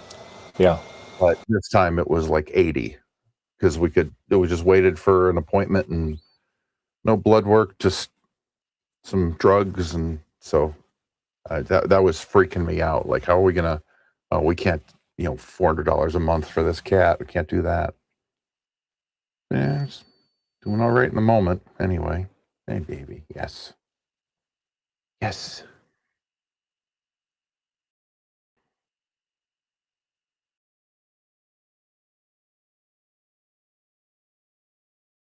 Of course, he's the real star of Is This Anything? So now I got a whole audience like worried about him too. So it's not just it's the stream cat. It's not just my cat. Our cat.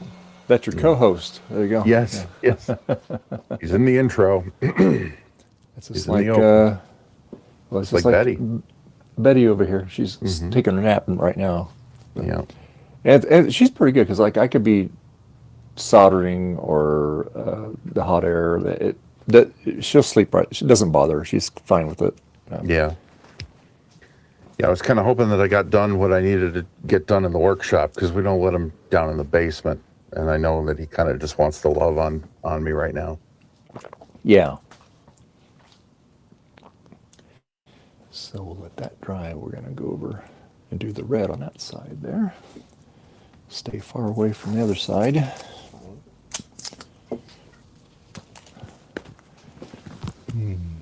Hey, baby. I know. I know. Interesting. Okay. Oh, Peter. Lord. He's checking everything out.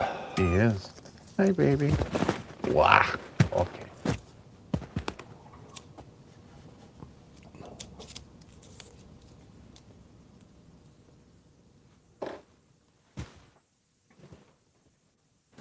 He goes, but Dad, I'm feeling so much better now. Yeah. Let's run a marathon. He goes, I got a tiger in my tank now. There we go. Yeah.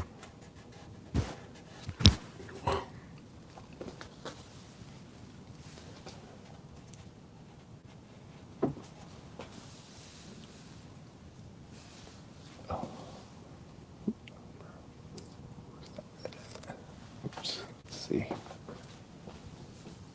Okay, that's going to go over that way a little bit.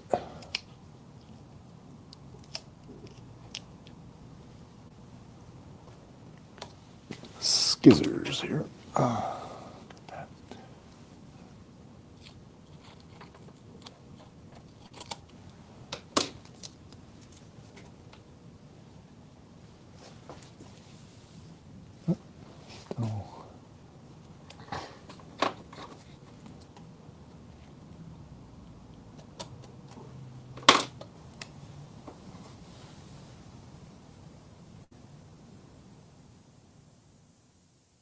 A little bit more.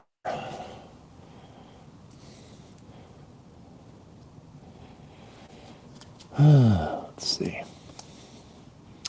Yeah, I don't know where everybody's at today. The others. Yeah.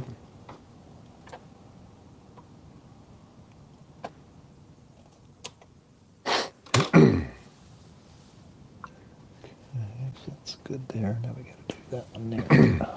Yeah, there was something. There must be something going on, because, the other day I was in Garth's hometown doing DoorDash, and I just sort of cheekily took a picture out of my car of the town square going, and I sent it to him saying "thinking of you," and I haven't heard back, so I don't know. Oh.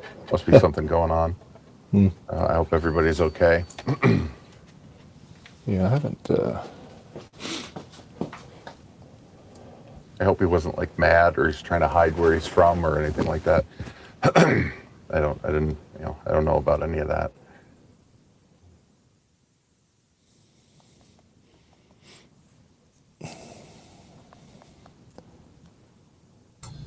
No. There a sporting event or a concert or something going on today? Sorry, what? Is there something going on today that everyone is? Yeah, I don't know. I didn't get the Well, memo. see, I think there's NASCAR today. I think I know Gutbaum goes to that. Okay, so that's where Gutbaum is. And I know he's a busy guy. Yeah. Oh, I've got a friend with me. Oh, look at that. He's a big boy. Fluffy. Yeah, he's fluffy. Wow. Yeah, we had a black long-haired cat for a long time. It was kind of fluffy like that. Oh boy. Well, what's his name? This is Spider. Oh, Spider. Hi, Spider. When he was a kitten, many years ago, he would climb like a spider on everything. So The name stuck. Yeah. that was my daughter's at the time. Originally, we thought that he was a she, and his original name was Daisy. Turned out to be a spider. He just came down from the bedroom. He was sleeping on the bed, and now he wants attention because my fiance is not home, and he is an attention Yes. Found. an attention lady of the evening. Yes. Yeah, yes. Yeah. Oh, he's a good boy though. Yeah, we got Peter and Olivia when they were 6 weeks old, and on my Monday show, the couple of days after we got them, I'm doing the show, and Peter jumps up on my shoulder and he gives me this little pathetic meow, and he's like, this big. One of the only times he's ever meowed, and I looked at him and I go, "What?" And he just sort of climbs up on my head and sits there while I'm on camera. It was awesome. He did that when he was smaller. Yeah. No matter what. So I was just like, I have to no sell this. I have to just go full screen and just go, what's going what's going on? It was great. We're looking to get him a friend because during the move we lost one of our cats, and sorry to hear that. she was determined to get out of the house during the closing, and she got out, and I had 2 weeks to 1 week still in the house during the move, and another week that I spoke to the new owner, and they okayed me coming onto the property once I handed the keys over, and it's frustrating because the cat would not listen, as cats do. Okay, and I said, "Listen, this is the last chance. I'm not going to be able to come back." No. And she chose her fate, and yeah, it wasn't like we were abandoning her, but it was our time to fetch her. Yeah, was running out. So that's too bad. He's been okay in the move. It was really good, but he was an indoor-outdoor cat. Now he's just an indoor cat because the condo development we're in, it's like a common area field in between, like a almost like a stadium. The houses are arranged in circle, and there's a common field in the middle. So everyone's out there with their dogs, and it's a lot of big dogs, and he hasn't had that type of exposures. Plus, there's really no place for him to go that's not enclosed. And he would go in our backyard, and he would sit there on the lawn chair and sit in the sun, and he had the backyard to himself. Every now and then when a neighbor's cats would come in, he would get off the chair, chase the other cat out, and go back on his chair. And now he doesn't have that luxury. So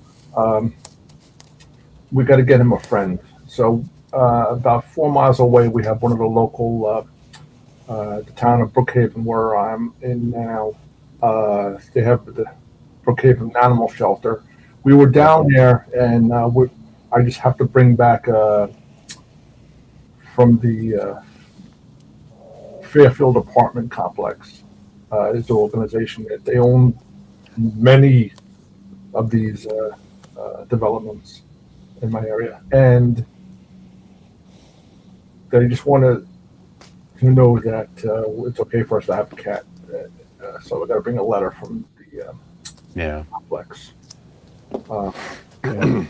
Yeah, once they get outside, that's like you can't unring that bell. We had a cat that was an outdoor cat before we got him, and we tried to keep him inside, and he was just miserable. This one, Spider, is good inside. He's content, but he's bored.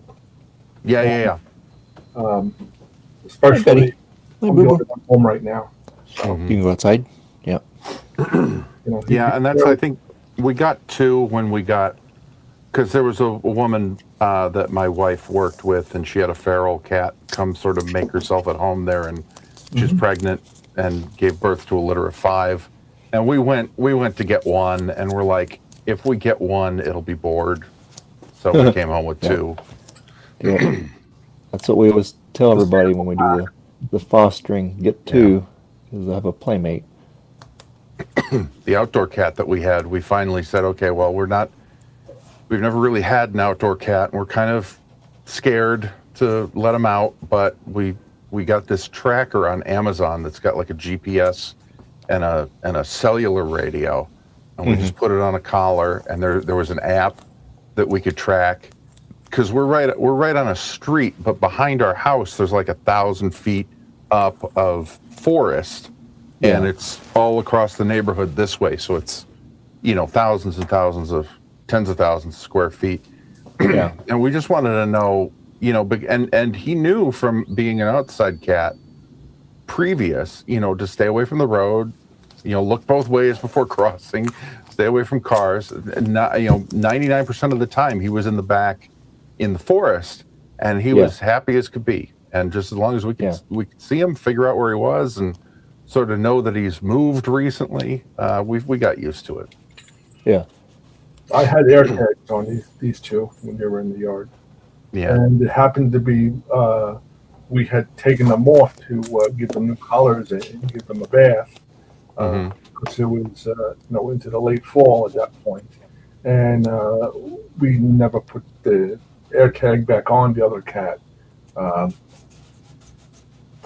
And the real estate opened up the sliding door to, during the final walkthrough, and I'm like, I was distracted with something in that process, and the cat ran out because they saw strange people in the house, and they were giving us that look like, where did you bring all the merchandise in the house? Where did it all go? And they don't have any place to hide underneath, and run. So that's too bad. Yeah. So, and it's been cold in this area. Most of the winter, so I don't want to think any further than that. Yeah. I'm sorry. Well, hopefully he's okay. Yeah. So I did find a nice cat, but she has asthma. So one of the reasons we didn't bring her home was they want us to get, they want documentation from a vet that where a family that goes to that particular vet and whatnot before they would let us take this cat home. I'm like, okay, I'll get back to you on this. They have all our information. And I've been waiting to go to the office here at the apartment complex to get that form that we're certified to have a cat. Since we're already paying, the complex charges us $20 a cat, plus a $500 deposit for the 18 months that we're going to be here. So I'm already paying, rent for the cats to live here. So I might as well get the second one. Yeah. But he needs someone just to keep him. He's not depressed or anything like that. He's just bored. He's just bored. Yeah. So. Yeah. I'm a younger friend. And, that's tough sometimes. Getting introducing another cat and getting them to be okay. And that was the other advantage to getting the two of them from the same litter, because they were used to each other already, so we didn't have to worry about. Yeah. He's very docile and he's a mush, so he'll be fine with whoever comes along. The younger the cat, the better for him, because he'll be able to train that other cat. I run this joint, so you follow me. And this one, he was traumatized as a juvenile. The old house, the neighbors had a German Shepherd. And oh my God! It was right around the time that he started wandering and figuring out, I can go into the next yard. Yeah. So he didn't know that they had a dog. So the dog chased the cat. He ran up a tree. It's 3:30. He fell partially out of the tree, and he had a puncture in his chest. So we had to get surgery. Oh no! So he's been partially traumatized with certain things. So this is where having all the attention comes along. Yeah. He's an attention hound. So I'll come home from work in the morning, and he'll fill me in all the stuff that went on with Kristen, my fiance, and Yeah. he, the running joke is like, I'll talk to him like you talk to a dog, like, really, Lassie? Timmy fell down the well, that whole thing, and I'll go, listen, cat's been complaining to me that you didn't feed him yet or whatever. It's because we'll remind each other, make sure this is done for the cat or time to do the box. It's your today, and we have fun with him. That's great. Side note: is it like almost like a unwritten requirement in this group? Everyone has a cat, pretty much. Well, I don't know. Mostly up and down. I think mine has Gutbaum or Garth have? I know Garth has squawkers, right? They have. Well, they had an indoor out. Well, they had their neighbor's cat. Okay, outdoor that's right. cat. I don't think they. I just wanted to make the joke that I think Garth he just has. squawkers. I think he just as a has pet. squawkers. I Yeah. don't know. I used to have a cat, and I'm trying to get another one. Yeah. Your local humane society. That's where you ought to go. I know after Charlie died last year, our outdoor cat, one thing that helped me process that grief, because he was only 6 years old, it was tragic. And it shouldn't happen, but one of the things that helped me process the grief was I contacted our local humane society and said, hey, look, I just lost a cat and having trouble processing it. Can I just come over there and like play with the cats for a while until I decide what I want?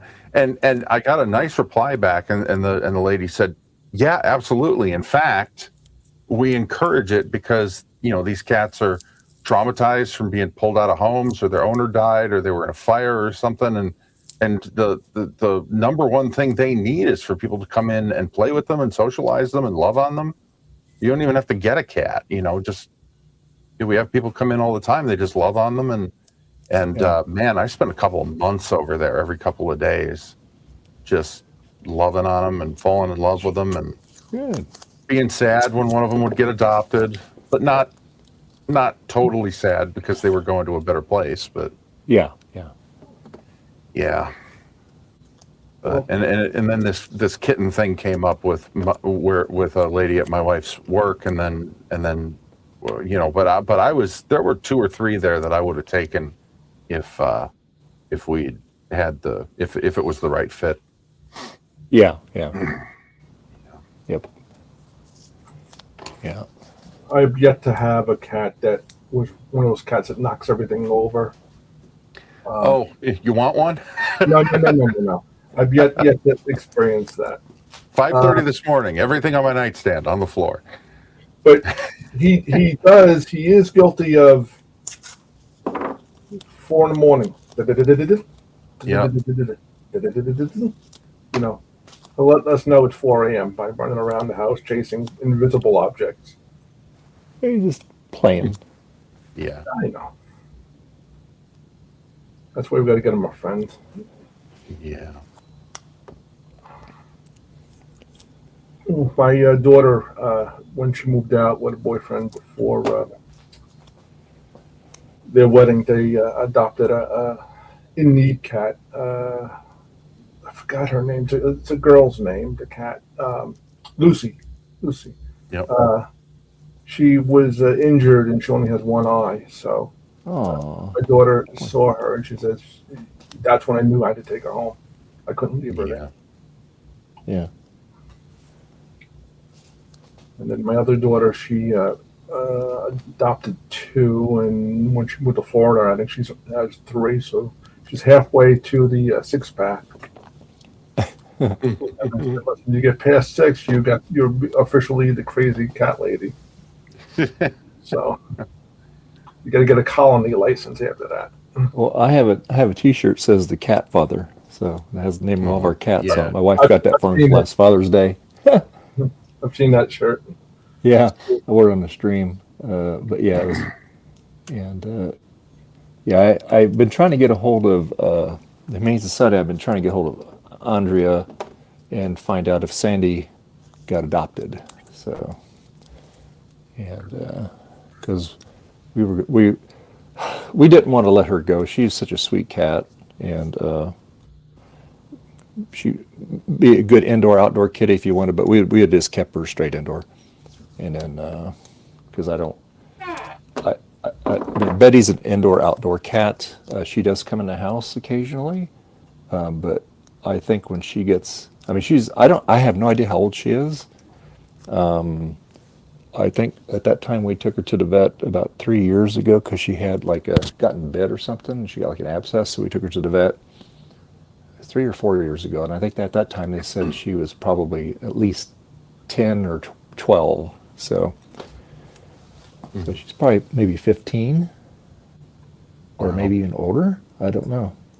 But she, she's a good kitty.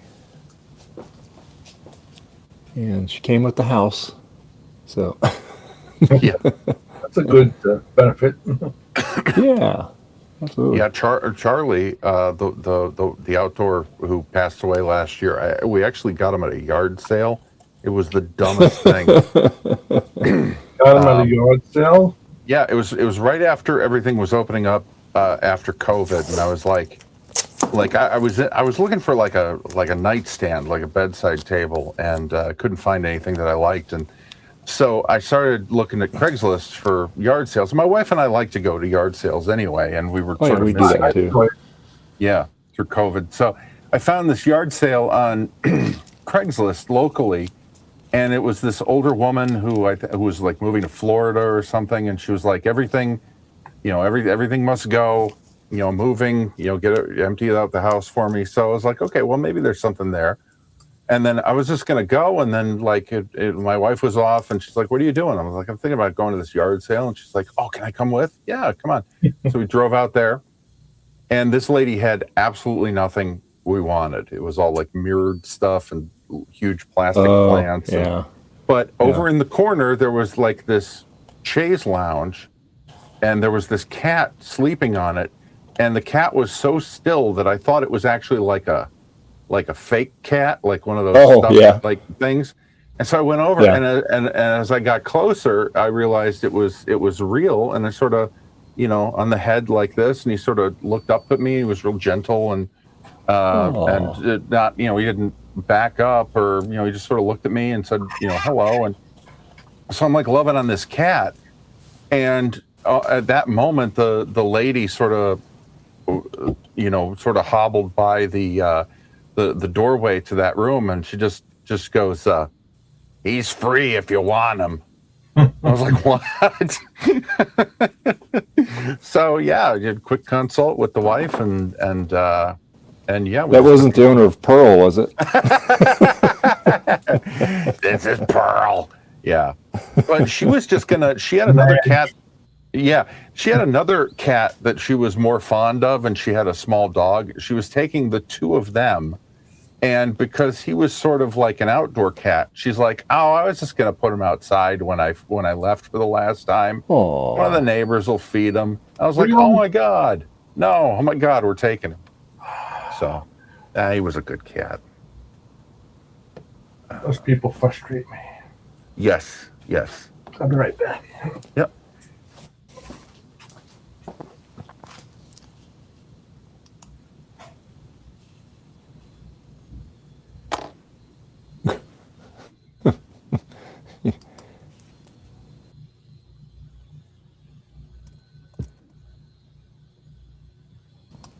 Sorry, I had to cough a lung up. Yeah.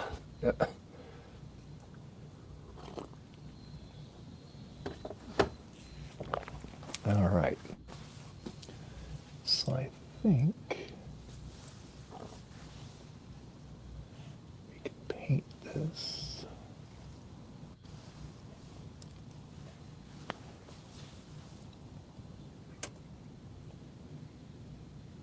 Just looking here before I start slathering the paint on it here. Doing this whole red section here. Masking everything off here. All right, well, I guess we'll start.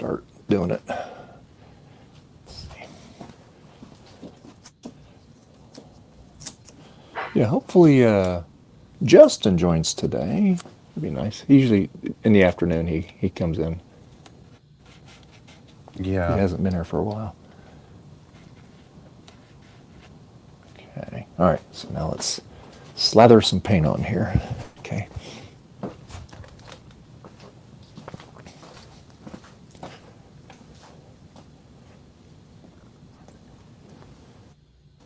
Okay. We'll use the big brush. Okay.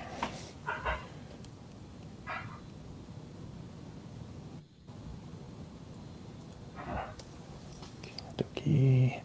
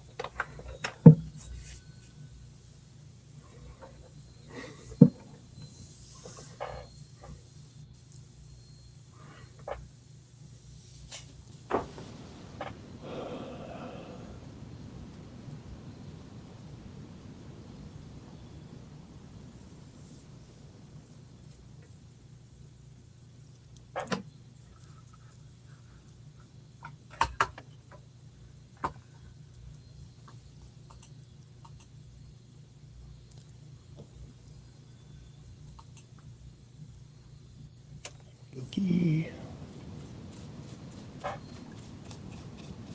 Do it like that. Yeah. Let's see.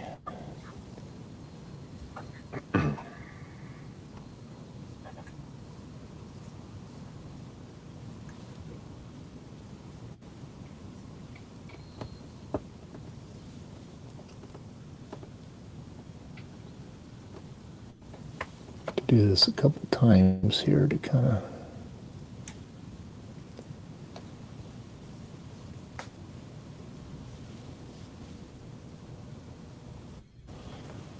okay.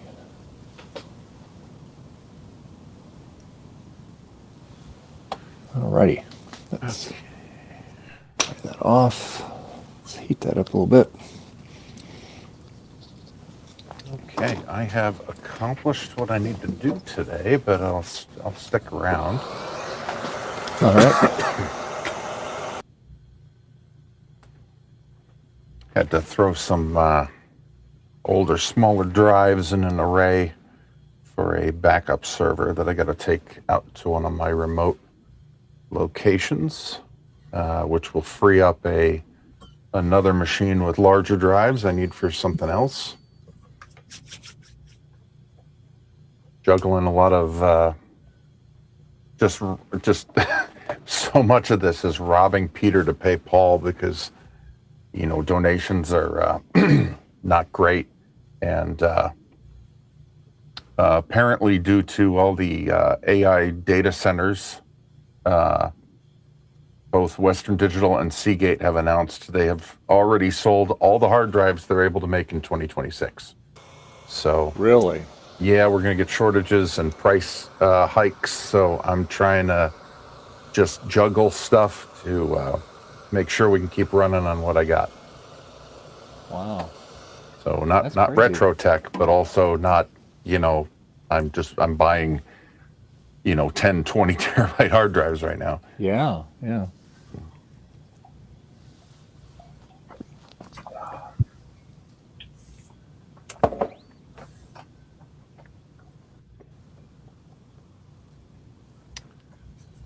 Good.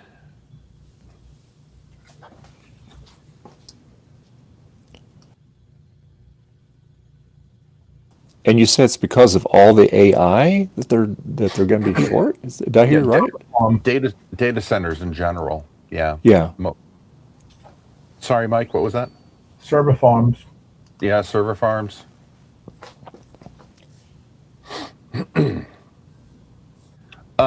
No, Head for Humanity. I have, I'm paying the recurring DistroKid extras. And it's really just, I mean, part of this is consciously doing. I'm hesitant to use the word gimmick, but when you're a nobody writing original music in an area like this, there's no way to just put that in the algorithm and people will find it.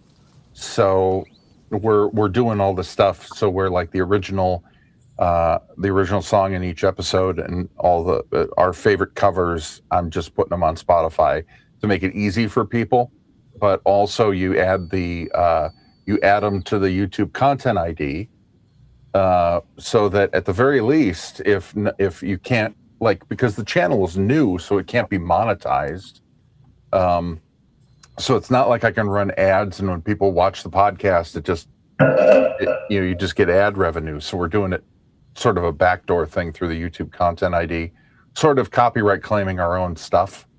And the and the other advantage to that, of course, is if somebody clips it or whatever, we can get compensated. But yeah, I'm absolutely going to pay the. I don't know how long that's because you got to do it for each episode, so I'm not sure how long this is going to be financially a good thing, but we'll see how it goes. But definitely, if every episode makes us $300-400, then certainly it's going to be enough to cover the $15 for that. Yeah.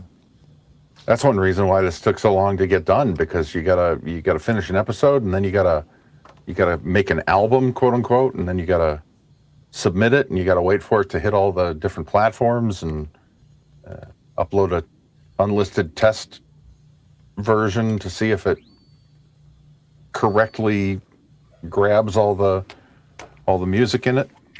Yeah. Yeah. Interesting. It's a pain, but it's not like anything else is working. Yeah. We'll see how it goes. It's Yeah. I think there's an audience for it, and certainly it's a low. It will be in the future a low effort, not a low effort, but like a low time investment thing to put out new episodes, and hopefully it'll raise some badly needed revenue for the actual thing that I do. Yeah. That's sort of what you got to do these days. Yeah. Well, just well, and the other thing too is you'll have fun doing it, so that'd be good, right? Yeah, it is. The one thing is, like, Phil and I will get together to work on a piece of music that he's working on, and it's sometimes it's hard work, a lot of times it's creatively rewarding, but we always end up having fun, and we go off on tangents, and we try and make each other laugh, and we're just being stupid, and like that. Like at some point, we were considering doing a sort of mock style web series, sort of in the spirit of like The Office or something, but where we're like it's not necessarily about the music we're working on, but it's about like the conversations we're having, or Phil being like, oh yeah, this would sound great if we made it sound awful, and then like played it in reverse through a lot of reverb or something like that, which is kind of the way he is, and then it makes me laugh. So we were going to do something like that, but then this happened. Which you'll find out in the opening segment of the podcast tonight. You'll hear the whole story.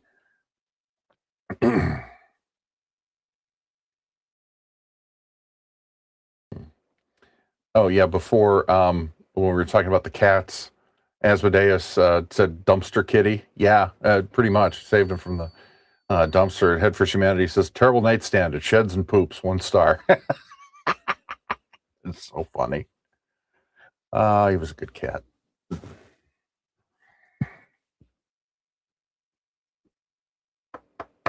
Yeah.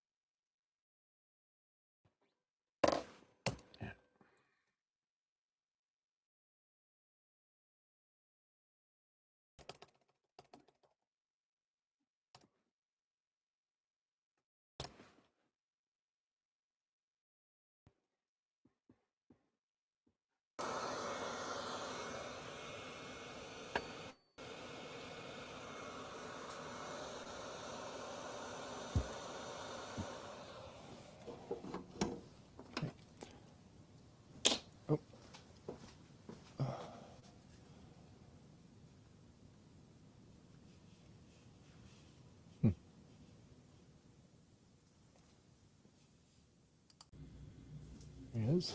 Right.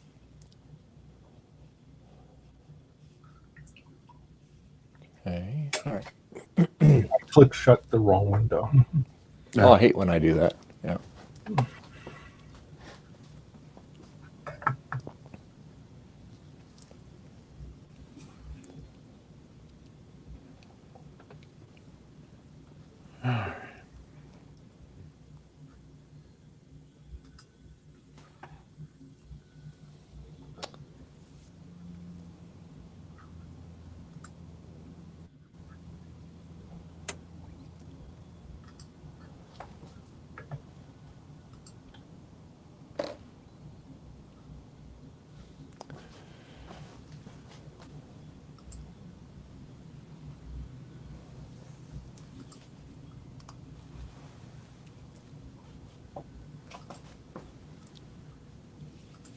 Yeah, lately I've decided to limit the content ID to only my absolute best songs for the time being. I was paying way more than my albums were streaming. LOL. Yeah. Or earning. Yeah. Okay. Yeah.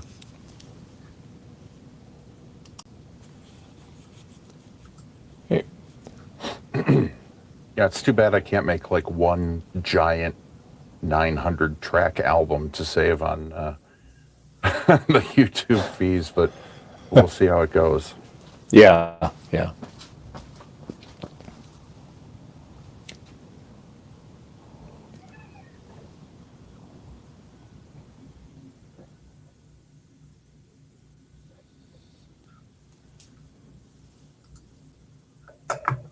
It's a little tacky.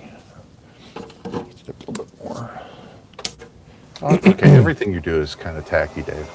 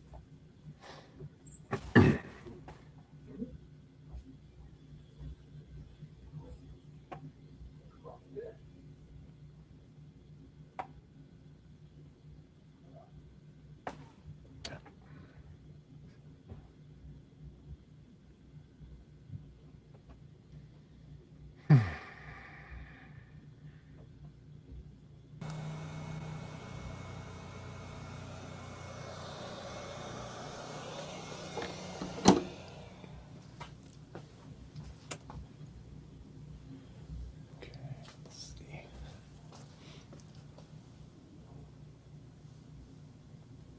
All right, we'll give them their coat here. Yep.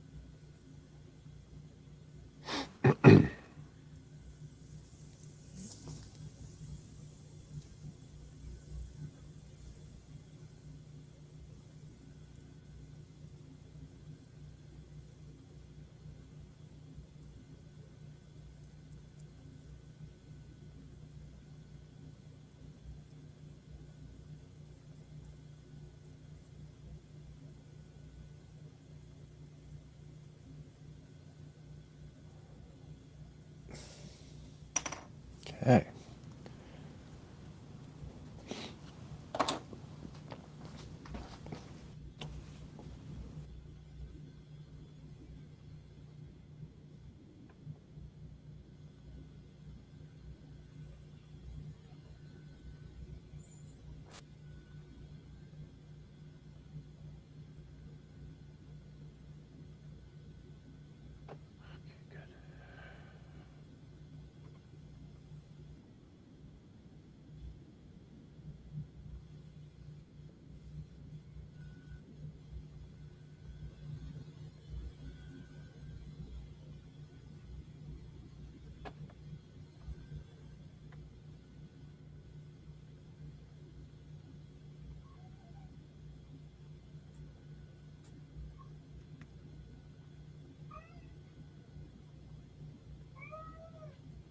Hey, baby.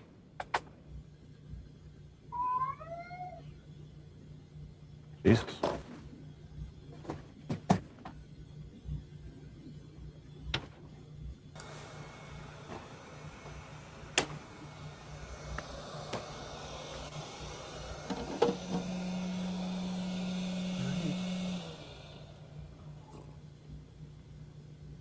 It's almost time. I know.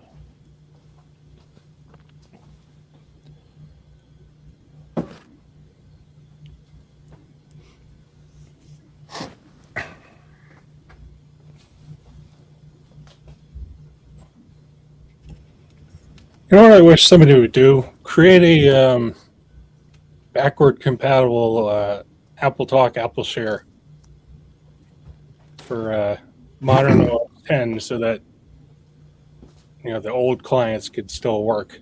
Yeah. An intermediary machine. No joke. Yeah, I remember when I was trying to mess around with Macs from that period, that was such a pain. Because you'd had to. Hey, you would hardware have to hacker. I'm sorry I didn't say hi to you. I was busy drawing my paint. Hey, Dave. No worries. You're good. Yeah, I remember doing a little of that because I had one of those Power Macs that had the PC compatibility card, 4400, I think, and oh my God, I couldn't transfer anything to it. The PC compatibility card, you mean, let's see. Yeah, it's 4400/200. This one? Yeah, I think so. Yeah, but I mean, I have the whole long machine. one? I have the whole. Yeah, I have the whole machine that has that card in it. I forget it's a Performer or something. Yeah. My baby. I know.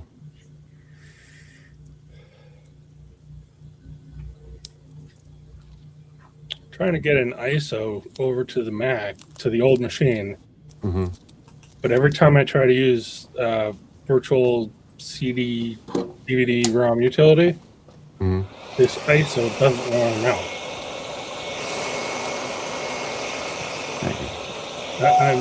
I'm this close to saying F it and actually burning it to a freaking CD. Yeah. I mean, it's crazy. I shouldn't have to do that. You shouldn't. No, you shouldn't. We've gotten spoiled with more modern operating systems. They can just poof. Oh, you want to your yourself? Okay, here you go. Yeah. You need like a blue SCSI, but something with IDE so you can use it in that vintage of machines. Yeah, blue IDE. Yeah. I mean, do they have that? I'm actually not sure. Yeah, there's I think the Pico IDE. Oh, okay, the Pico IDE. That's what I couldn't think of. Yeah, I keep wanting to call it the blue IDE. Yeah. Hi, baby. Okay. All right. Is this going to work this time? I doubt it. Yeah, I know I'm being such a negative Nancy here, but No, you're being a realistic Rhonda. yes. Nothing? Okay.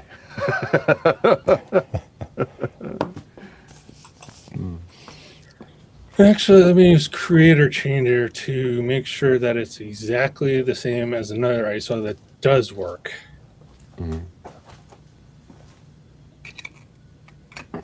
This one works. I gotta schedule a social for this. Each DMP.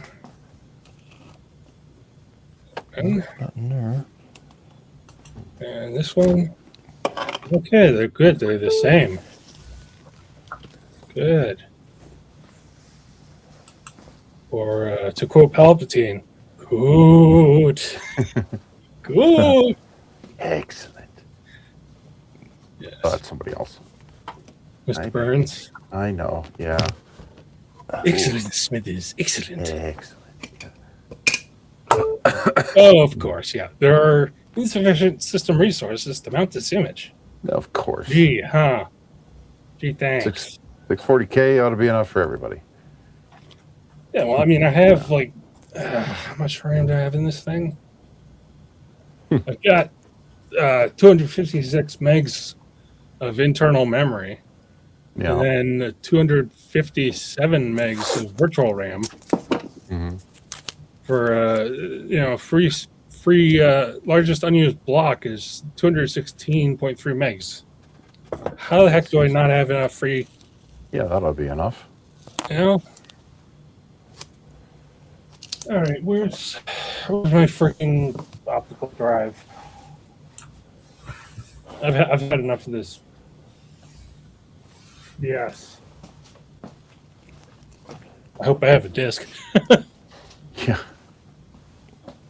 I shall return. Uh, I looked in the drive here. No. Trying to remember what I did that SC or the SD card that I brought down out of the SE. Oh my God, I can't believe I lose stuff on my desk. How can I do that? right there with you. Yeah. Oh, speaking of my desk, I got to clean off my desk and do a photo for tomorrow's show. Damn it. Huh. Let's see. Come on. Where did I do with it? I know I laid it up here. I laid it in a place where I wouldn't forget it. Ah, here it is. Oh my goodness, I found it. Yay. Okay, good.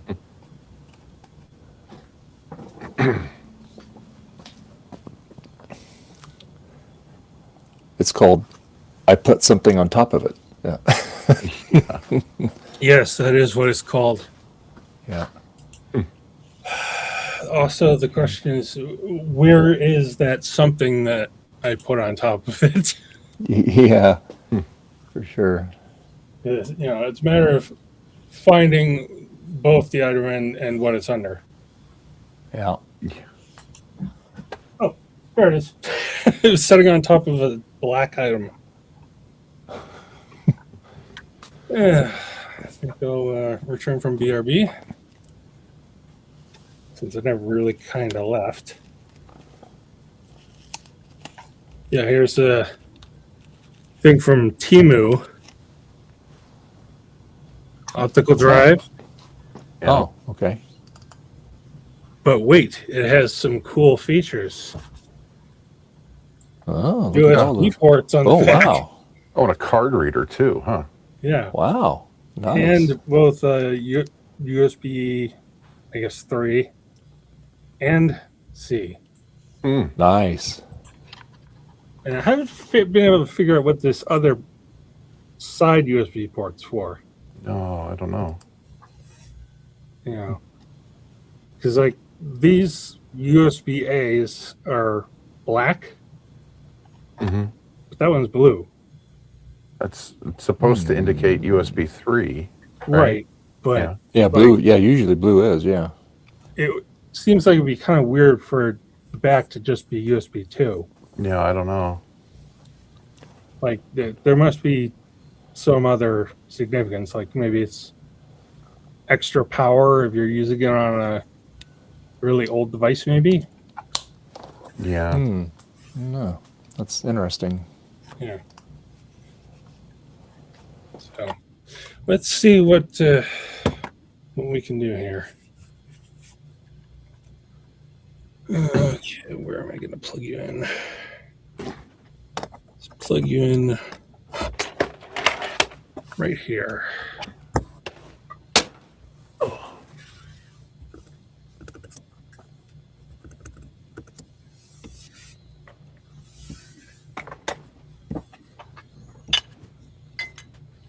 And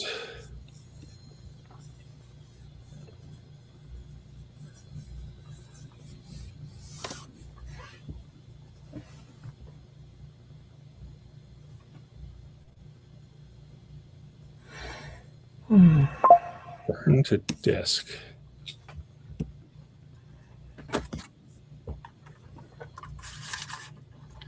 Ah.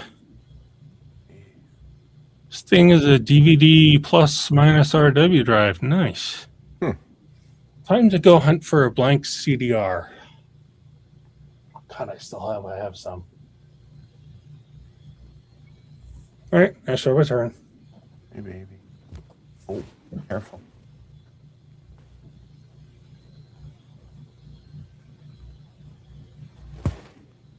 Go over here. There you go.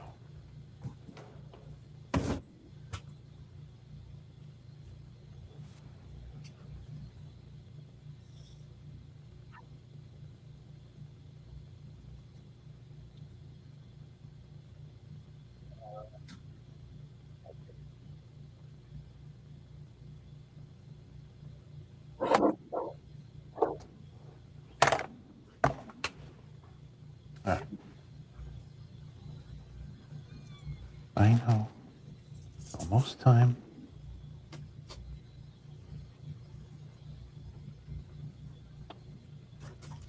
He's ready for his dinner. Yep. He's been ready for his dinner since 3 minutes after breakfast.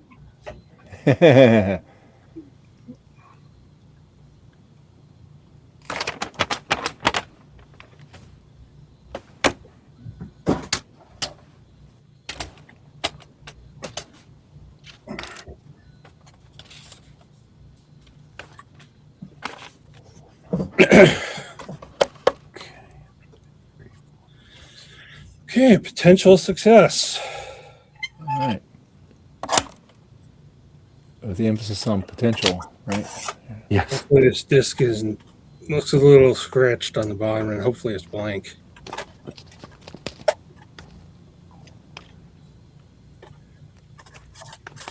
All right, in you go. Please be readable and please be blank.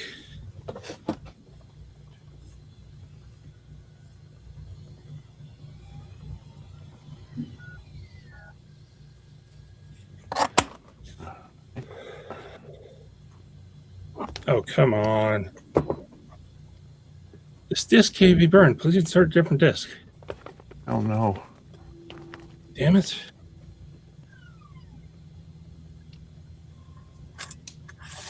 It's one thing after another with this project. Hey, at least you got your blue and white finally working. Yeah, although it decided to be a pain in the rear end earlier during the stream. Uh-oh. I found that if I unplug it when it's misbehaving and not booting at all, I found if I, while it's on, yank the power out, plug it back in, remove all the cards except for the graphics, sometimes reseat the RAM, then fire it back up, and it successfully boots, shutting down and one by one inserting cards per reboot will get it to work again. Jeez. It's really dumb. What a pain. It's like I'll have to yank the power, take all the cards out, maybe reset the RAM, fire it up, boot up off the CD drive. Then once it successfully boots, shut it down, plug in my SATA controller, fire it back up, boot off of the optical drive again, reintroduce it to the startup disk. Oh my God. Restart. and etc. You have more patience than I do. Tell you I that. think it might be because I have a revision 1 board. Oh yeah. Yeah.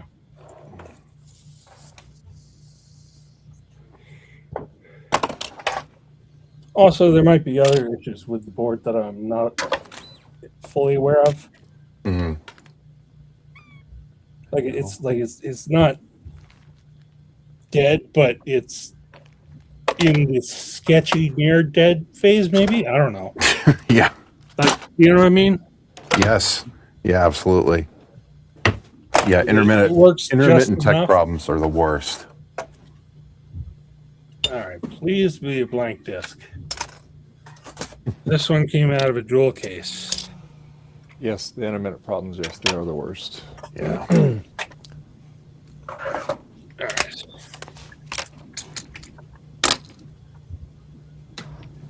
In the drive.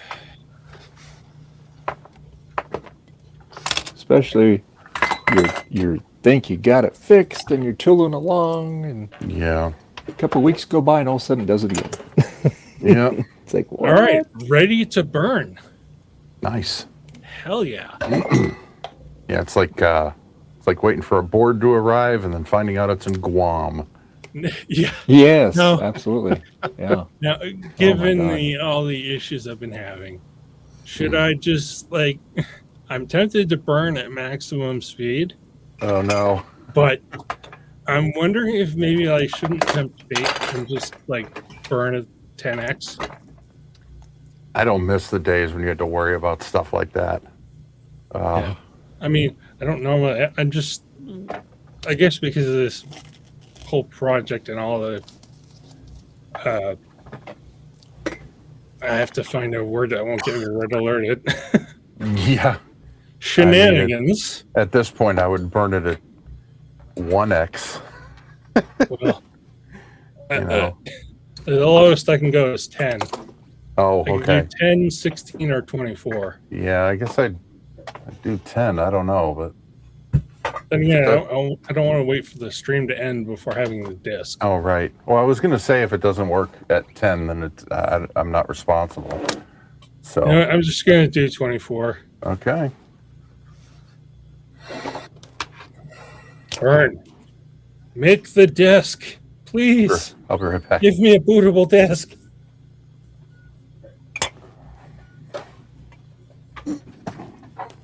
Hey, baby.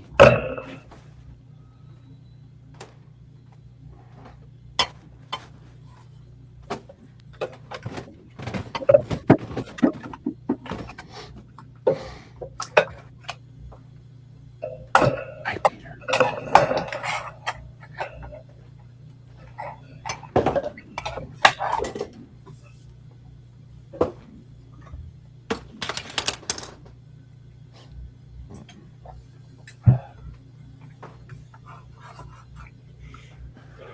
Oh.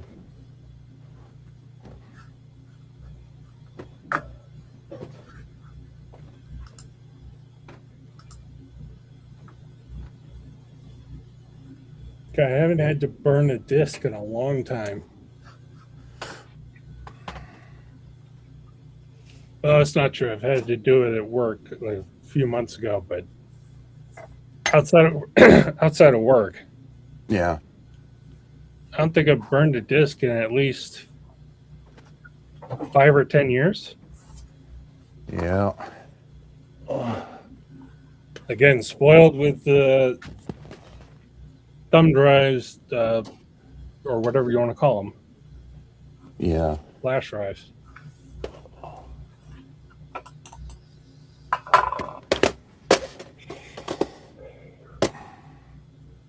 I know I probably could have done something with the blue SCSI, but with how temperamental this blue and white is, I didn't really feel like bothering. Yeah. Hey, Francois, how you doing?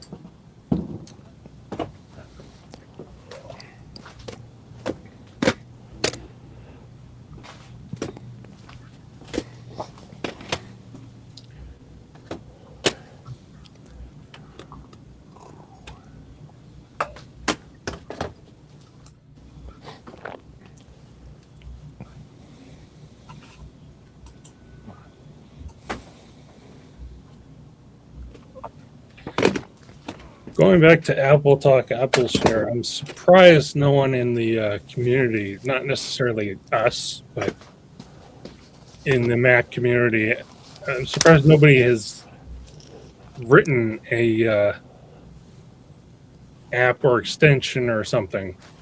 Yeah, I was going to say, you'd think with a vibrant retro community that somebody would, like that would just be easy to do.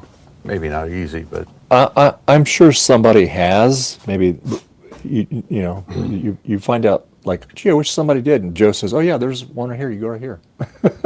So, yeah, I mean, I'm by no means a programmer. I'm more of a hardware person. So, but as far as programming, I mean, I always have great respect for people that can do that stuff. I mean, it's like speaking a foreign language, Yeah. That's the way I look at it.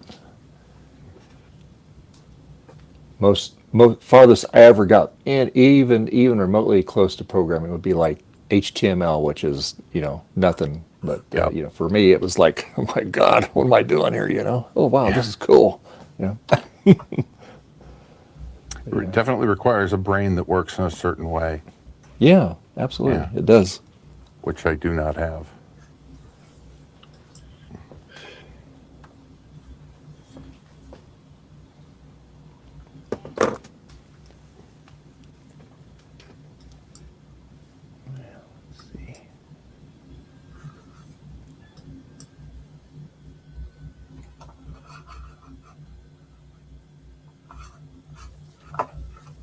Oops, keep bumping the tripod here.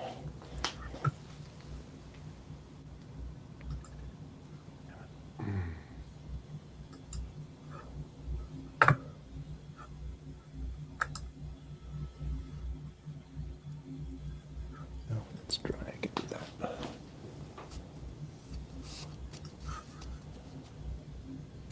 that. Okay, it's verifying.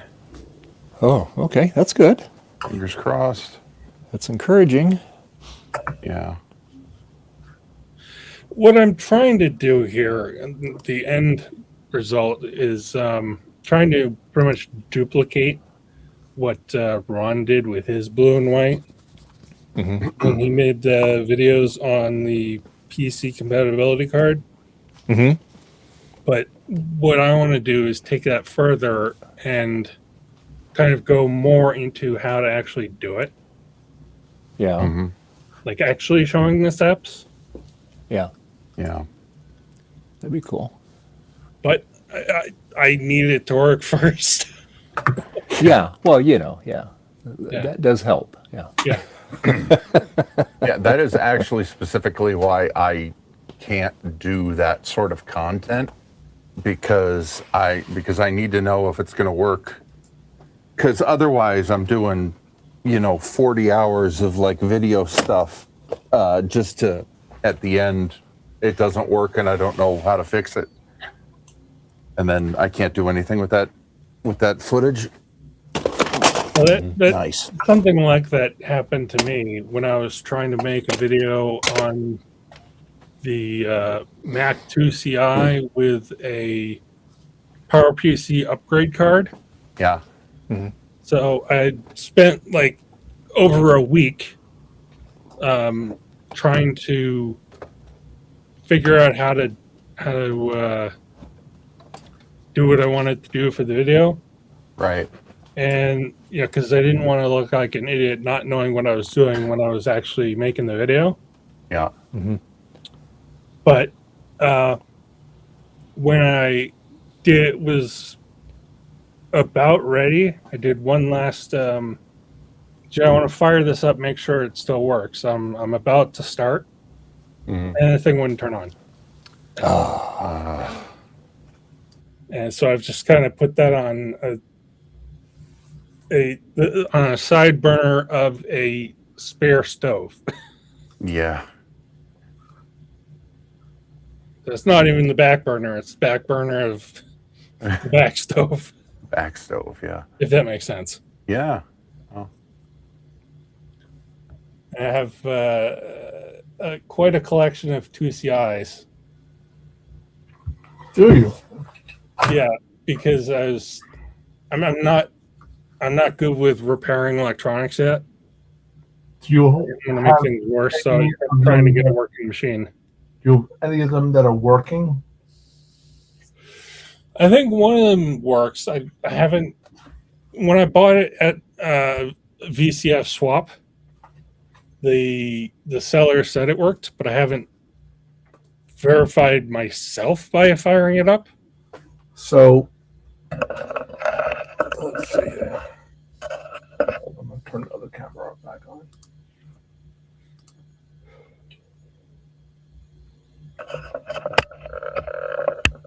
But when I finally get around to it, So that one right there, this 2CI. That one I got when I picked up a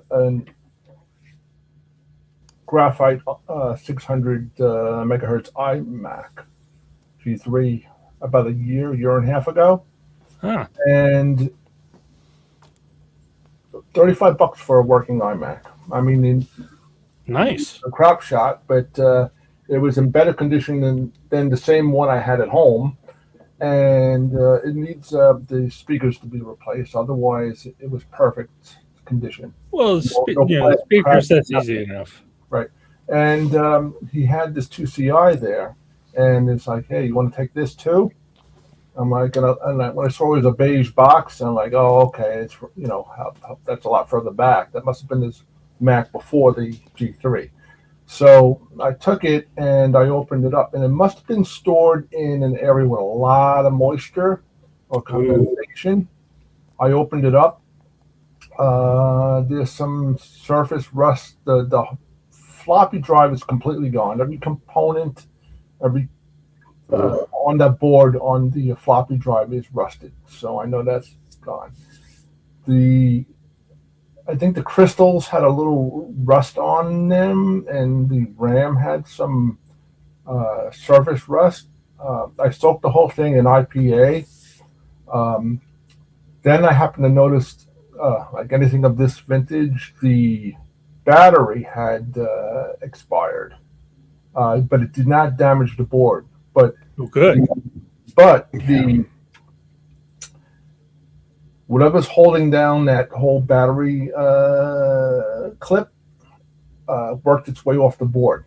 So at this point, the whole thing needs to be recapped, and the power supply has to be recapped. But I need a working 2CI so I could swap these parts in to see exactly what actually still works and doesn't work for sure. So right now I'm flying blind, and I'm just going on the assumption neither of them work because they both need to be recapped. That's why you always get everything in twos. One fully working and one as a project. Yeah. You know there is truth to that, because like I said, I got, like if you have like a Mac SC or SE30, it's nice because you can interchange the parts on them, and if you got a perfectly working, say, SE, and you're having trouble with your SE30, well, you can take the power supply out of that, put in that. Hey, it's working. Okay, so it's power supply. So so it's nice that you can do that, or swap the logic board. Maybe you're thinking there's something wrong with the machine, you change the logic board and it boots up just fine. So then there's something going on with the logic board. Either it's a connector or something, but it's very helpful to have that. Yeah. Well, I have that luxury with the Mac Pros, the dozen or so Mac Pros from 1.1 to the 7. Well, I won't count 7.1, but the 1.1 to the 5.1. Yeah. The 7 or 8 units I have here, that's the luxury where if something goes, I could swap it out real fast, just to troubleshoot real fast. And not so much with the other machines. I have one 2CI logic board that kind of works, but it doesn't. The sound doesn't work for reasons I don't know. I haven't looked into it really. And the upgrade card it goes in where the cash card would go. When I put the upgrade card in, it doesn't work. Oh no. I don't know too much about 2CIs or the new bus Max. No, I'm just saying. No, I came in right at the tail end of the 68,000s. All right, the disc burned successfully. All right. Now let's good. very carefully transport this to the computer. Maybe I'm being a little paranoid, but Yeah, and you have to say it in the most Elmer Fudd voice as possible. be very careful.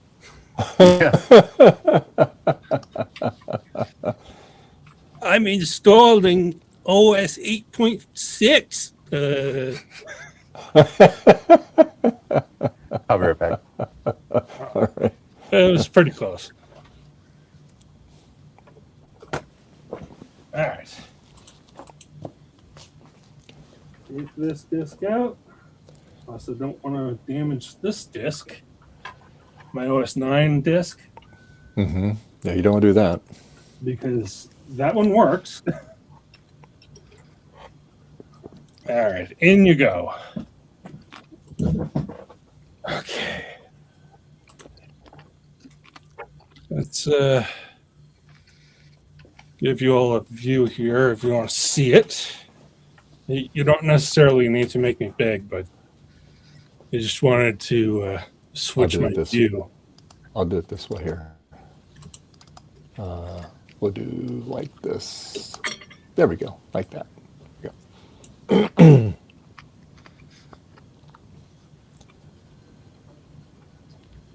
All right.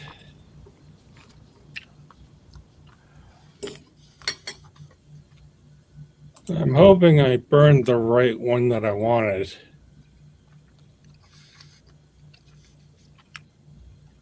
I think I might have burned one of the other attempts. It's 4:30. I was trying to burn the one that was from Mac 84.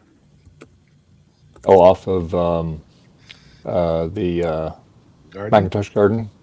Yeah. I don't remember where I got it from, but it was something from Steve. I have one up there. When I was doing my multicolored Mac Plus, I have the Rominator in it, and there's all kinds of there's a Rominator toolkit, so you can change the sounds and stuff like that on it. And so once we got it, it's the complete image. So it's got a Mac Plus image running. I think it's 7.1, and then it's got the Rominator software on it. So that's up there, and Garth put that up there. But it says for Dave's Mac Plus Rominator. So anyway, that's the only thing that Co have on the Garden that was for my machine that somebody else put up there for it.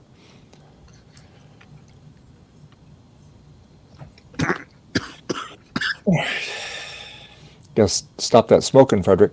Yep. No, but I want to pack 6 packs a day. I've muted my mic so much today because I've been coughing up both lungs. So yeah. It moves from here down into here. Okay, so yeah. Yeah. All right, well, let me... So you burnt the wrong one? Oh, no. I might have. I don't know. You can make me small again. Okay. Until I find the one I'm trying to do. Well, the problem is I've saved my files in too many different locations. So it's like, where did I put this? Is it in my blue SCSI folder? What the heck did I do with it?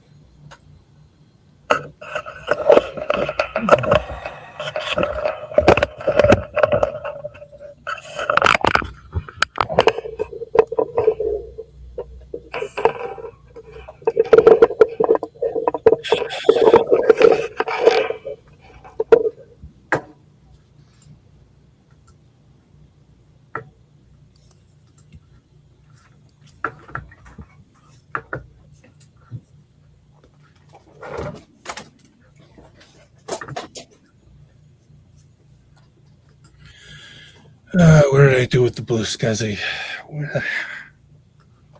I need more desk space. You know what? It doesn't help. You'll still lose it. Well, if I had more desk space, I wouldn't have everything all piled on top of each other. Because I'd have more space to put stuff. I don't know. Ask Justin. Are you sure? Well, I see where you're going. I see where you're I see where you're going, but you know, I used to have a garage, and no car ever entered that. Everything else. It's just like this. I was looking for this. This is the SE SD card adapter. 7.1, and I was looking for this because I took this out of the machine earlier this morning because I was trying to get this one to boot, and it was doing the same thing. But it turned out it was the blue SCSI. There was something wrong with one of the jumpers, so I put a different jumper on it. It worked fine. So because it wasn't getting term power, so that was the whole issue right there. No. Okay. But it worked fine for the hard drive. So, and yes, I actually have 2 hard drives that actually work. Yeah. Now maybe tomorrow they won't work. So yeah.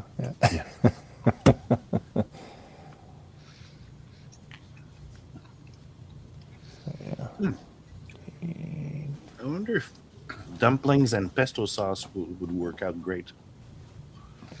Dumplings and pesto sauce? Yeah. I think have I'll no try idea. Let's live dangerously. We'll be right back.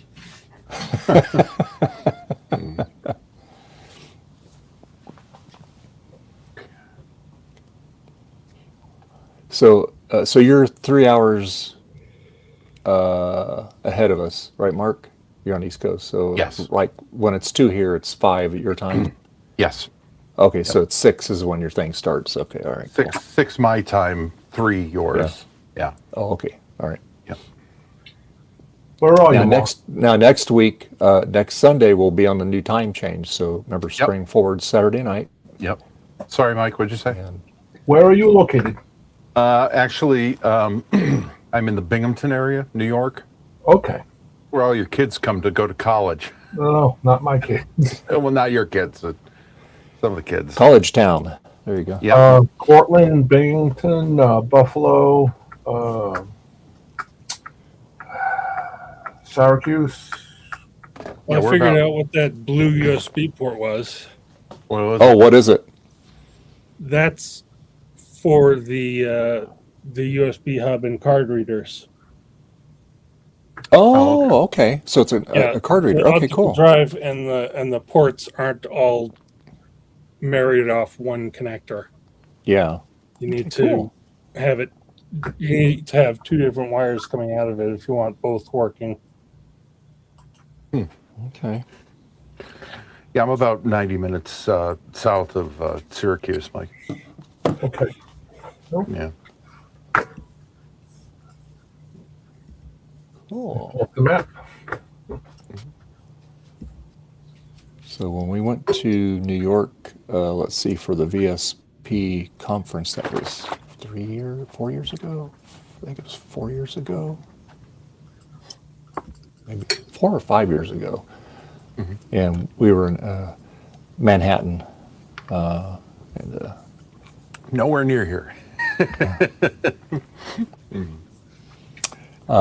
And I tell you what, I enjoyed the experience. It was nothing like it is pictured in movies and stuff like that. Yeah. It was.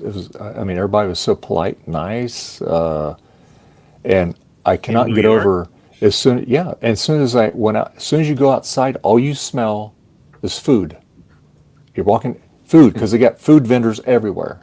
Okay, so yeah. Well, And, you've got the good smells. yeah, it was yeah. It Good smells. smells like something else. Yeah. Sometimes there are less good smells. Yeah. You must have been in Yeah, Midtown. I mean, we walked and we took all forms of transportation, flew out there, took the subway, took the taxi, walked, Uber, all forms of transportation. New York City is starting to look a lot like San Francisco right now, Yeah, Now, yeah, except our stores are still open. I'll leave it at that. And the Yeah. minimum wage is not $30 yet. To work at McDonald's. Head First Humanity says roller skates. Yeah, there you go. Yeah. Every form of transportation. Yeah. Did not do that. That's probably yeah. Although I used to love to roller skate. That was fun. Oh yeah. Rollerblade. That was. I never got used to the rollerblades, but I tried it. I like the 4-wheel roller skates, traditional. Yeah, the old I time. tried. Yeah, I tried the rollerblades. If you can ice skate, it's you can kind of transition to that. But I still like the 4-wheelers better. Yeah. I prefer the platform skates myself. I don't know what they were thinking. It was fine the way it was, and then they had to go and change it. I'm like, nope, I'm out. Yeah. I'm out. You used to go to. There used to have a place United States. where you could go and they'd play music and stuff, and Yeah, and like a it roller was, rink. yeah, a roller rink, and they had like a real big nice concession stand where they cook everything and stuff. And if I remember right, I think there was like a small bowling alley there too, nearby it. And but yeah, it was a lot of fun. Me and my kids would go there, and it had been a while since I skated. But you know, it's like everything else. After you do it a while, it all kind of comes back to you. But it's and the kids just took to it like water. You know, they're like going over. Go, man, you guys learned that quick. Another place and time. Mm-hmm. Yep. For sure. That was a big thing back in the day. Oh yeah, yeah. I think there's still some places around here. I think in Sacramento, I think there's a roller skating rink. There's actually been a renaissance in the Metro New York area, where I know of about 4 rinks that have opened after many decades of everything closing. Yeah. Mm-hmm. Well, you know, it's something nice that you can do with your family. You know, Exercise. Yeah. Yeah, yeah. You know, and if you fall down a couple of times, that's just part of it. You know. Yeah. Yeah. Fell down many times. Oh yeah. And we didn't have extra padding to protect us. No knee pads, no elbow pads. Nope. We were thinner. We didn't either. Even going there, we never had the helmets or anything. We just go there. Hey, come on, just go. Mm-hmm. If you fall down, you fall down. Try to explain to my kids we used to scrounge around for a cinder block and questionable piece of plywood and lay the plywood onto the cinder block and then line up all the little kids in front of the cinder block and get on our Schwinn ride up the block, and then pedal as fast as you can, and to see how many kids you would jump. And whoever was giving you a hard time, you put them at the very end. Feeling dangerous yeah. today, aren't you? The Schwinn Stingray. There you go. Yep. Yeah. Well, I'm a girl and I'm only 6, and you're gonna hurt me. Then we graduated to the 10 speed. There you go. Yep. Yep.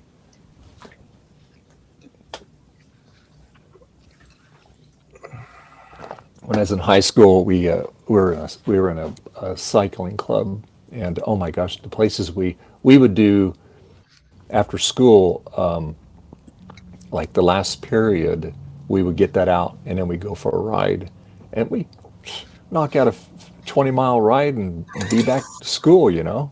Yeah. And but we'd do different. But on the weekends, we'd have some really nice runs. It'd be like maybe 10 of us, so it's a nice little group. I have a friend here that runs a cycling group, and they participate in an event called Montauk to Manhattan. It's like 100-mile trek, and they do it like in one day. Mm-hmm. Wow. And, yeah, That's great. Yeah. it's a workout, that's for sure. Oh yeah, yeah.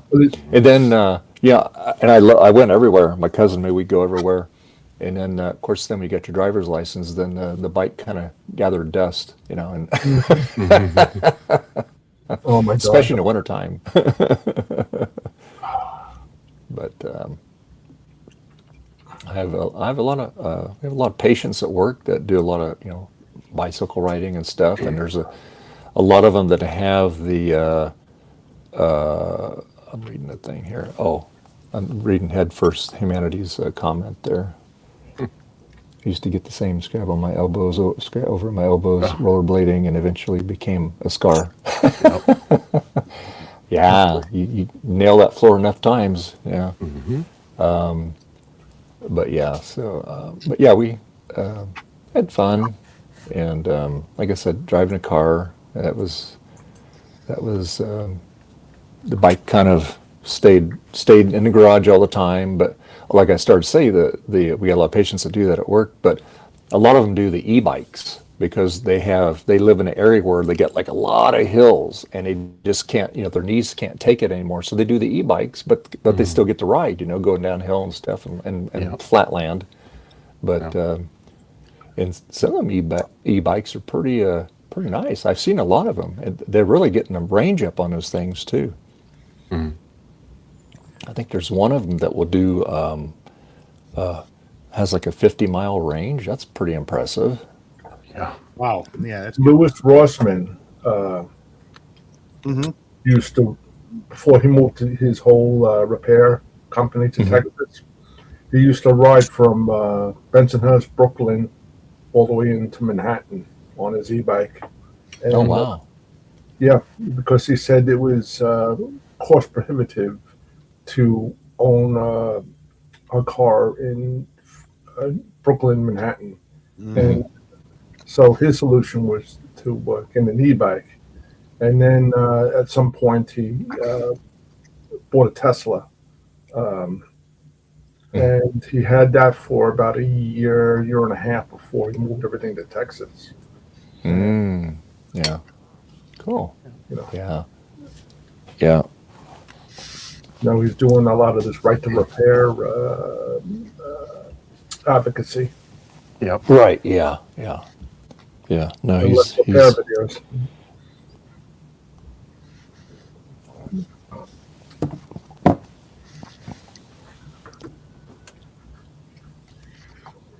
All right, gentlemen, I'm gonna have to check out because the cat's starting to give me a hard time, and I gotta pay some attention. All right. okay. All right, Well, guys. thanks for joining us, Mike. We Talking appreciate to you. you. Okay. All right. See ya. Bye. All right. Yeah. All right. Oh, we just got about 13 more minutes, and we'll be wrapping it up. Yep. Give you plenty of time to get ready for your live stream tonight there. So yeah. Well, it's a premiere. which means that we've already shot it. But we're yeah, we're gonna it's sort of world premiering this evening, but it should be fun. Yeah. So it'll be but it'll be premiering, but you can still respond to the chat and stuff. Yeah, but Phil and I are both going to be in the chat. Okay. We're probably just gonna put it on the TV I'll be and watching enjoy it. Cool. YouTube is, but the thing is now, my commenting in the live chats have been okay last 3 weeks. No problem. It's doing it again. It's like a It's block. all right. It's all right. So Yeah, so just no think, worries. I'll be there watching you. Yeah, but I may not hear from you, and that's fine. Yeah, but That's fine, I yeah, because I found that out yesterday when they were having that March and Tosh thing, Joe and Ron and Javier, Ian, and Steve, and oh no, it's doing it again. No. What's it? Because I complained about it to YouTube. Well, okay, so if I'm a moderator on somebody's channel, no problem. But like if I go on a live stream and I put my comment in there, I can see my comment, but nobody else can see it. And you know how like if you hover, you'll see like the 3 little dots where you can delete your comment, or you don't get that with this. It's like you block somebody. Okay.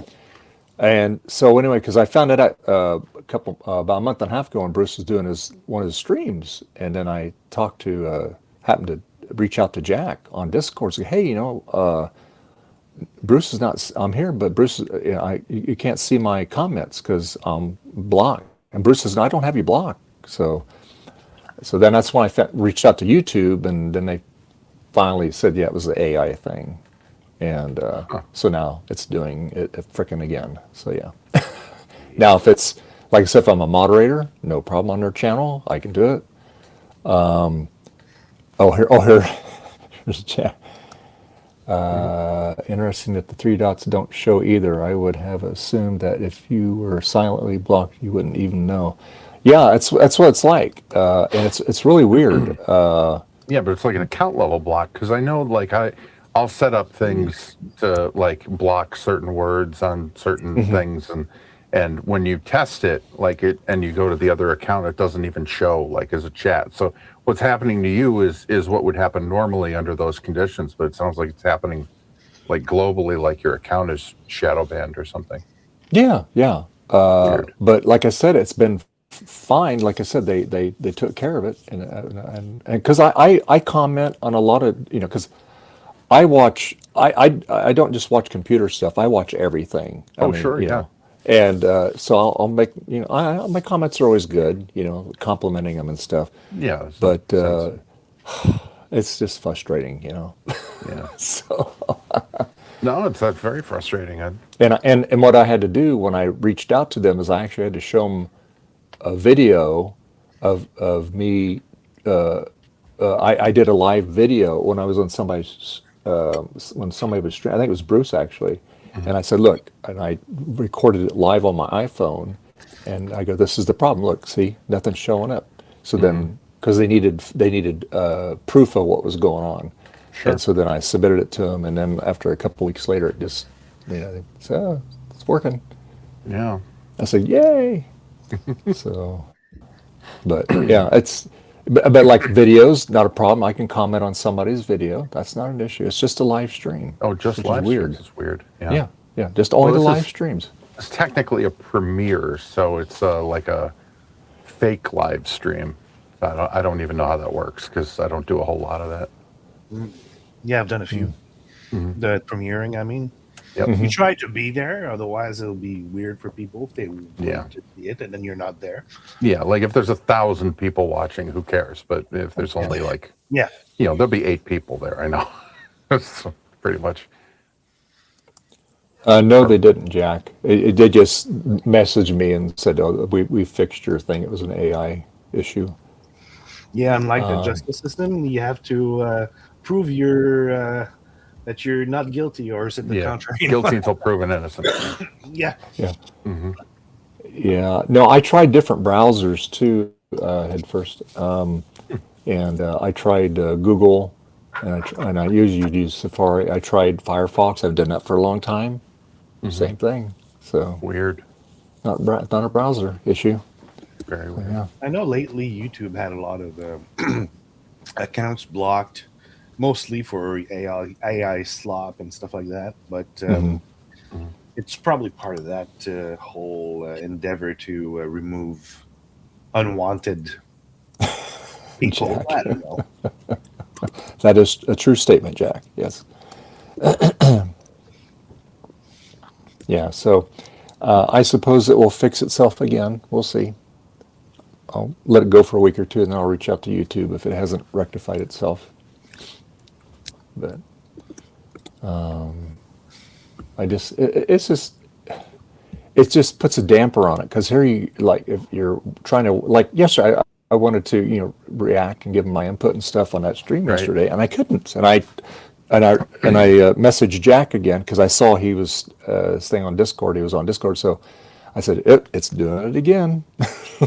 Yeah, you kind of have a responsibility if you're making yourself sort of the digital town square for all sorts of media, like YouTube is. It's your responsibility to make sure it works, and not like be silencing people who didn't do anything wrong for no reason.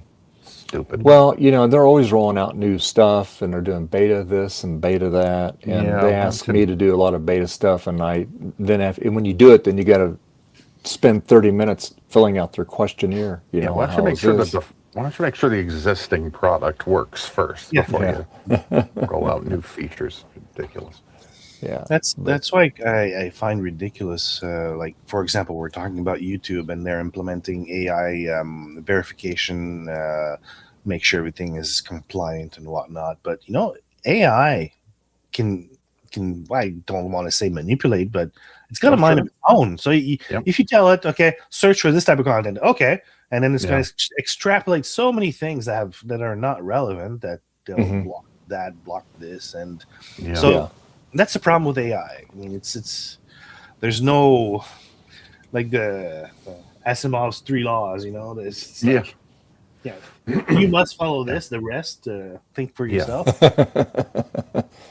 Yeah, and you kind of have to educate yourself before using it, and use it responsibly. And that's the other problem, is it's available for people who will use it irresponsibly as well, and then they have to go in backwards and restrict everybody because somebody's going to use it improperly. Yeah. There's always somebody that will do it. Always somebody. For sure. Yeah. Oh yeah. And we all pay the price. We do. Hate it. But anyway, I think we're just going to go ahead and wrap up the stream for today. Time we get done going around the thing here. So Hardware Hacker, where can people find you at? Okay, on the socials. Well, they can usually find me on your Sunday streams. Yes. And if I can get my blue mic to behave, I'll have content on my YouTube channel. Cool. Cool. That's where they can find me. All right. And Mark, where can people find you at? Normally, you can find me at uncommonephemera.org. That'll tell you about my fight to save film strips and other endangered media. Tonight, we're doing something special, though. I have started a podcast with my musician friend, Phil McGovern. Not for the faint of heart. It is for people with senses of humor. It's a little less tame than what we do here. So you have been forewarned. The podcast is called Robot Roulette. We take old songs that we wrote and recorded back in the day when we were doing that sort of thing, and we make AI covers of them and react to the results. Sometimes they're awesome. Sometimes they're very, very wrong. But you're going to see us react to them for the first time. There's a lot of discussion in between about being an independent musician and the struggles of working with people who don't get it, the struggles of being heard, and the struggles of not having the privilege to work with a big name producer in a big expensive studio, and just it's a whole bunch of fun. You're just going to have to watch. That premieres in 1 hour on YouTube. And you can get to that video very quickly by going to robotroulettepodcast.com. And I will drop a link here in the chat one more time so that you can get to it quickly. But you just go to the website, it'll point you right to the video, and you can hang out for the premiere. It's going to be a live premiere, and we're going to be hanging out in the chat. So join us for a watch party. Cool. All right. Looking forward to it. As always, thank you for having me. Yeah, you're welcome. And Frederick, my gosh, you're so hard to find now. Where can people find you at? Well, I used to have a slate saying where you can find me. The closest I have right now on file is like thank you or something of the sort. Yeah, it's not even working for some strange reason. Oh, well. I do it. Oh, yeah, there it is. But yeah, you can find me at microhobbyist.com. And from there, there's links to YouTube and whatnot. Oh, there's a link for what's it called again? Blogger. And that's why I said what's it called again, because nobody goes to Blogger. And who reads these days anyway? So I liked how I have to have a mirror to look at it to see it correctly there. Everything's in reverse there. Oh, it's reversed. Yeah. Oh, that's because of yeah. Okay. And of course, you can find me here every Sunday. And I want to thank all my co-hosts that have been here with us today. We have Mark from Uncommon Ephemera. We have Mike from oh my gosh! Oh, thank you. I cannot read my own damn writing. Let me tell you. Oh, I said a bad word. All Things DG. Dante, he was here for a little bit. Frederick and Hardware Hacker. Appreciate you guys. Some of the usual folks weren't here today, but that's the way things go sometimes. You can find me here again, usually every Sunday. Of course, today is officially the first day of Marcintosh.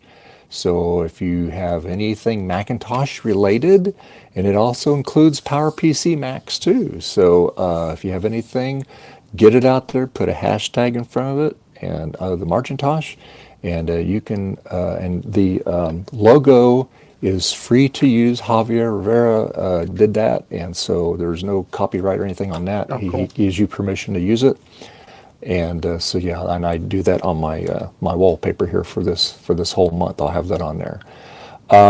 Again, you can find me here. You can also go to my link tree. That's dvav.net.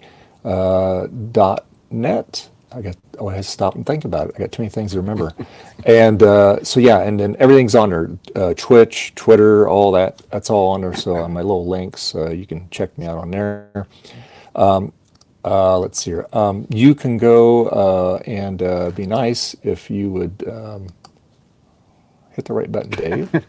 Hold on. Just think. Disk drive action. I'm having technical issues here. Here we go. Take your time. There we go. Oh, you're muted. But I'll do it again. Yep. There. I think your mic died. Oh, yeah. I think it's dead. It's dead, Jim. I was about to say that. It's dead, Jim. There we go. How's that? You hear me now? That's fine. Yes. Yes, the Rode mic. There. Yep. That's why mine is wired. No problem. Yeah. Well, I'm going to have to change the battery in this because when I first got this, it lasted for over 8 hours. Mm-hmm. Now it doesn't quite last 6 hours now, so it's time to change it out. So actually, I guess it did last 6 hours because I had it on about 20 minutes before it went live this morning. Mm-hmm. But anyway, and we do have a Patreon, so please, if you like, you can subscribe to that. You don't have to pay anything. You can become a member free, but however, when I do put things on there, for at least for the beginning, it is only for paid members. But then it does come available for folks that do it free. Mm-hmm. So yeah. So next week we do have the time change. So don't forget. So don't forget to set your clocks forward an hour. Saturday night. Already. Yeah. Yep. Next week. And then Saturday the 7th of March is my wife's and mine 31st wedding anniversary. Oh, congratulations. Yeah. Congratulations. It's easy to remember because our youngest daughter turns 30. So yeah, it's easy to remember. And yeah, so on that note, we're going to sign out. So we will see everybody next Sunday. And before I do sign off, I do want to thank John, Big Bad Biologist. Thank you very much for getting that board working. I appreciate you. Also, Jack68K, thank you for helping out John for some of the technical stuff there on the way things work. And then Garth, thanks to you for donating the board to John, because my board was just too far gone to salvage.